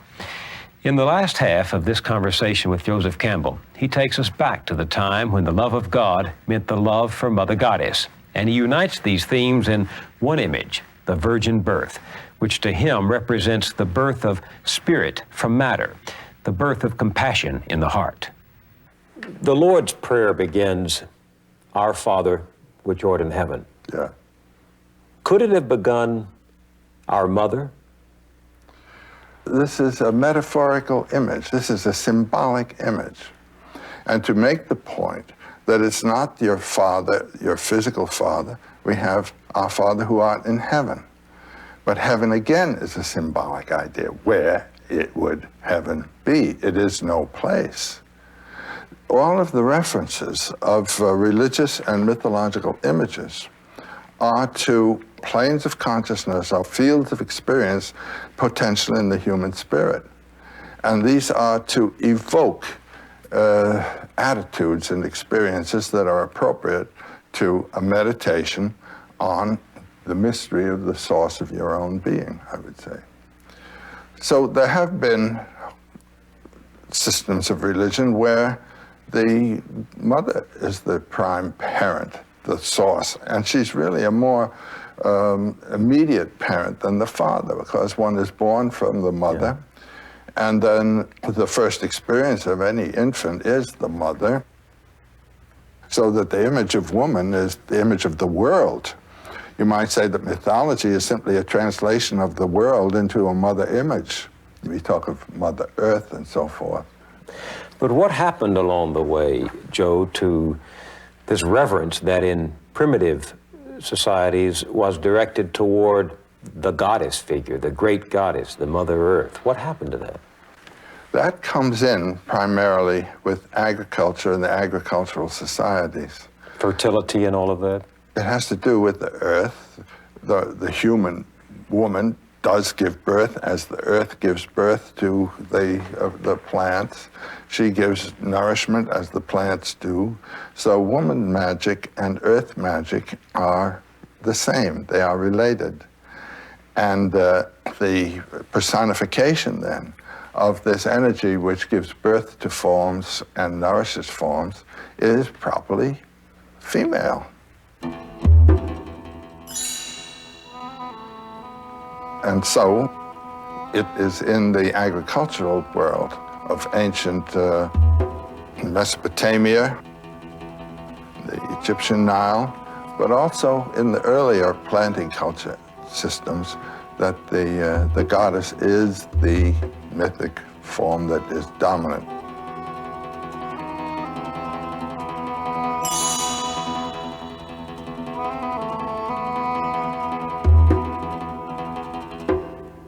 Because of this obvious perception of creation issue. That's right. Fertility. And when you have a goddess as the creator, it's her own very body that is the universe. She is identical with the universe. And in Egypt, you have the Mother Heavens, Nut, the goddess Nut, who's represented as the whole heavenly sphere. So it would be natural for people trying to explain the wonders of the universe to look to the female figure as the explanation for what they saw in their own lives. Not only that, but then when you move to a philosophical point of view, the female represents what in the Kantian terminology we call the forms of sensibility. The female represents time and space itself. She is time and space. And the mystery beyond her is beyond pairs of opposites. So it isn't male and it isn't female, it neither is nor isn't. But everything is within her, so that the gods are her children. Everything you can think of, everything you can see, is the production of the goddess. Oh, this is a wonderful story. The Vedic gods are together, and they see a strange sort of amorphous thing down the way, like a kind of smoky fog. And they say, "What's that?" They don't know what it is. And Agni, the god of fire, says, "I'll go find out who that is." So he goes up to this smoky thing, and he says, "Who are you?" And from the smoky thing, the voice says, "Who are you?" And he says, "I'm Agni. I'm the Lord of Fire. I can burn anything." And out of the fog there comes a piece of straw. It falls on the ground. It says, "Let's see you burn that." He can't burn it. He goes back, he says, "This is strange." Well, Vayu, the Lord of Wind, says, "I'll try." So he goes, and the same thing. "I can blow anything around." Throws it down. "Let's see you blow that." Well, he can't. He goes back. Then a woman arrives, a beautiful, mysterious, mystic woman. And she instructs the gods and tells them who that is. That is the ultimate mystery of being, from which you, boys, have received your strength, and he can turn it on or off for you, you know? And there she comes as the one who illuminates the gods themselves concerning the ultimate ground of their own being. It's the female wisdom. It's the female as the giver of forms. Oh. She is the one who gave the forms, and she knows where they came from. I wonder what it would have meant to us if somewhere along the way we had begun the prayer, "Our Mother," instead of "Our Father." What psychological difference would it have made? Well, it makes a psychological difference in the character of the cultures. You have the basic birth of civilization in the Near East, with the great river valleys then as the main source areas, the Nile, the Tigris-Euphrates, and then over in India, the Indus Valley, and later the Ganges. This is the world of the goddess. All these rivers have goddess names, finally. Then there come the invasions. Now, these fighting people are herding people. The Semites are herders of goats and sheep, and the Indo-Europeans of cattle. They were formerly the hunters. They translate a hunting mythology into a herding mythology, but it's animal-oriented. And when you have hunters, you have killers. And when you have herders, you have killers, because they're always in movement, nomadic, coming into conflict with other people, and they have to conquer the area they move into. This comes into the Near East. And this brings in the warrior gods, like Zeus, like Yahweh. The sword and death instead of fertility. Right. Particularly the Hebrews. They really wipe out the goddess. The term for the goddess, the Canaanite goddess that's used in the Old Testament, is the abomination. And there was a very strong accent against the goddess in the Hebrew, which you do not find in the Indo-European. There you have Zeus marrying the goddess, and then the two play together. I think it's an extreme case that we have in the Bible. And our own Western subjugation of the female is really, I think, a function of biblical thinking. Because when you substitute the male for the female, you get a different psychology, a different cultural bias. Particularly if you cut the female out and don't have any, I mean, if the male is on top like this, and the female is the subordinate all the way, you have a totally different system from that when the two are facing each other. And it's permissible in your culture to do what your gods do, so you just... Well, that's exactly it. So I would see three situations here. One, the early one of the sheer goddess, when the male is hardly a significant divinity. You see, she is the total thing. And then this other one of the Hebrew, of the goddess, the male, the total thing. In fact, he takes over her role. And finally, then, the classical one, where the two are into action. There are women today who say that the spirit of the goddess has been in exile for 5,000 years since the events you can't put it that far back, 5,000 years. She was a very potent figure in Hellenistic times in the Mediterranean. And she came back with the Virgin in the Roman Catholic tradition. I mean, you don't have a tradition with the goddess celebrated any more beautifully and marvelously than in the 12th and 13th century French cathedrals, every one of which is called Notre Dame. What about the virgin birth? Suddenly the goddess reappears in the form of the chaste and pure vessel chosen for God's action. Well, in the history of Western religions, this is an extremely interesting development. The virgin birth comes in by way of the Greek tradition. When you read your four Gospels, the only one with the virgin birth in it is the Gospel according to Luke, and Luke with the Greek. And there was in the Greek tradition images, legends, myths of virgin birth? All of them. I mean, the Leda and the swan, and Persephone and the serpent, and this one and that one and the other one. The virgin birth is represented throughout. This was not a new idea then in Bethlehem and... No. What is the meaning of the virgin birth? In India, there's this the system of the Kundalini, as it's called, the idea of the centers, psychological centers up the spine. And they represent the psychological planes of concern and consciousness and action. The first is at the rectum, and this is that of alimentation. The serpent represents this, a traveling esophagus going along, just eating, eating, eating, eating. And all of us, we wouldn't be here if we weren't eating. And then the second center is at the sex organ center, and that's the urge to procreation.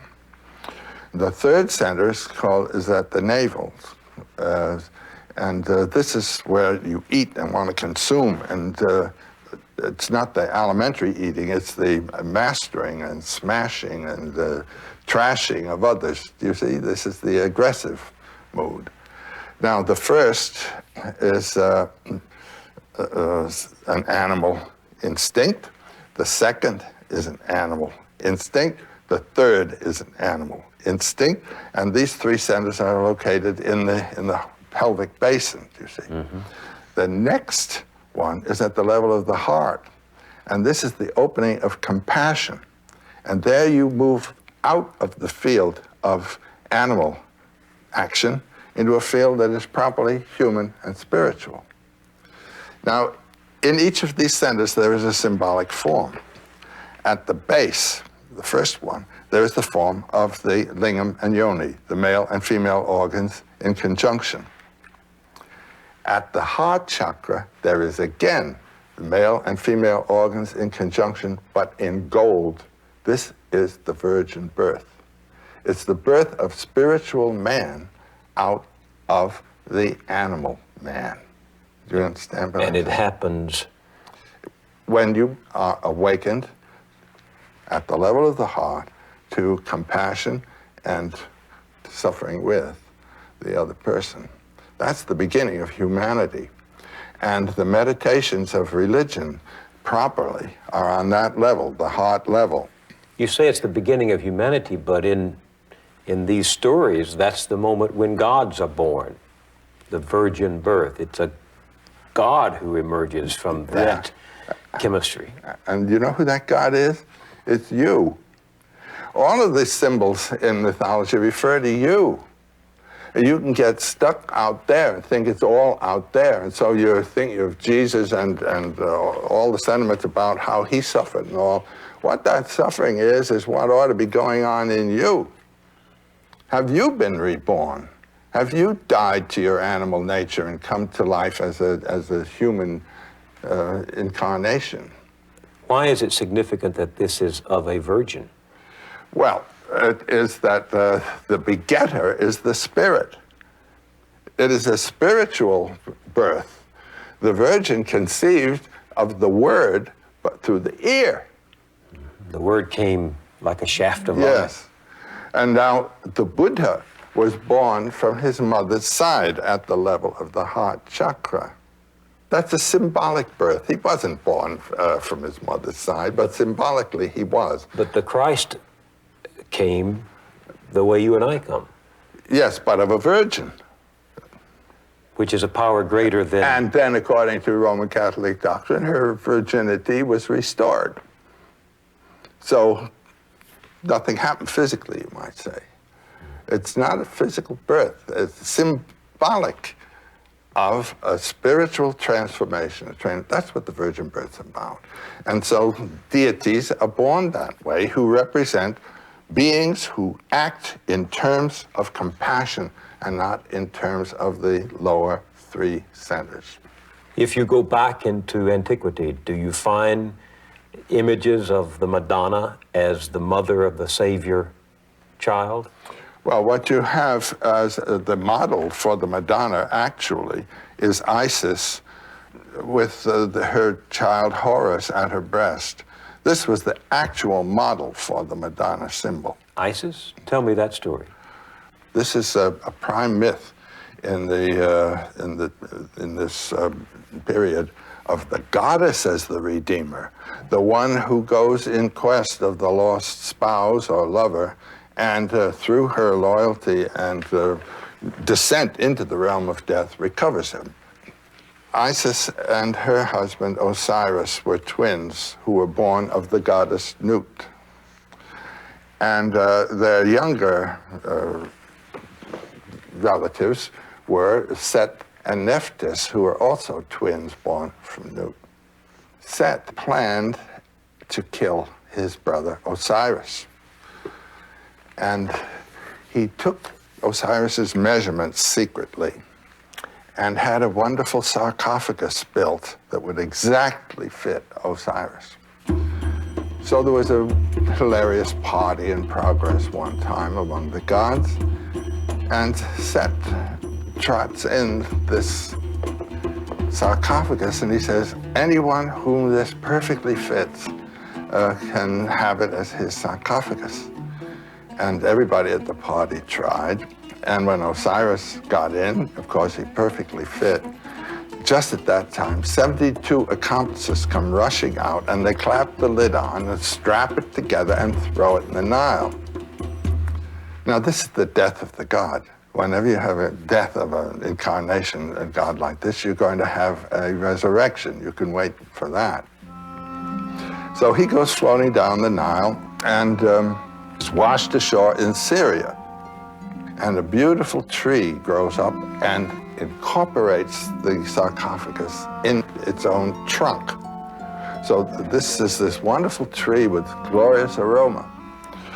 And the local king has just had a son born to him. And he is also at the same time going to build a palace.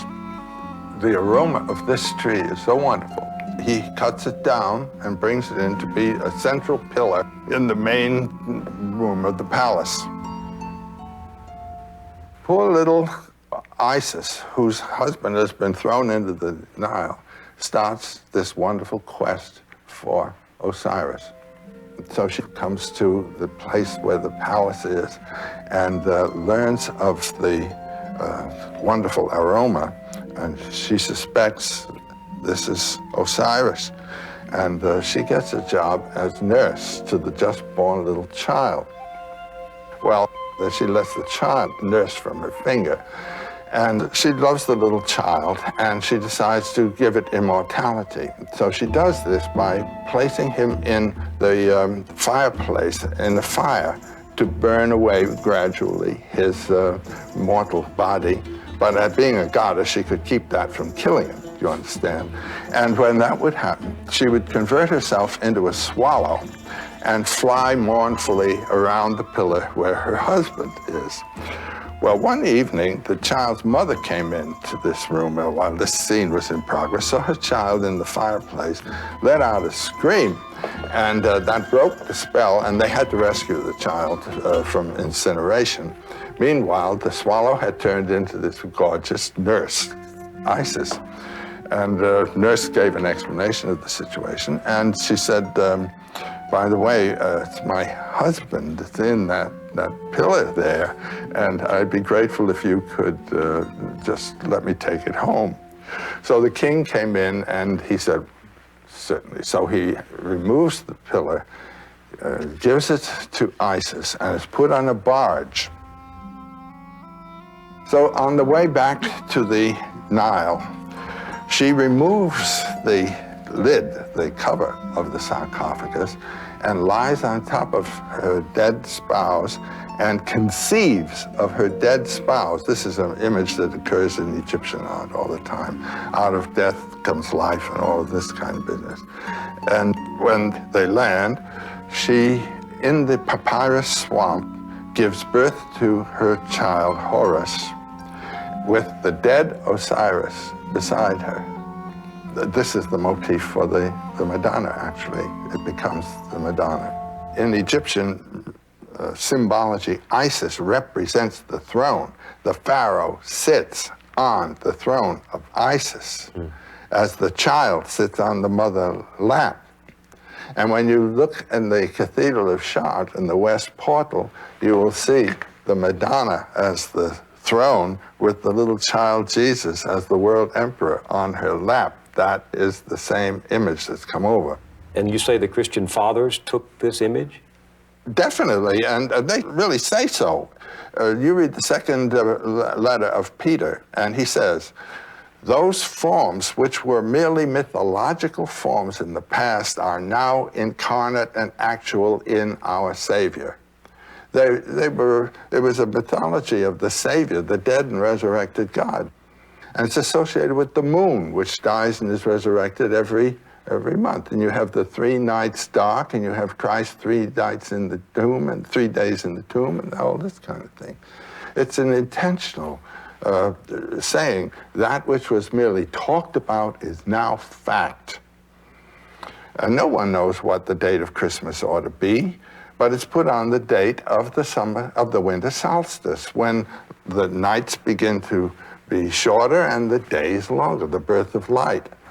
And so there is an idea of death to the past and birth to the future in our lives and in our thinking all the time.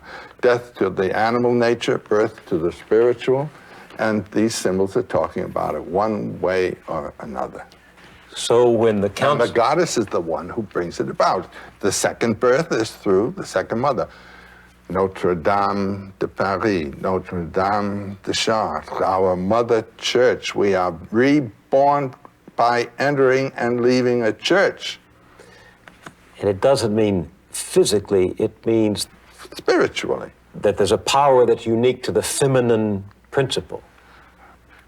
It can be put that way. It's not necessarily unique to her. You can have rebirth through the male also. But using this system of symbols, right, the woman becomes the regenerator. There's that wonderful saying in the New Testament of Jesus, in Jesus there is no male or female. In the ultimate sense of things, there is neither. It would have to be. I mean, if Jesus represents the source of our being, we are all, as it were, thoughts in the mind of Jesus. He is the Word that has become flesh in us, too. You and I would possess characteristics that are both male and female. Well, actually, the body does. And in that yin-yang figure from China, you know, in the dark fish, or whatever you want to call it, there's a light spot, and in the light one, there's a dark spot. That's how they can relate. You couldn't relate at all to something that of which you did not participate, into which you did not participate at all. That's why the idea of God as the absolute other is a ridiculous idea. There could be no relationship to that which is absolute other.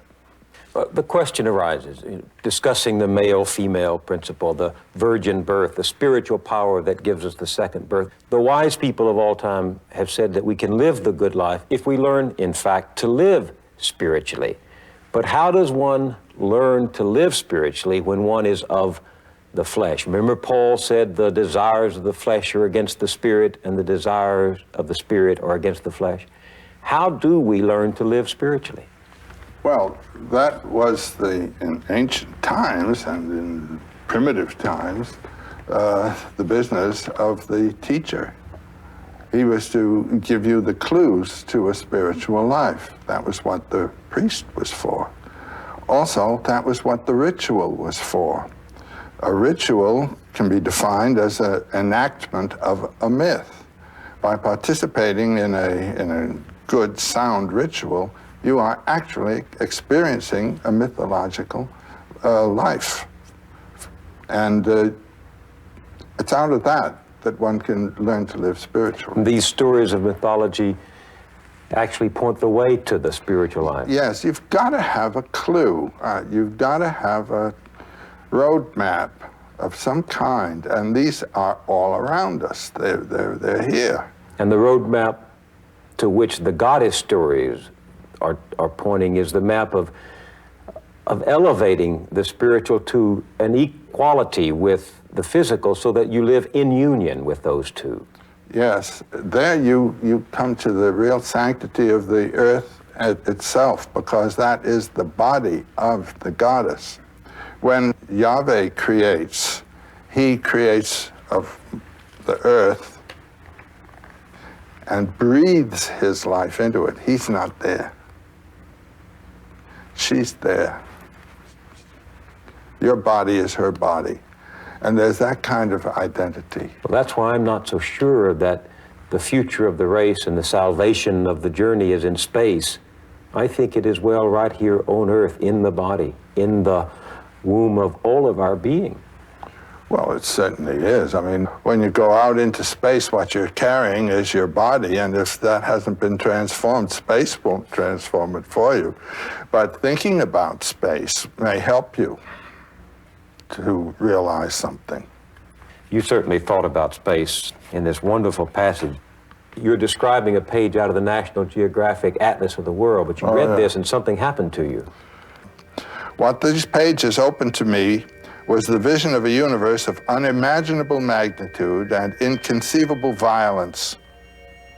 Billions upon billions, literally, of roaring thermonuclear furnaces scattering from each other, each thermonuclear furnace being a star, and our sun among them. Many of them actually blowing themselves to pieces, littering the outermost reaches of space with dust and gas, out of which new stars with circling planets are being born right now. And then from still more remote distances beyond all these, there come murmurs, microwaves, which are echoes of the greatest cataclysmic explosion of all, namely the Big Bang of creation, which according to recent reckonings must have occurred some 18 billion years ago. That's where we are, kiddo. And to realize that, you realize how really important you are, you know.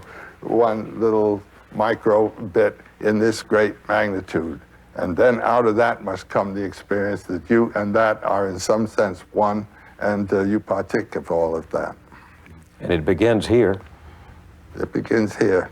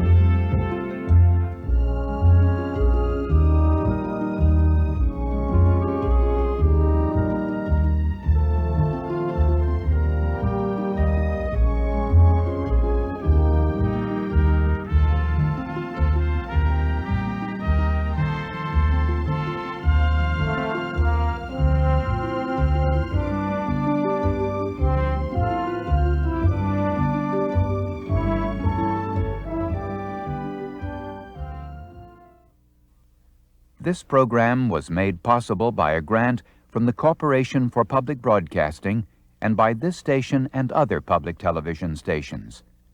Additional funding was provided by the John D. and Catherine T. MacArthur Foundation.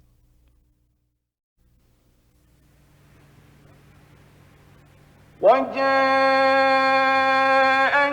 في هذه الحق وموعظة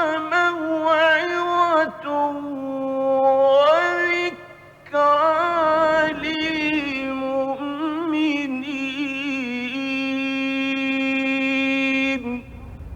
We want to think about God.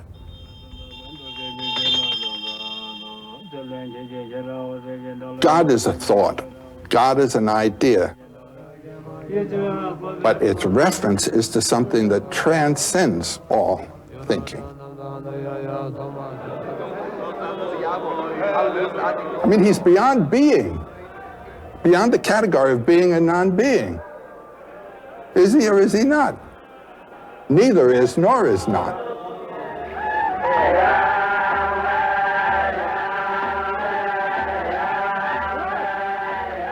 Every god, every mythology, every religion is true in this sense.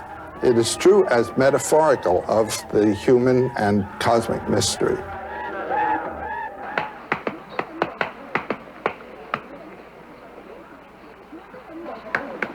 He who thinks he knows doesn't know.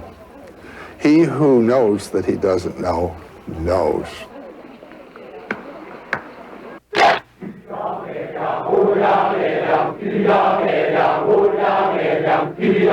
There is an old story that is still good. The story of the quest, the spiritual quest. That is to say, to find the inward thing which you basically are. All of these symbols in mythology refer to you. Have you been reborn? Have you died to your animal nature and come to life as a human incarnation?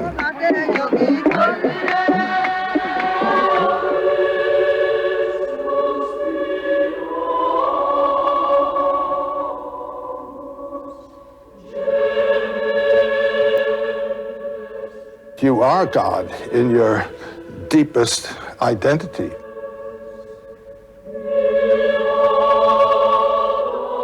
You are one with the transcendent.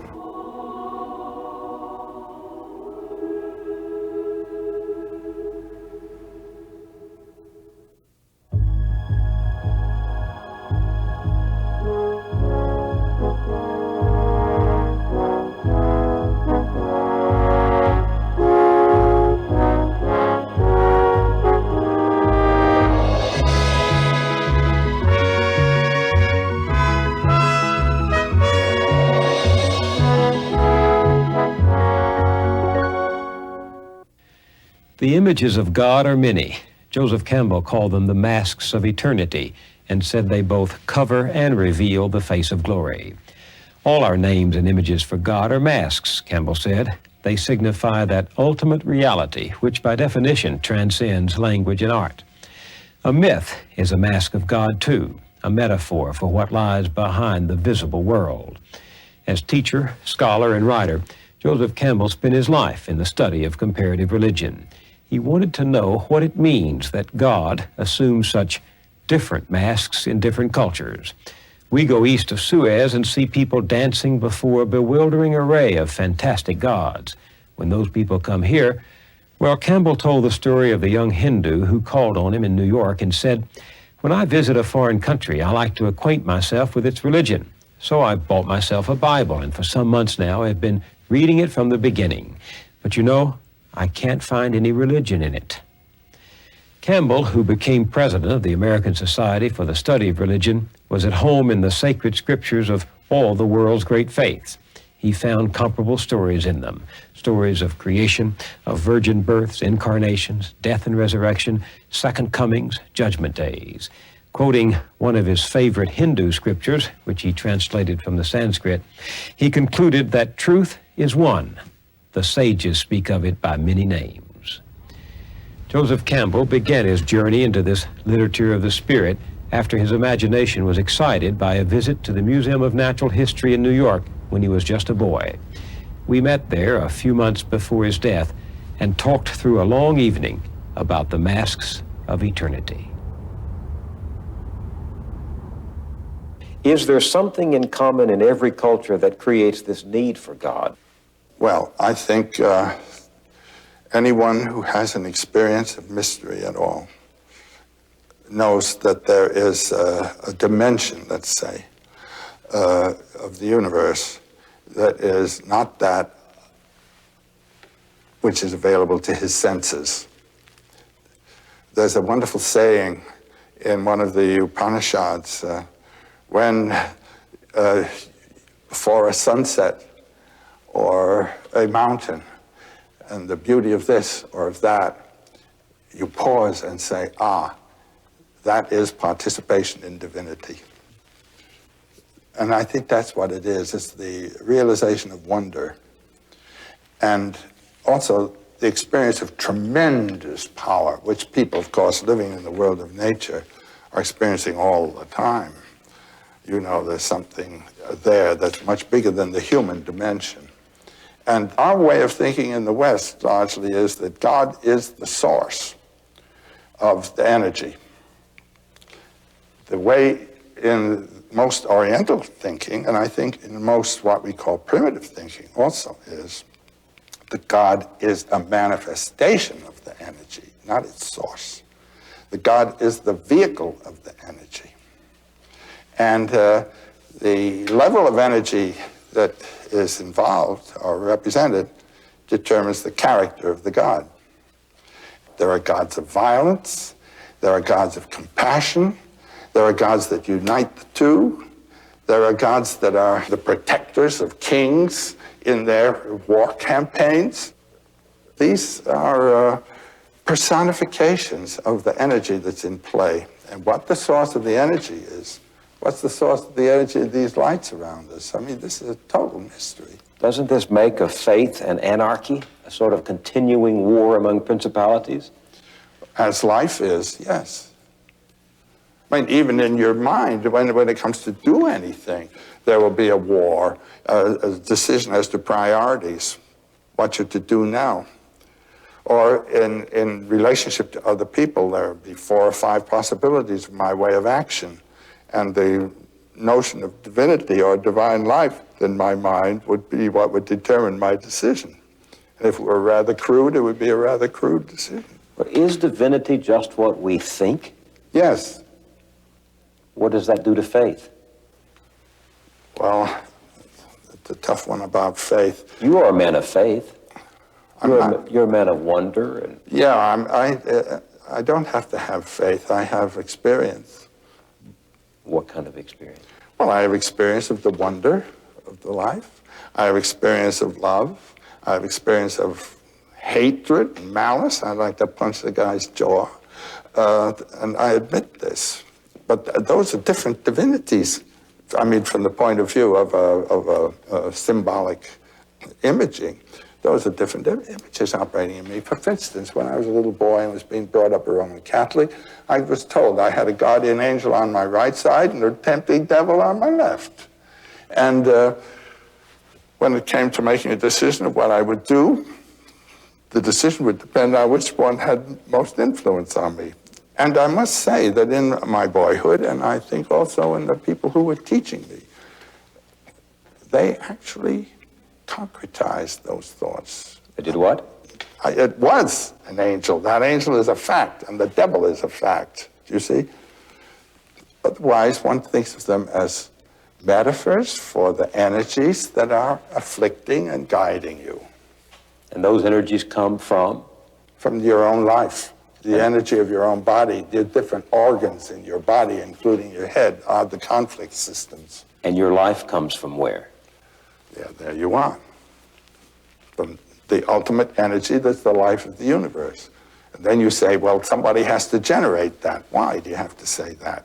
Why can't it be impersonal? That would be Brahman. That would be the transcendent mystery that you can also personify. Can men and women live with an impersonality? Yes, they do all over the place. Just go east of Suez.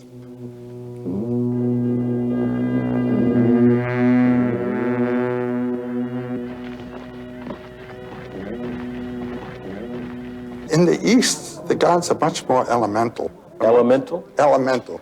Less human and more like the powers of nature.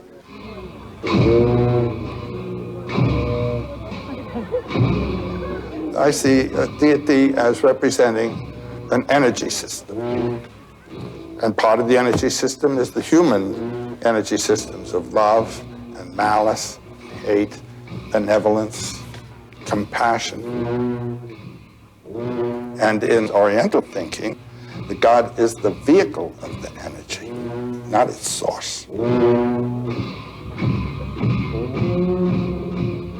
Well, of course, the heart of the Christian faith is that these elemental forces you're talking about embodied themselves in a human being and reconciling mankind to God. Yes, and the basic Buddhist idea is that that is true of you as well. And that what Jesus was a person who realized that in himself and lived out of the Christhood of his nature. What do you think about Jesus? We just don't know Jesus. All we know are 4 contradictory texts that tell us what he did. Written many years after he lived. But I think we know what Jesus said. I think the sayings of Jesus are probably pretty close.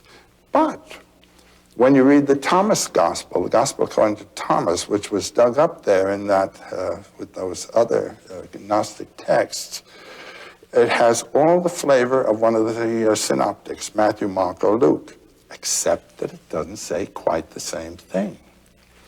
There's one wonderful passage, it's the last one in the Gospel, actually. When will the kingdom come?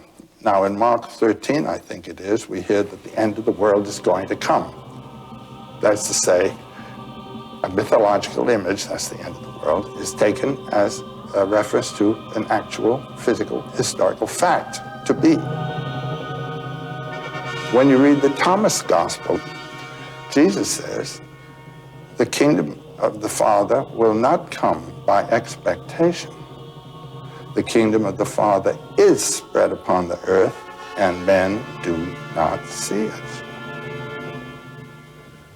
So I look at you now in that sense, and the radiance of the presence of the divine is known to me through you. Through me? You, sure. A journalist?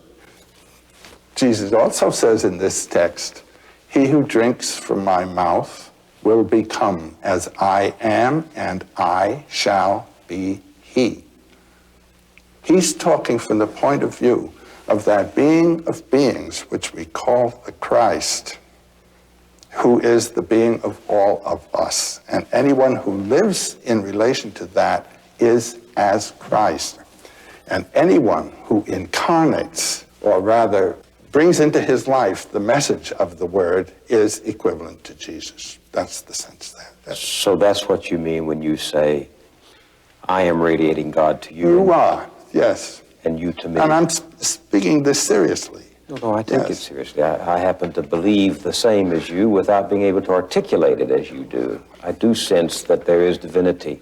The divinity is in the other. So you are the vehicle. You are, as it were, radiant of the Spirit. And that's, why not recognize it? I'll tell you what the most gripping scripture in the Christian New Testament is for me. It says, I believe, help thou my unbelief. I believe in what? I believe in this ultimate reality, and that I can experience it, that I do experience it, but I don't have answers to my questions. I believe in the question, is there a God? I had a very amusing experience, which it might be well worth telling. I was in the New York Athletic Club swimming pool, and you know you don't wear your collar this way or that way when you're in a swimming pool. And I was introduced to a priest. This is Father so-and-so. This is Joseph Campbell. I'm a professor. He's a professor at one of our Catholic universities. So after I'd had my swim, I came and sat down beside, in what we call, you know, the horizontal athlete situation. And the priest is beside me. And he said, Mr. Campbell, are you a priest? I said, no, Father. He said, are you a Catholic? I said, I was, Father. He said, and now he had the sense to ask it this way, do you believe in a personal God? I said, no, Father. And he said, well, I suppose there is no way to prove by logic the existence of a personal God. And I said, if there were, Father, what would be the value of faith? Well, Mr. Campbell, it's nice to have met you, and he was off. I really felt I'd done a jiu-jitsu trick. But that was a very illuminating conversation to me.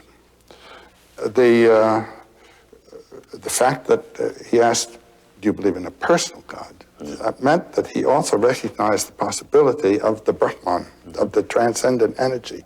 Well, then what is religion? Well, the word religion means religio, linking back the phenomenal person to a source. If we say it is the one life in both of us, then my separate life has been linked to the one life, religio, linked back. And this becomes symbolized in the images of religion, which represent that connecting link. Your friend Jung, the great psychologist, says that the most powerful religious symbol is the circle. He says the circle is one of the great primordial images of mankind, that in considering the symbol of the circle, we are analyzing the self. And I find you in your own work throughout the course of your life coming across the circle, whether it's in the magical designs the world over, whether it's in the architecture, both ancient and modern, whether it's in the dome-shaped temples of India, or the calendar stones of the Aztecs, or the ancient Chinese bronze shields, or the visions of the Old Testament prophet Ezekiel, whom you talk about, the wheel in the sky. You keep coming across this image. Yeah, it's an ever-present thing. It's the center from which you've come, back to which you go. I remember reading in a book about the American Indians called The Indian Book by Natalie Curtis. It was published around 1904. Her conversation with a chief. I think he was a chief of the Pawnee tribe. And among the things he said was, when we pitch camp, we pitch a camp in a circle. When we look at the horizon is in a circle. When the eagle builds a nest, the nest is in a circle. And then you read in Plato somewhere, the soul is a circle. I suppose the circle represents a totality. Within the circle is one thing. It is encircled, it's enframed. That would be the spatial aspect. But the temporal aspect of the circle is you leave, go somewhere, and come back. The Alpha and Omega. God is the Alpha and Omega, the source and the end. Somehow the circle suggests immediately an completed totality, whether in time or in space. No beginning, no end. Well, round and round and round. The year, well, this is November again, you know, and we're about to have Thanksgiving again, and we're about to have Christmas again. And then not only the year, but the month, the moon cycle, and the day, the cycle. And this is, we're reminded of this when we look on our watch and see the cycle of time. It's the same hour, but another day, and all that sort of thing. Why do you suppose the circle became so universally symbolic? Well, because it's experienced all the time. Experience it in the day and the year, just as we've said, and you experience it in leaving home, going on your adventure, hunting, or whatever it may be, and coming back to home. And then there's a deeper one also, that mystery of the womb and the tomb. When people are buried, it's for rebirth. I mean, that's the origin of the burial idea. You're put back into the womb of Mother Earth for rebirth. And Jung kept returning to that theme of the circle as being the sort of universal symbol. Well, Jung used it as a pedagogical device, actually, what he called the mandala. This was actually a Hindu term for a sacred circle. Here is one of the pictures. That's a very elaborate mandala. You have the deity, the center, with the power source, the illumination source, and these are the manifestations or aspects of its radiance. But in working out a mandala for oneself, what one does is draw a circle and then think of the different impulse systems in your life, the different value systems in your life, and try then to compose them and find what a center is. It's a kind of discipline for pulling all those scattered aspects of your life together, finding a center and ordering yourself to it. So you're trying to coordinate your circle with the universal circle. To be at the center. At the center.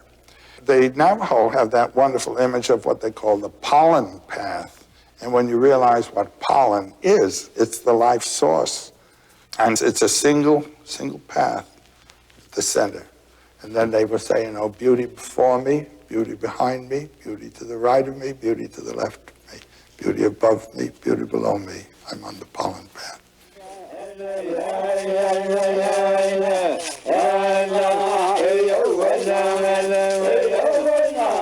So the little cosmos of one's own life and the macrocosm of the world's life are in some way to be coordinated.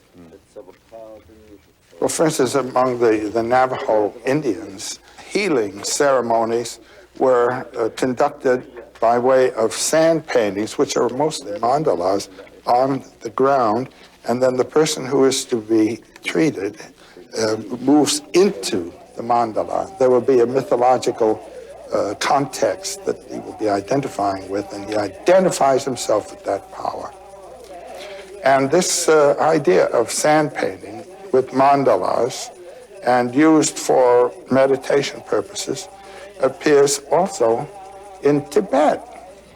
In the great tantric monasteries outside of Lhasa, for instance, Gyuto, they practiced sand painting, cosmic images and so forth, indicating the forces of the spiritual powers that operate in our lives.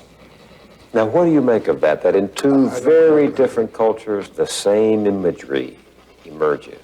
Yes. Well, there are only two ways to explain it, and one is by diffusion, that an influence came from there to here, and the other is by separate development.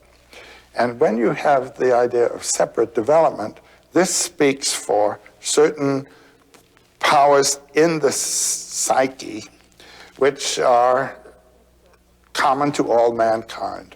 Otherwise, you couldn't have, and to the detail, the correspondences can be identified.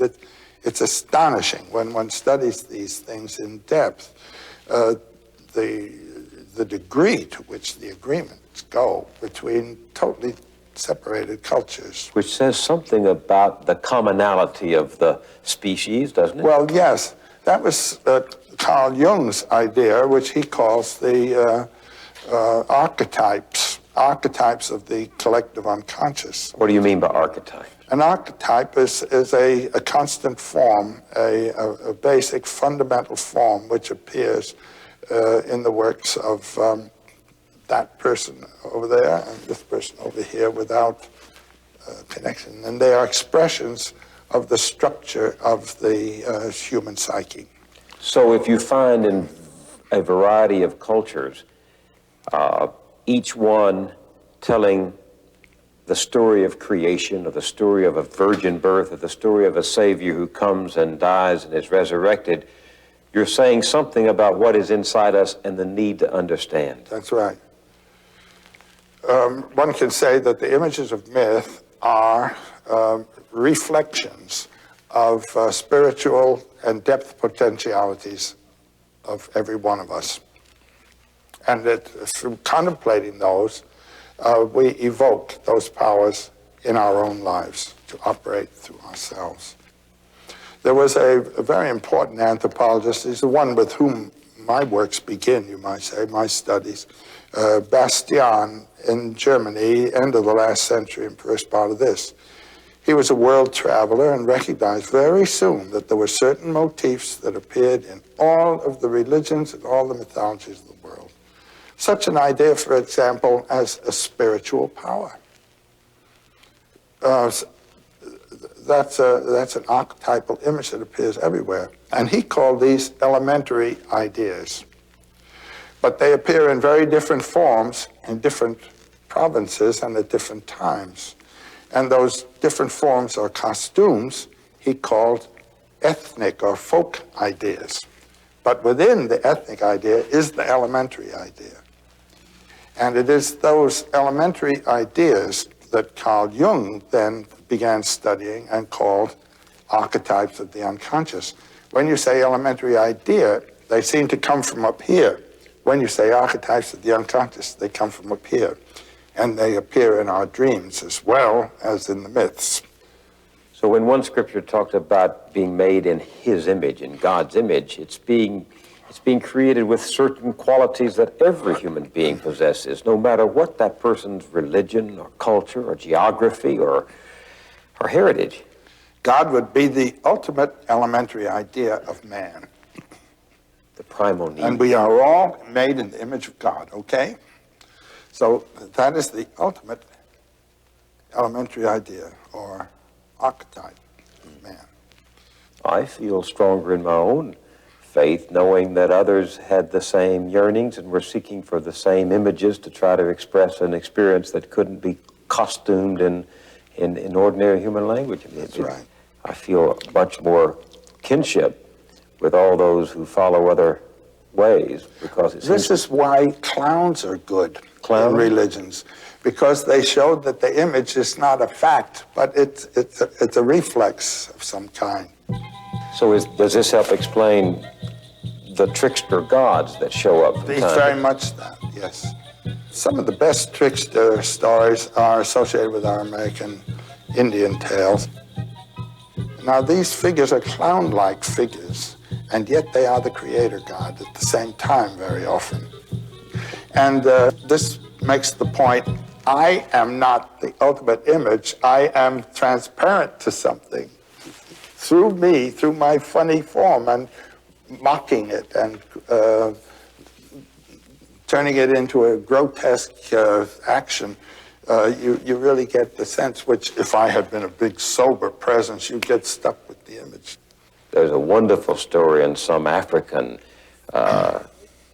tradition of the god who's walking down the road, and the god has on a hat that is colored red on one side and blue on the other side. So when the farmers in the field go into the village in the evening, they said, "Did you see that fellow, that god with the blue hat?" And the others said, "No, he had a red hat on," and they get into a fight.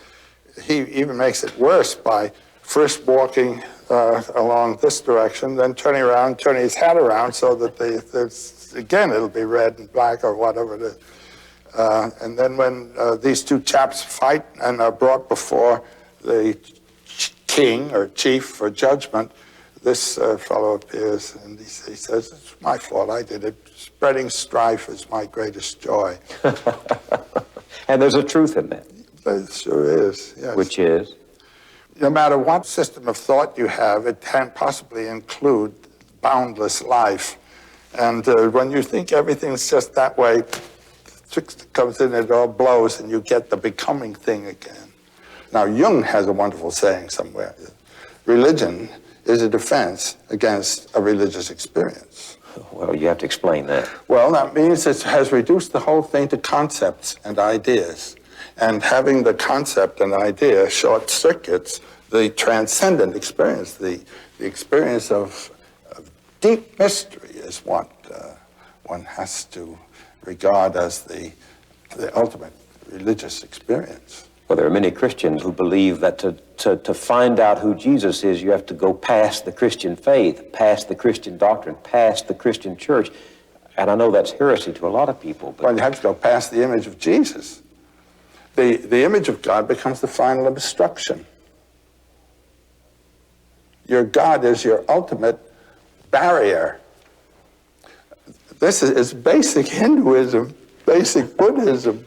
You know, the idea of the ascent of the spirit through the centers, the chakras as they're called, or lotuses, the different centers of experience, the animal experiences of hunger, and greed, or just the zeal of reproduction, or the physical mastery of one kind or another. These are all stages of power. But then when the center of the heart is reached, and the sense of compassion on another person, mercy, and participation, and I and you are in some sense of the same being. This is what marriage is based on.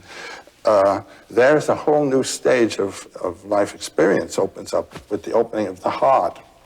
And this is what's called the virgin birth, actually, the birth of a spiritual life in what formerly was simply a human animal, living for the animal aims of health, progeny, wealth, and a little fun.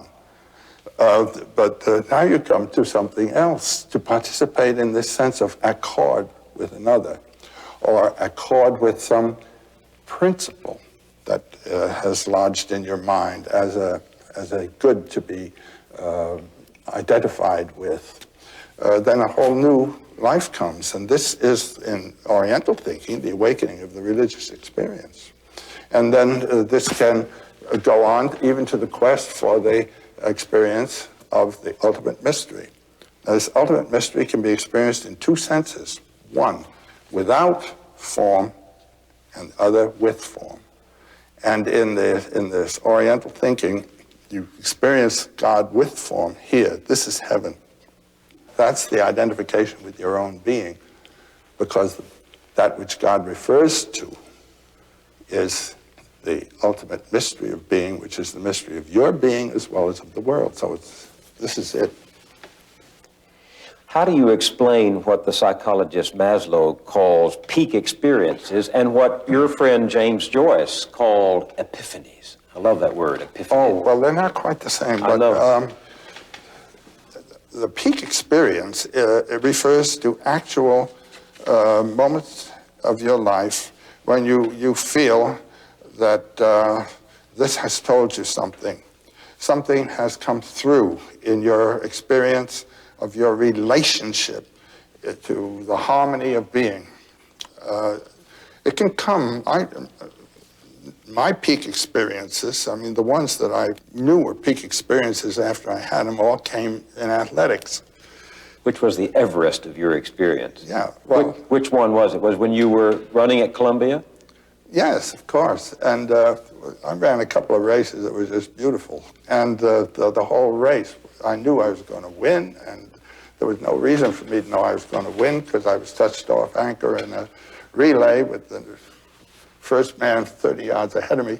And I just knew it was the peak experience. Nobody can beat me today. That's a kind of being in full form and really doing it.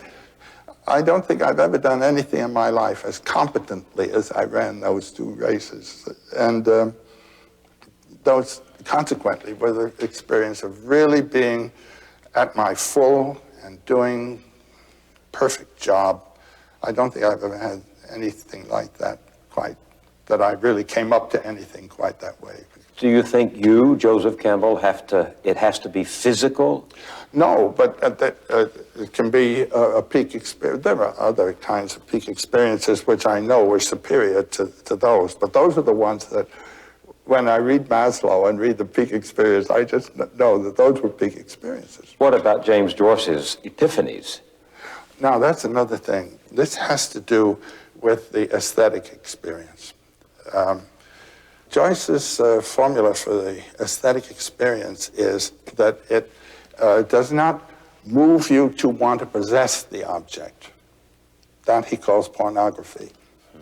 Nor does it move you to criticize and reject the object. That he calls didactic, social criticism in art and all that kind of thing. It is beholding the object. And he says you put a frame around it and see it as one thing. And then seeing it as one thing, you become aware of the relationship of part to part, the part to the whole, and the whole to the parts. This is the essential aesthetic factor, rhythm, the rhythmic relationships. And when a fortunate rhythm has been struck by the artist, there is a radiance. That's the epiphany. And that is what would be the Christ coming through. Do you understand what I'm saying? The face of the saint beholding God. And it doesn't matter who it is. I mean, you could take someone who you would think of as being a monster. That is an ethical judgment on the life. And this is transcendative ethics, no didactic. See, that's where I would disagree with you, because it seems to me in order to experience the epiphany, that which you behold but do not want to possess must be beautiful in some way. And a moment ago when you talked about your peak experience, running, you said it was beautiful. Yeah. Beautiful is an aesthetic word. That's right. And how can you behold a monster? I tell you, there's another emotion associated with art, which is not of the beautiful, but of the sublime. And what we call monsters can be seen as sublime. And they represent powers too great for the mere forms of life to survive. Prodigious expanse of space is sublime. This is the thing that the Buddhists know how to achieve in their temples. Particularly when I was in Kyoto, I was there for 7 glorious months. In Japan? Yeah, visiting some of the temple gardens. They are so designed that you're experiencing something here, and then you break past the screen and a whole new horizon opens out. And somehow with the diminishment of your own ego, the consciousness expands. This is the experience of the sublime. Another experience of the sublime is not of tremendous space, but of tremendous energy and power. And I have known a couple of people who were in Central Europe during the saturation bombings that were conducted over those cities. And there is you just have the experience of the sublime there. I once interviewed a veteran of the Second World War, and I was talking to him about his experience at the Battle of the Bulge with the assault of the Germans about to succeed. And I said, well, as you look back on it, what was it? And he said, it was sublime. And so the monster comes through there. What do you mean by monster? Well, by a monster, I mean someone who breaks all of your standards for harmony and for ethical conduct. Is there a story in mythology that illustrates the sublime in the monster? Well, the god of the end of the world, Vishnu at the end of the world, is a monster. I mean, good night. He's destroying the world, first with fire, and then with the torrential flood that drowns out the fire and everything else, and nothing's left but ash. The whole universe has been wiped out. That's God. Well, the Christian millennialists talk of the rapture. Well, read chapter 13 in Mark. Which says? That's the end of the world. You see, these are experiences that go past ethical judgment. Ethics is wiped out. Our religions, with the accent on the human, as I mentioned a little while ago, also stress the ethical. God is good. God is horrific. The end of the world. There's an Arab saying that I read somewhere in the Arabian Nights of the angel of death. When the angel of death comes, it is terrible. When he has reached you, it is bliss. Now, in the Buddhist systems, particularly as we get them from Tibet, the Buddhas appear in two aspects. There's the peaceful aspect, and there is the wrathful aspect of the deity. Now, if you're clinging to your ego and its little world and hanging on, and the deity wants to open you, the wrathful aspect comes. It seems to you terrible. But if you are open, and open enough, then that same deity would be experienced as bliss. Well, Jesus talked of bringing a sword, and I don't believe he meant that in terms of using it against your fellow, but he meant it in terms of opening the ego. I came to cut you free from the binding ego of your own self-centeredness. This is what's known in Sanskrit as viveka, discrimination. And there is a Buddha figure called Manjushri, who's shown with a flaming sword over his head. Yes. And what is the sword for? It's to distinguish the merely temporal from the eternal. It's the sword that distinguishes that which is enduring from that which is merely passing. The tick, tick, tick of time shuts out eternity. And we live in the field of time.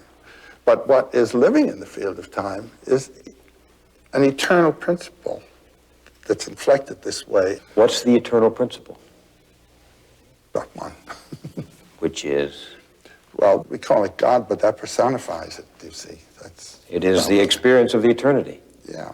The experience of the eternal. As what you are. Yes. I would say. That whatever eternity is here right now. Or nowhere else. Or everywhere else. If you don't experience it now, you're never going to get it. Because when you get to heaven, that's not eternal, that's just everlasting. Heaven lasts a long time. It's not eternal, it's everlasting. Well, I don't follow that now. The eternal is beyond time. The concept of time shuts out eternity. Time is our invention. Our experience, yeah. But the ultimate, unqualified mystery is beyond human experience. It becomes inflected. As they say, there is a condescension on the part of the infinite to the mind of man, and that is what looks like God. So whatever it is we experience, we have to express in language that is just not up to the occasion. That's it. It's That's inadequate. what poetry's for. Poetry is a language that has to be penetrated. It doesn't shut you off. It opens. It's the rhythm, the precise choice of words that will have implications and suggestions that go past the word is what has to happen. And then you get what Joyce calls the radiance, the epiphany. The epiphany is the showing through of the essence, what Aquinas called the quidditas, the whatness. The whatness is the Brahman. Why do you think it is there is in so many people this deep yearning to live forever? to secure my place in heaven. When you realize what heaven is, in the works of such a person as Thomas Aquinas, it is the beholding of the beatific image of God, which is a timeless moment. You know, time explodes. So again, eternity is not something everlasting. And you can have it right here now in your relationships. I've lost a lot of friends, my parents and all. And a realization that has come to me very, very keenly is that I haven't lost them. That that moment when I was with them had an everlasting quality about it that is now still with me. What it gave me is still with me. And there's a kind of intimation of immortality in that. Do you see what I mean? Now, there's a wonderful work of Schopenhauer's. He says, when you reach a certain age, and he wrote this when he was, say, in his 60s or so, and look back over your life, it seems to have had an order. It seems to have had been composed by someone. And those events that when they occurred seemed merely accidental and occasional and just something that happened, turn out to be the main elements in a consistent plot. So he says, who composed this plot? And he said, and just as your dreams are composed by an aspect of yourself of which your consciousness is unaware, so your whole life has been composed by the will within you. Then he says, just as those people whom you met by chance became effective agents in the structuring of your life, so you have been an agent in the structuring of other lives. And the whole thing gears together like one big symphony, he says, everything influencing and structuring everything else.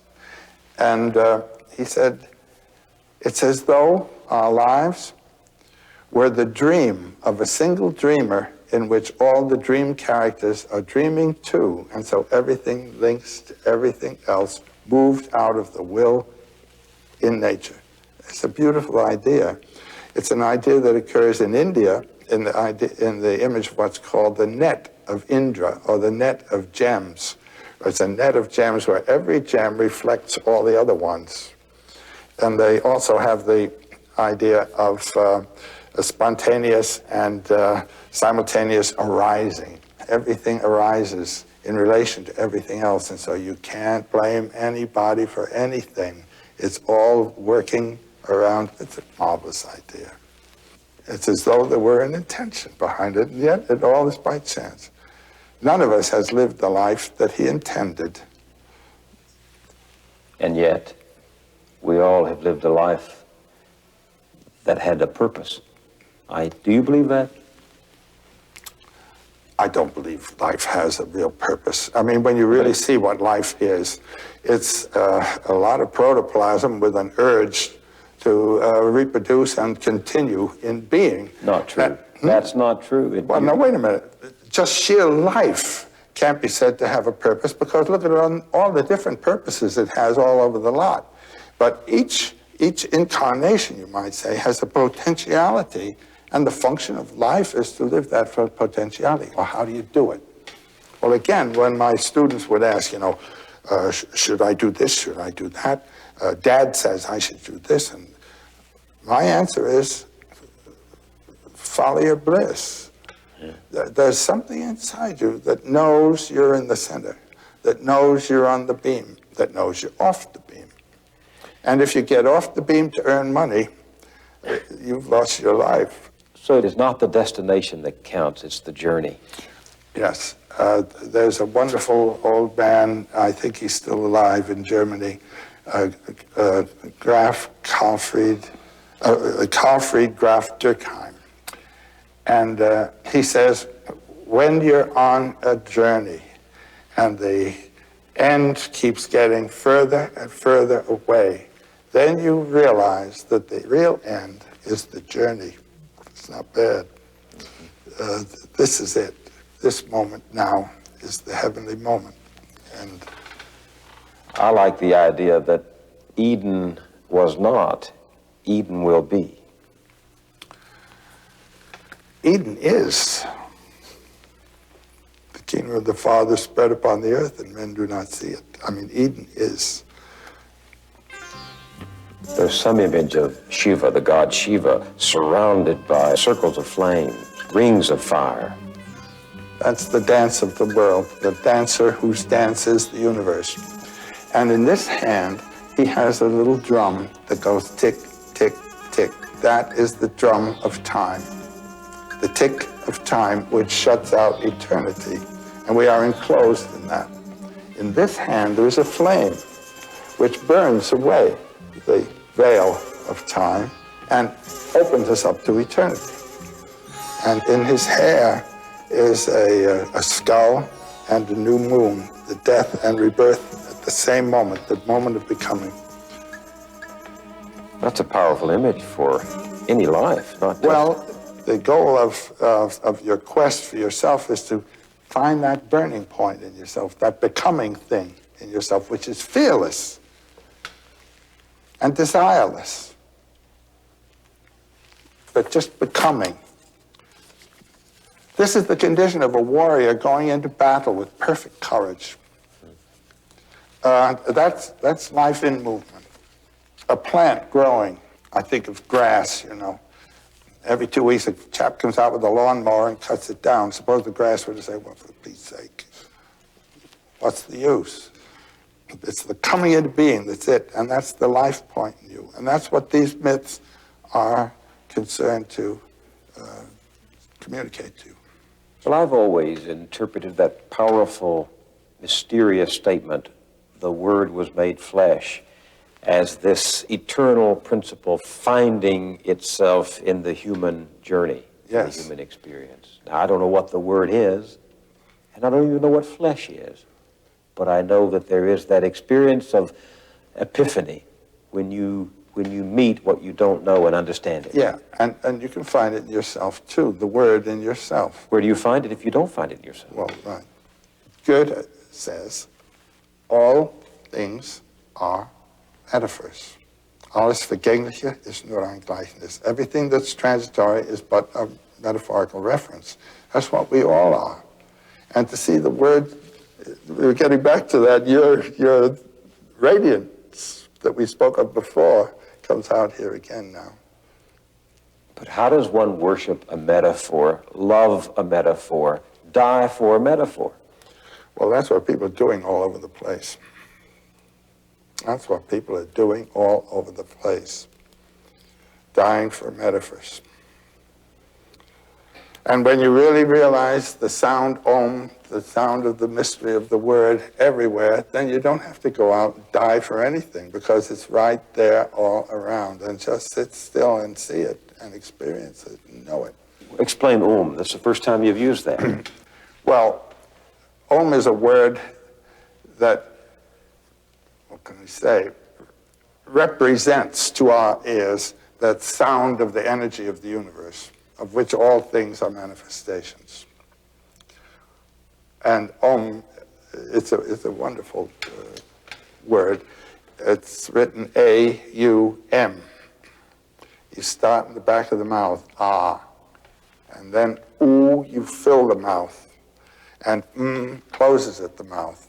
And when you pronounce this properly, all vowel sounds are in that pronunciation. And consonants are regarded simply as interruptions of Om. And all words are thus fragments of Om, as all images are fragments of the form of forms of which all things are just reflections. And so Om is a symbol, a symbolic sound that puts you in touch with that throbbing being that is the universe.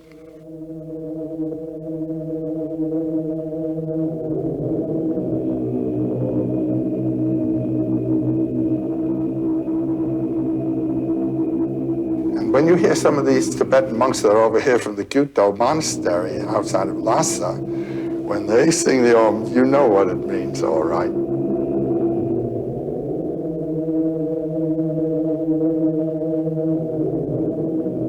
That's the zoom of being in the world.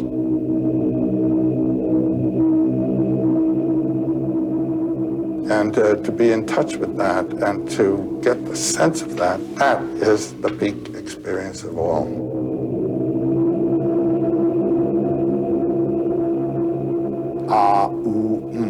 The birth, the coming into being, and the dissolution, the cycle of that.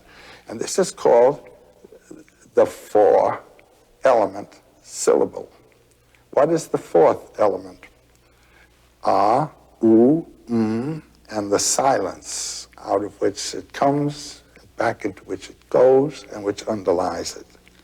Now, my life is the but there is a silence that underlies it, and that is what we would call the immortal. This is the mortal, and that's the immortal, and there wouldn't be this if there weren't that. The meaning is essentially wordless. Yes. Well, words are always qualifications and limitations. And yet, Joe, all we puny human beings are left with is this miserable language, beautiful though it is, that falls short of trying to describe. That's right. And that's why it's a peak experience to break past all that every now and then, to realize, I think so.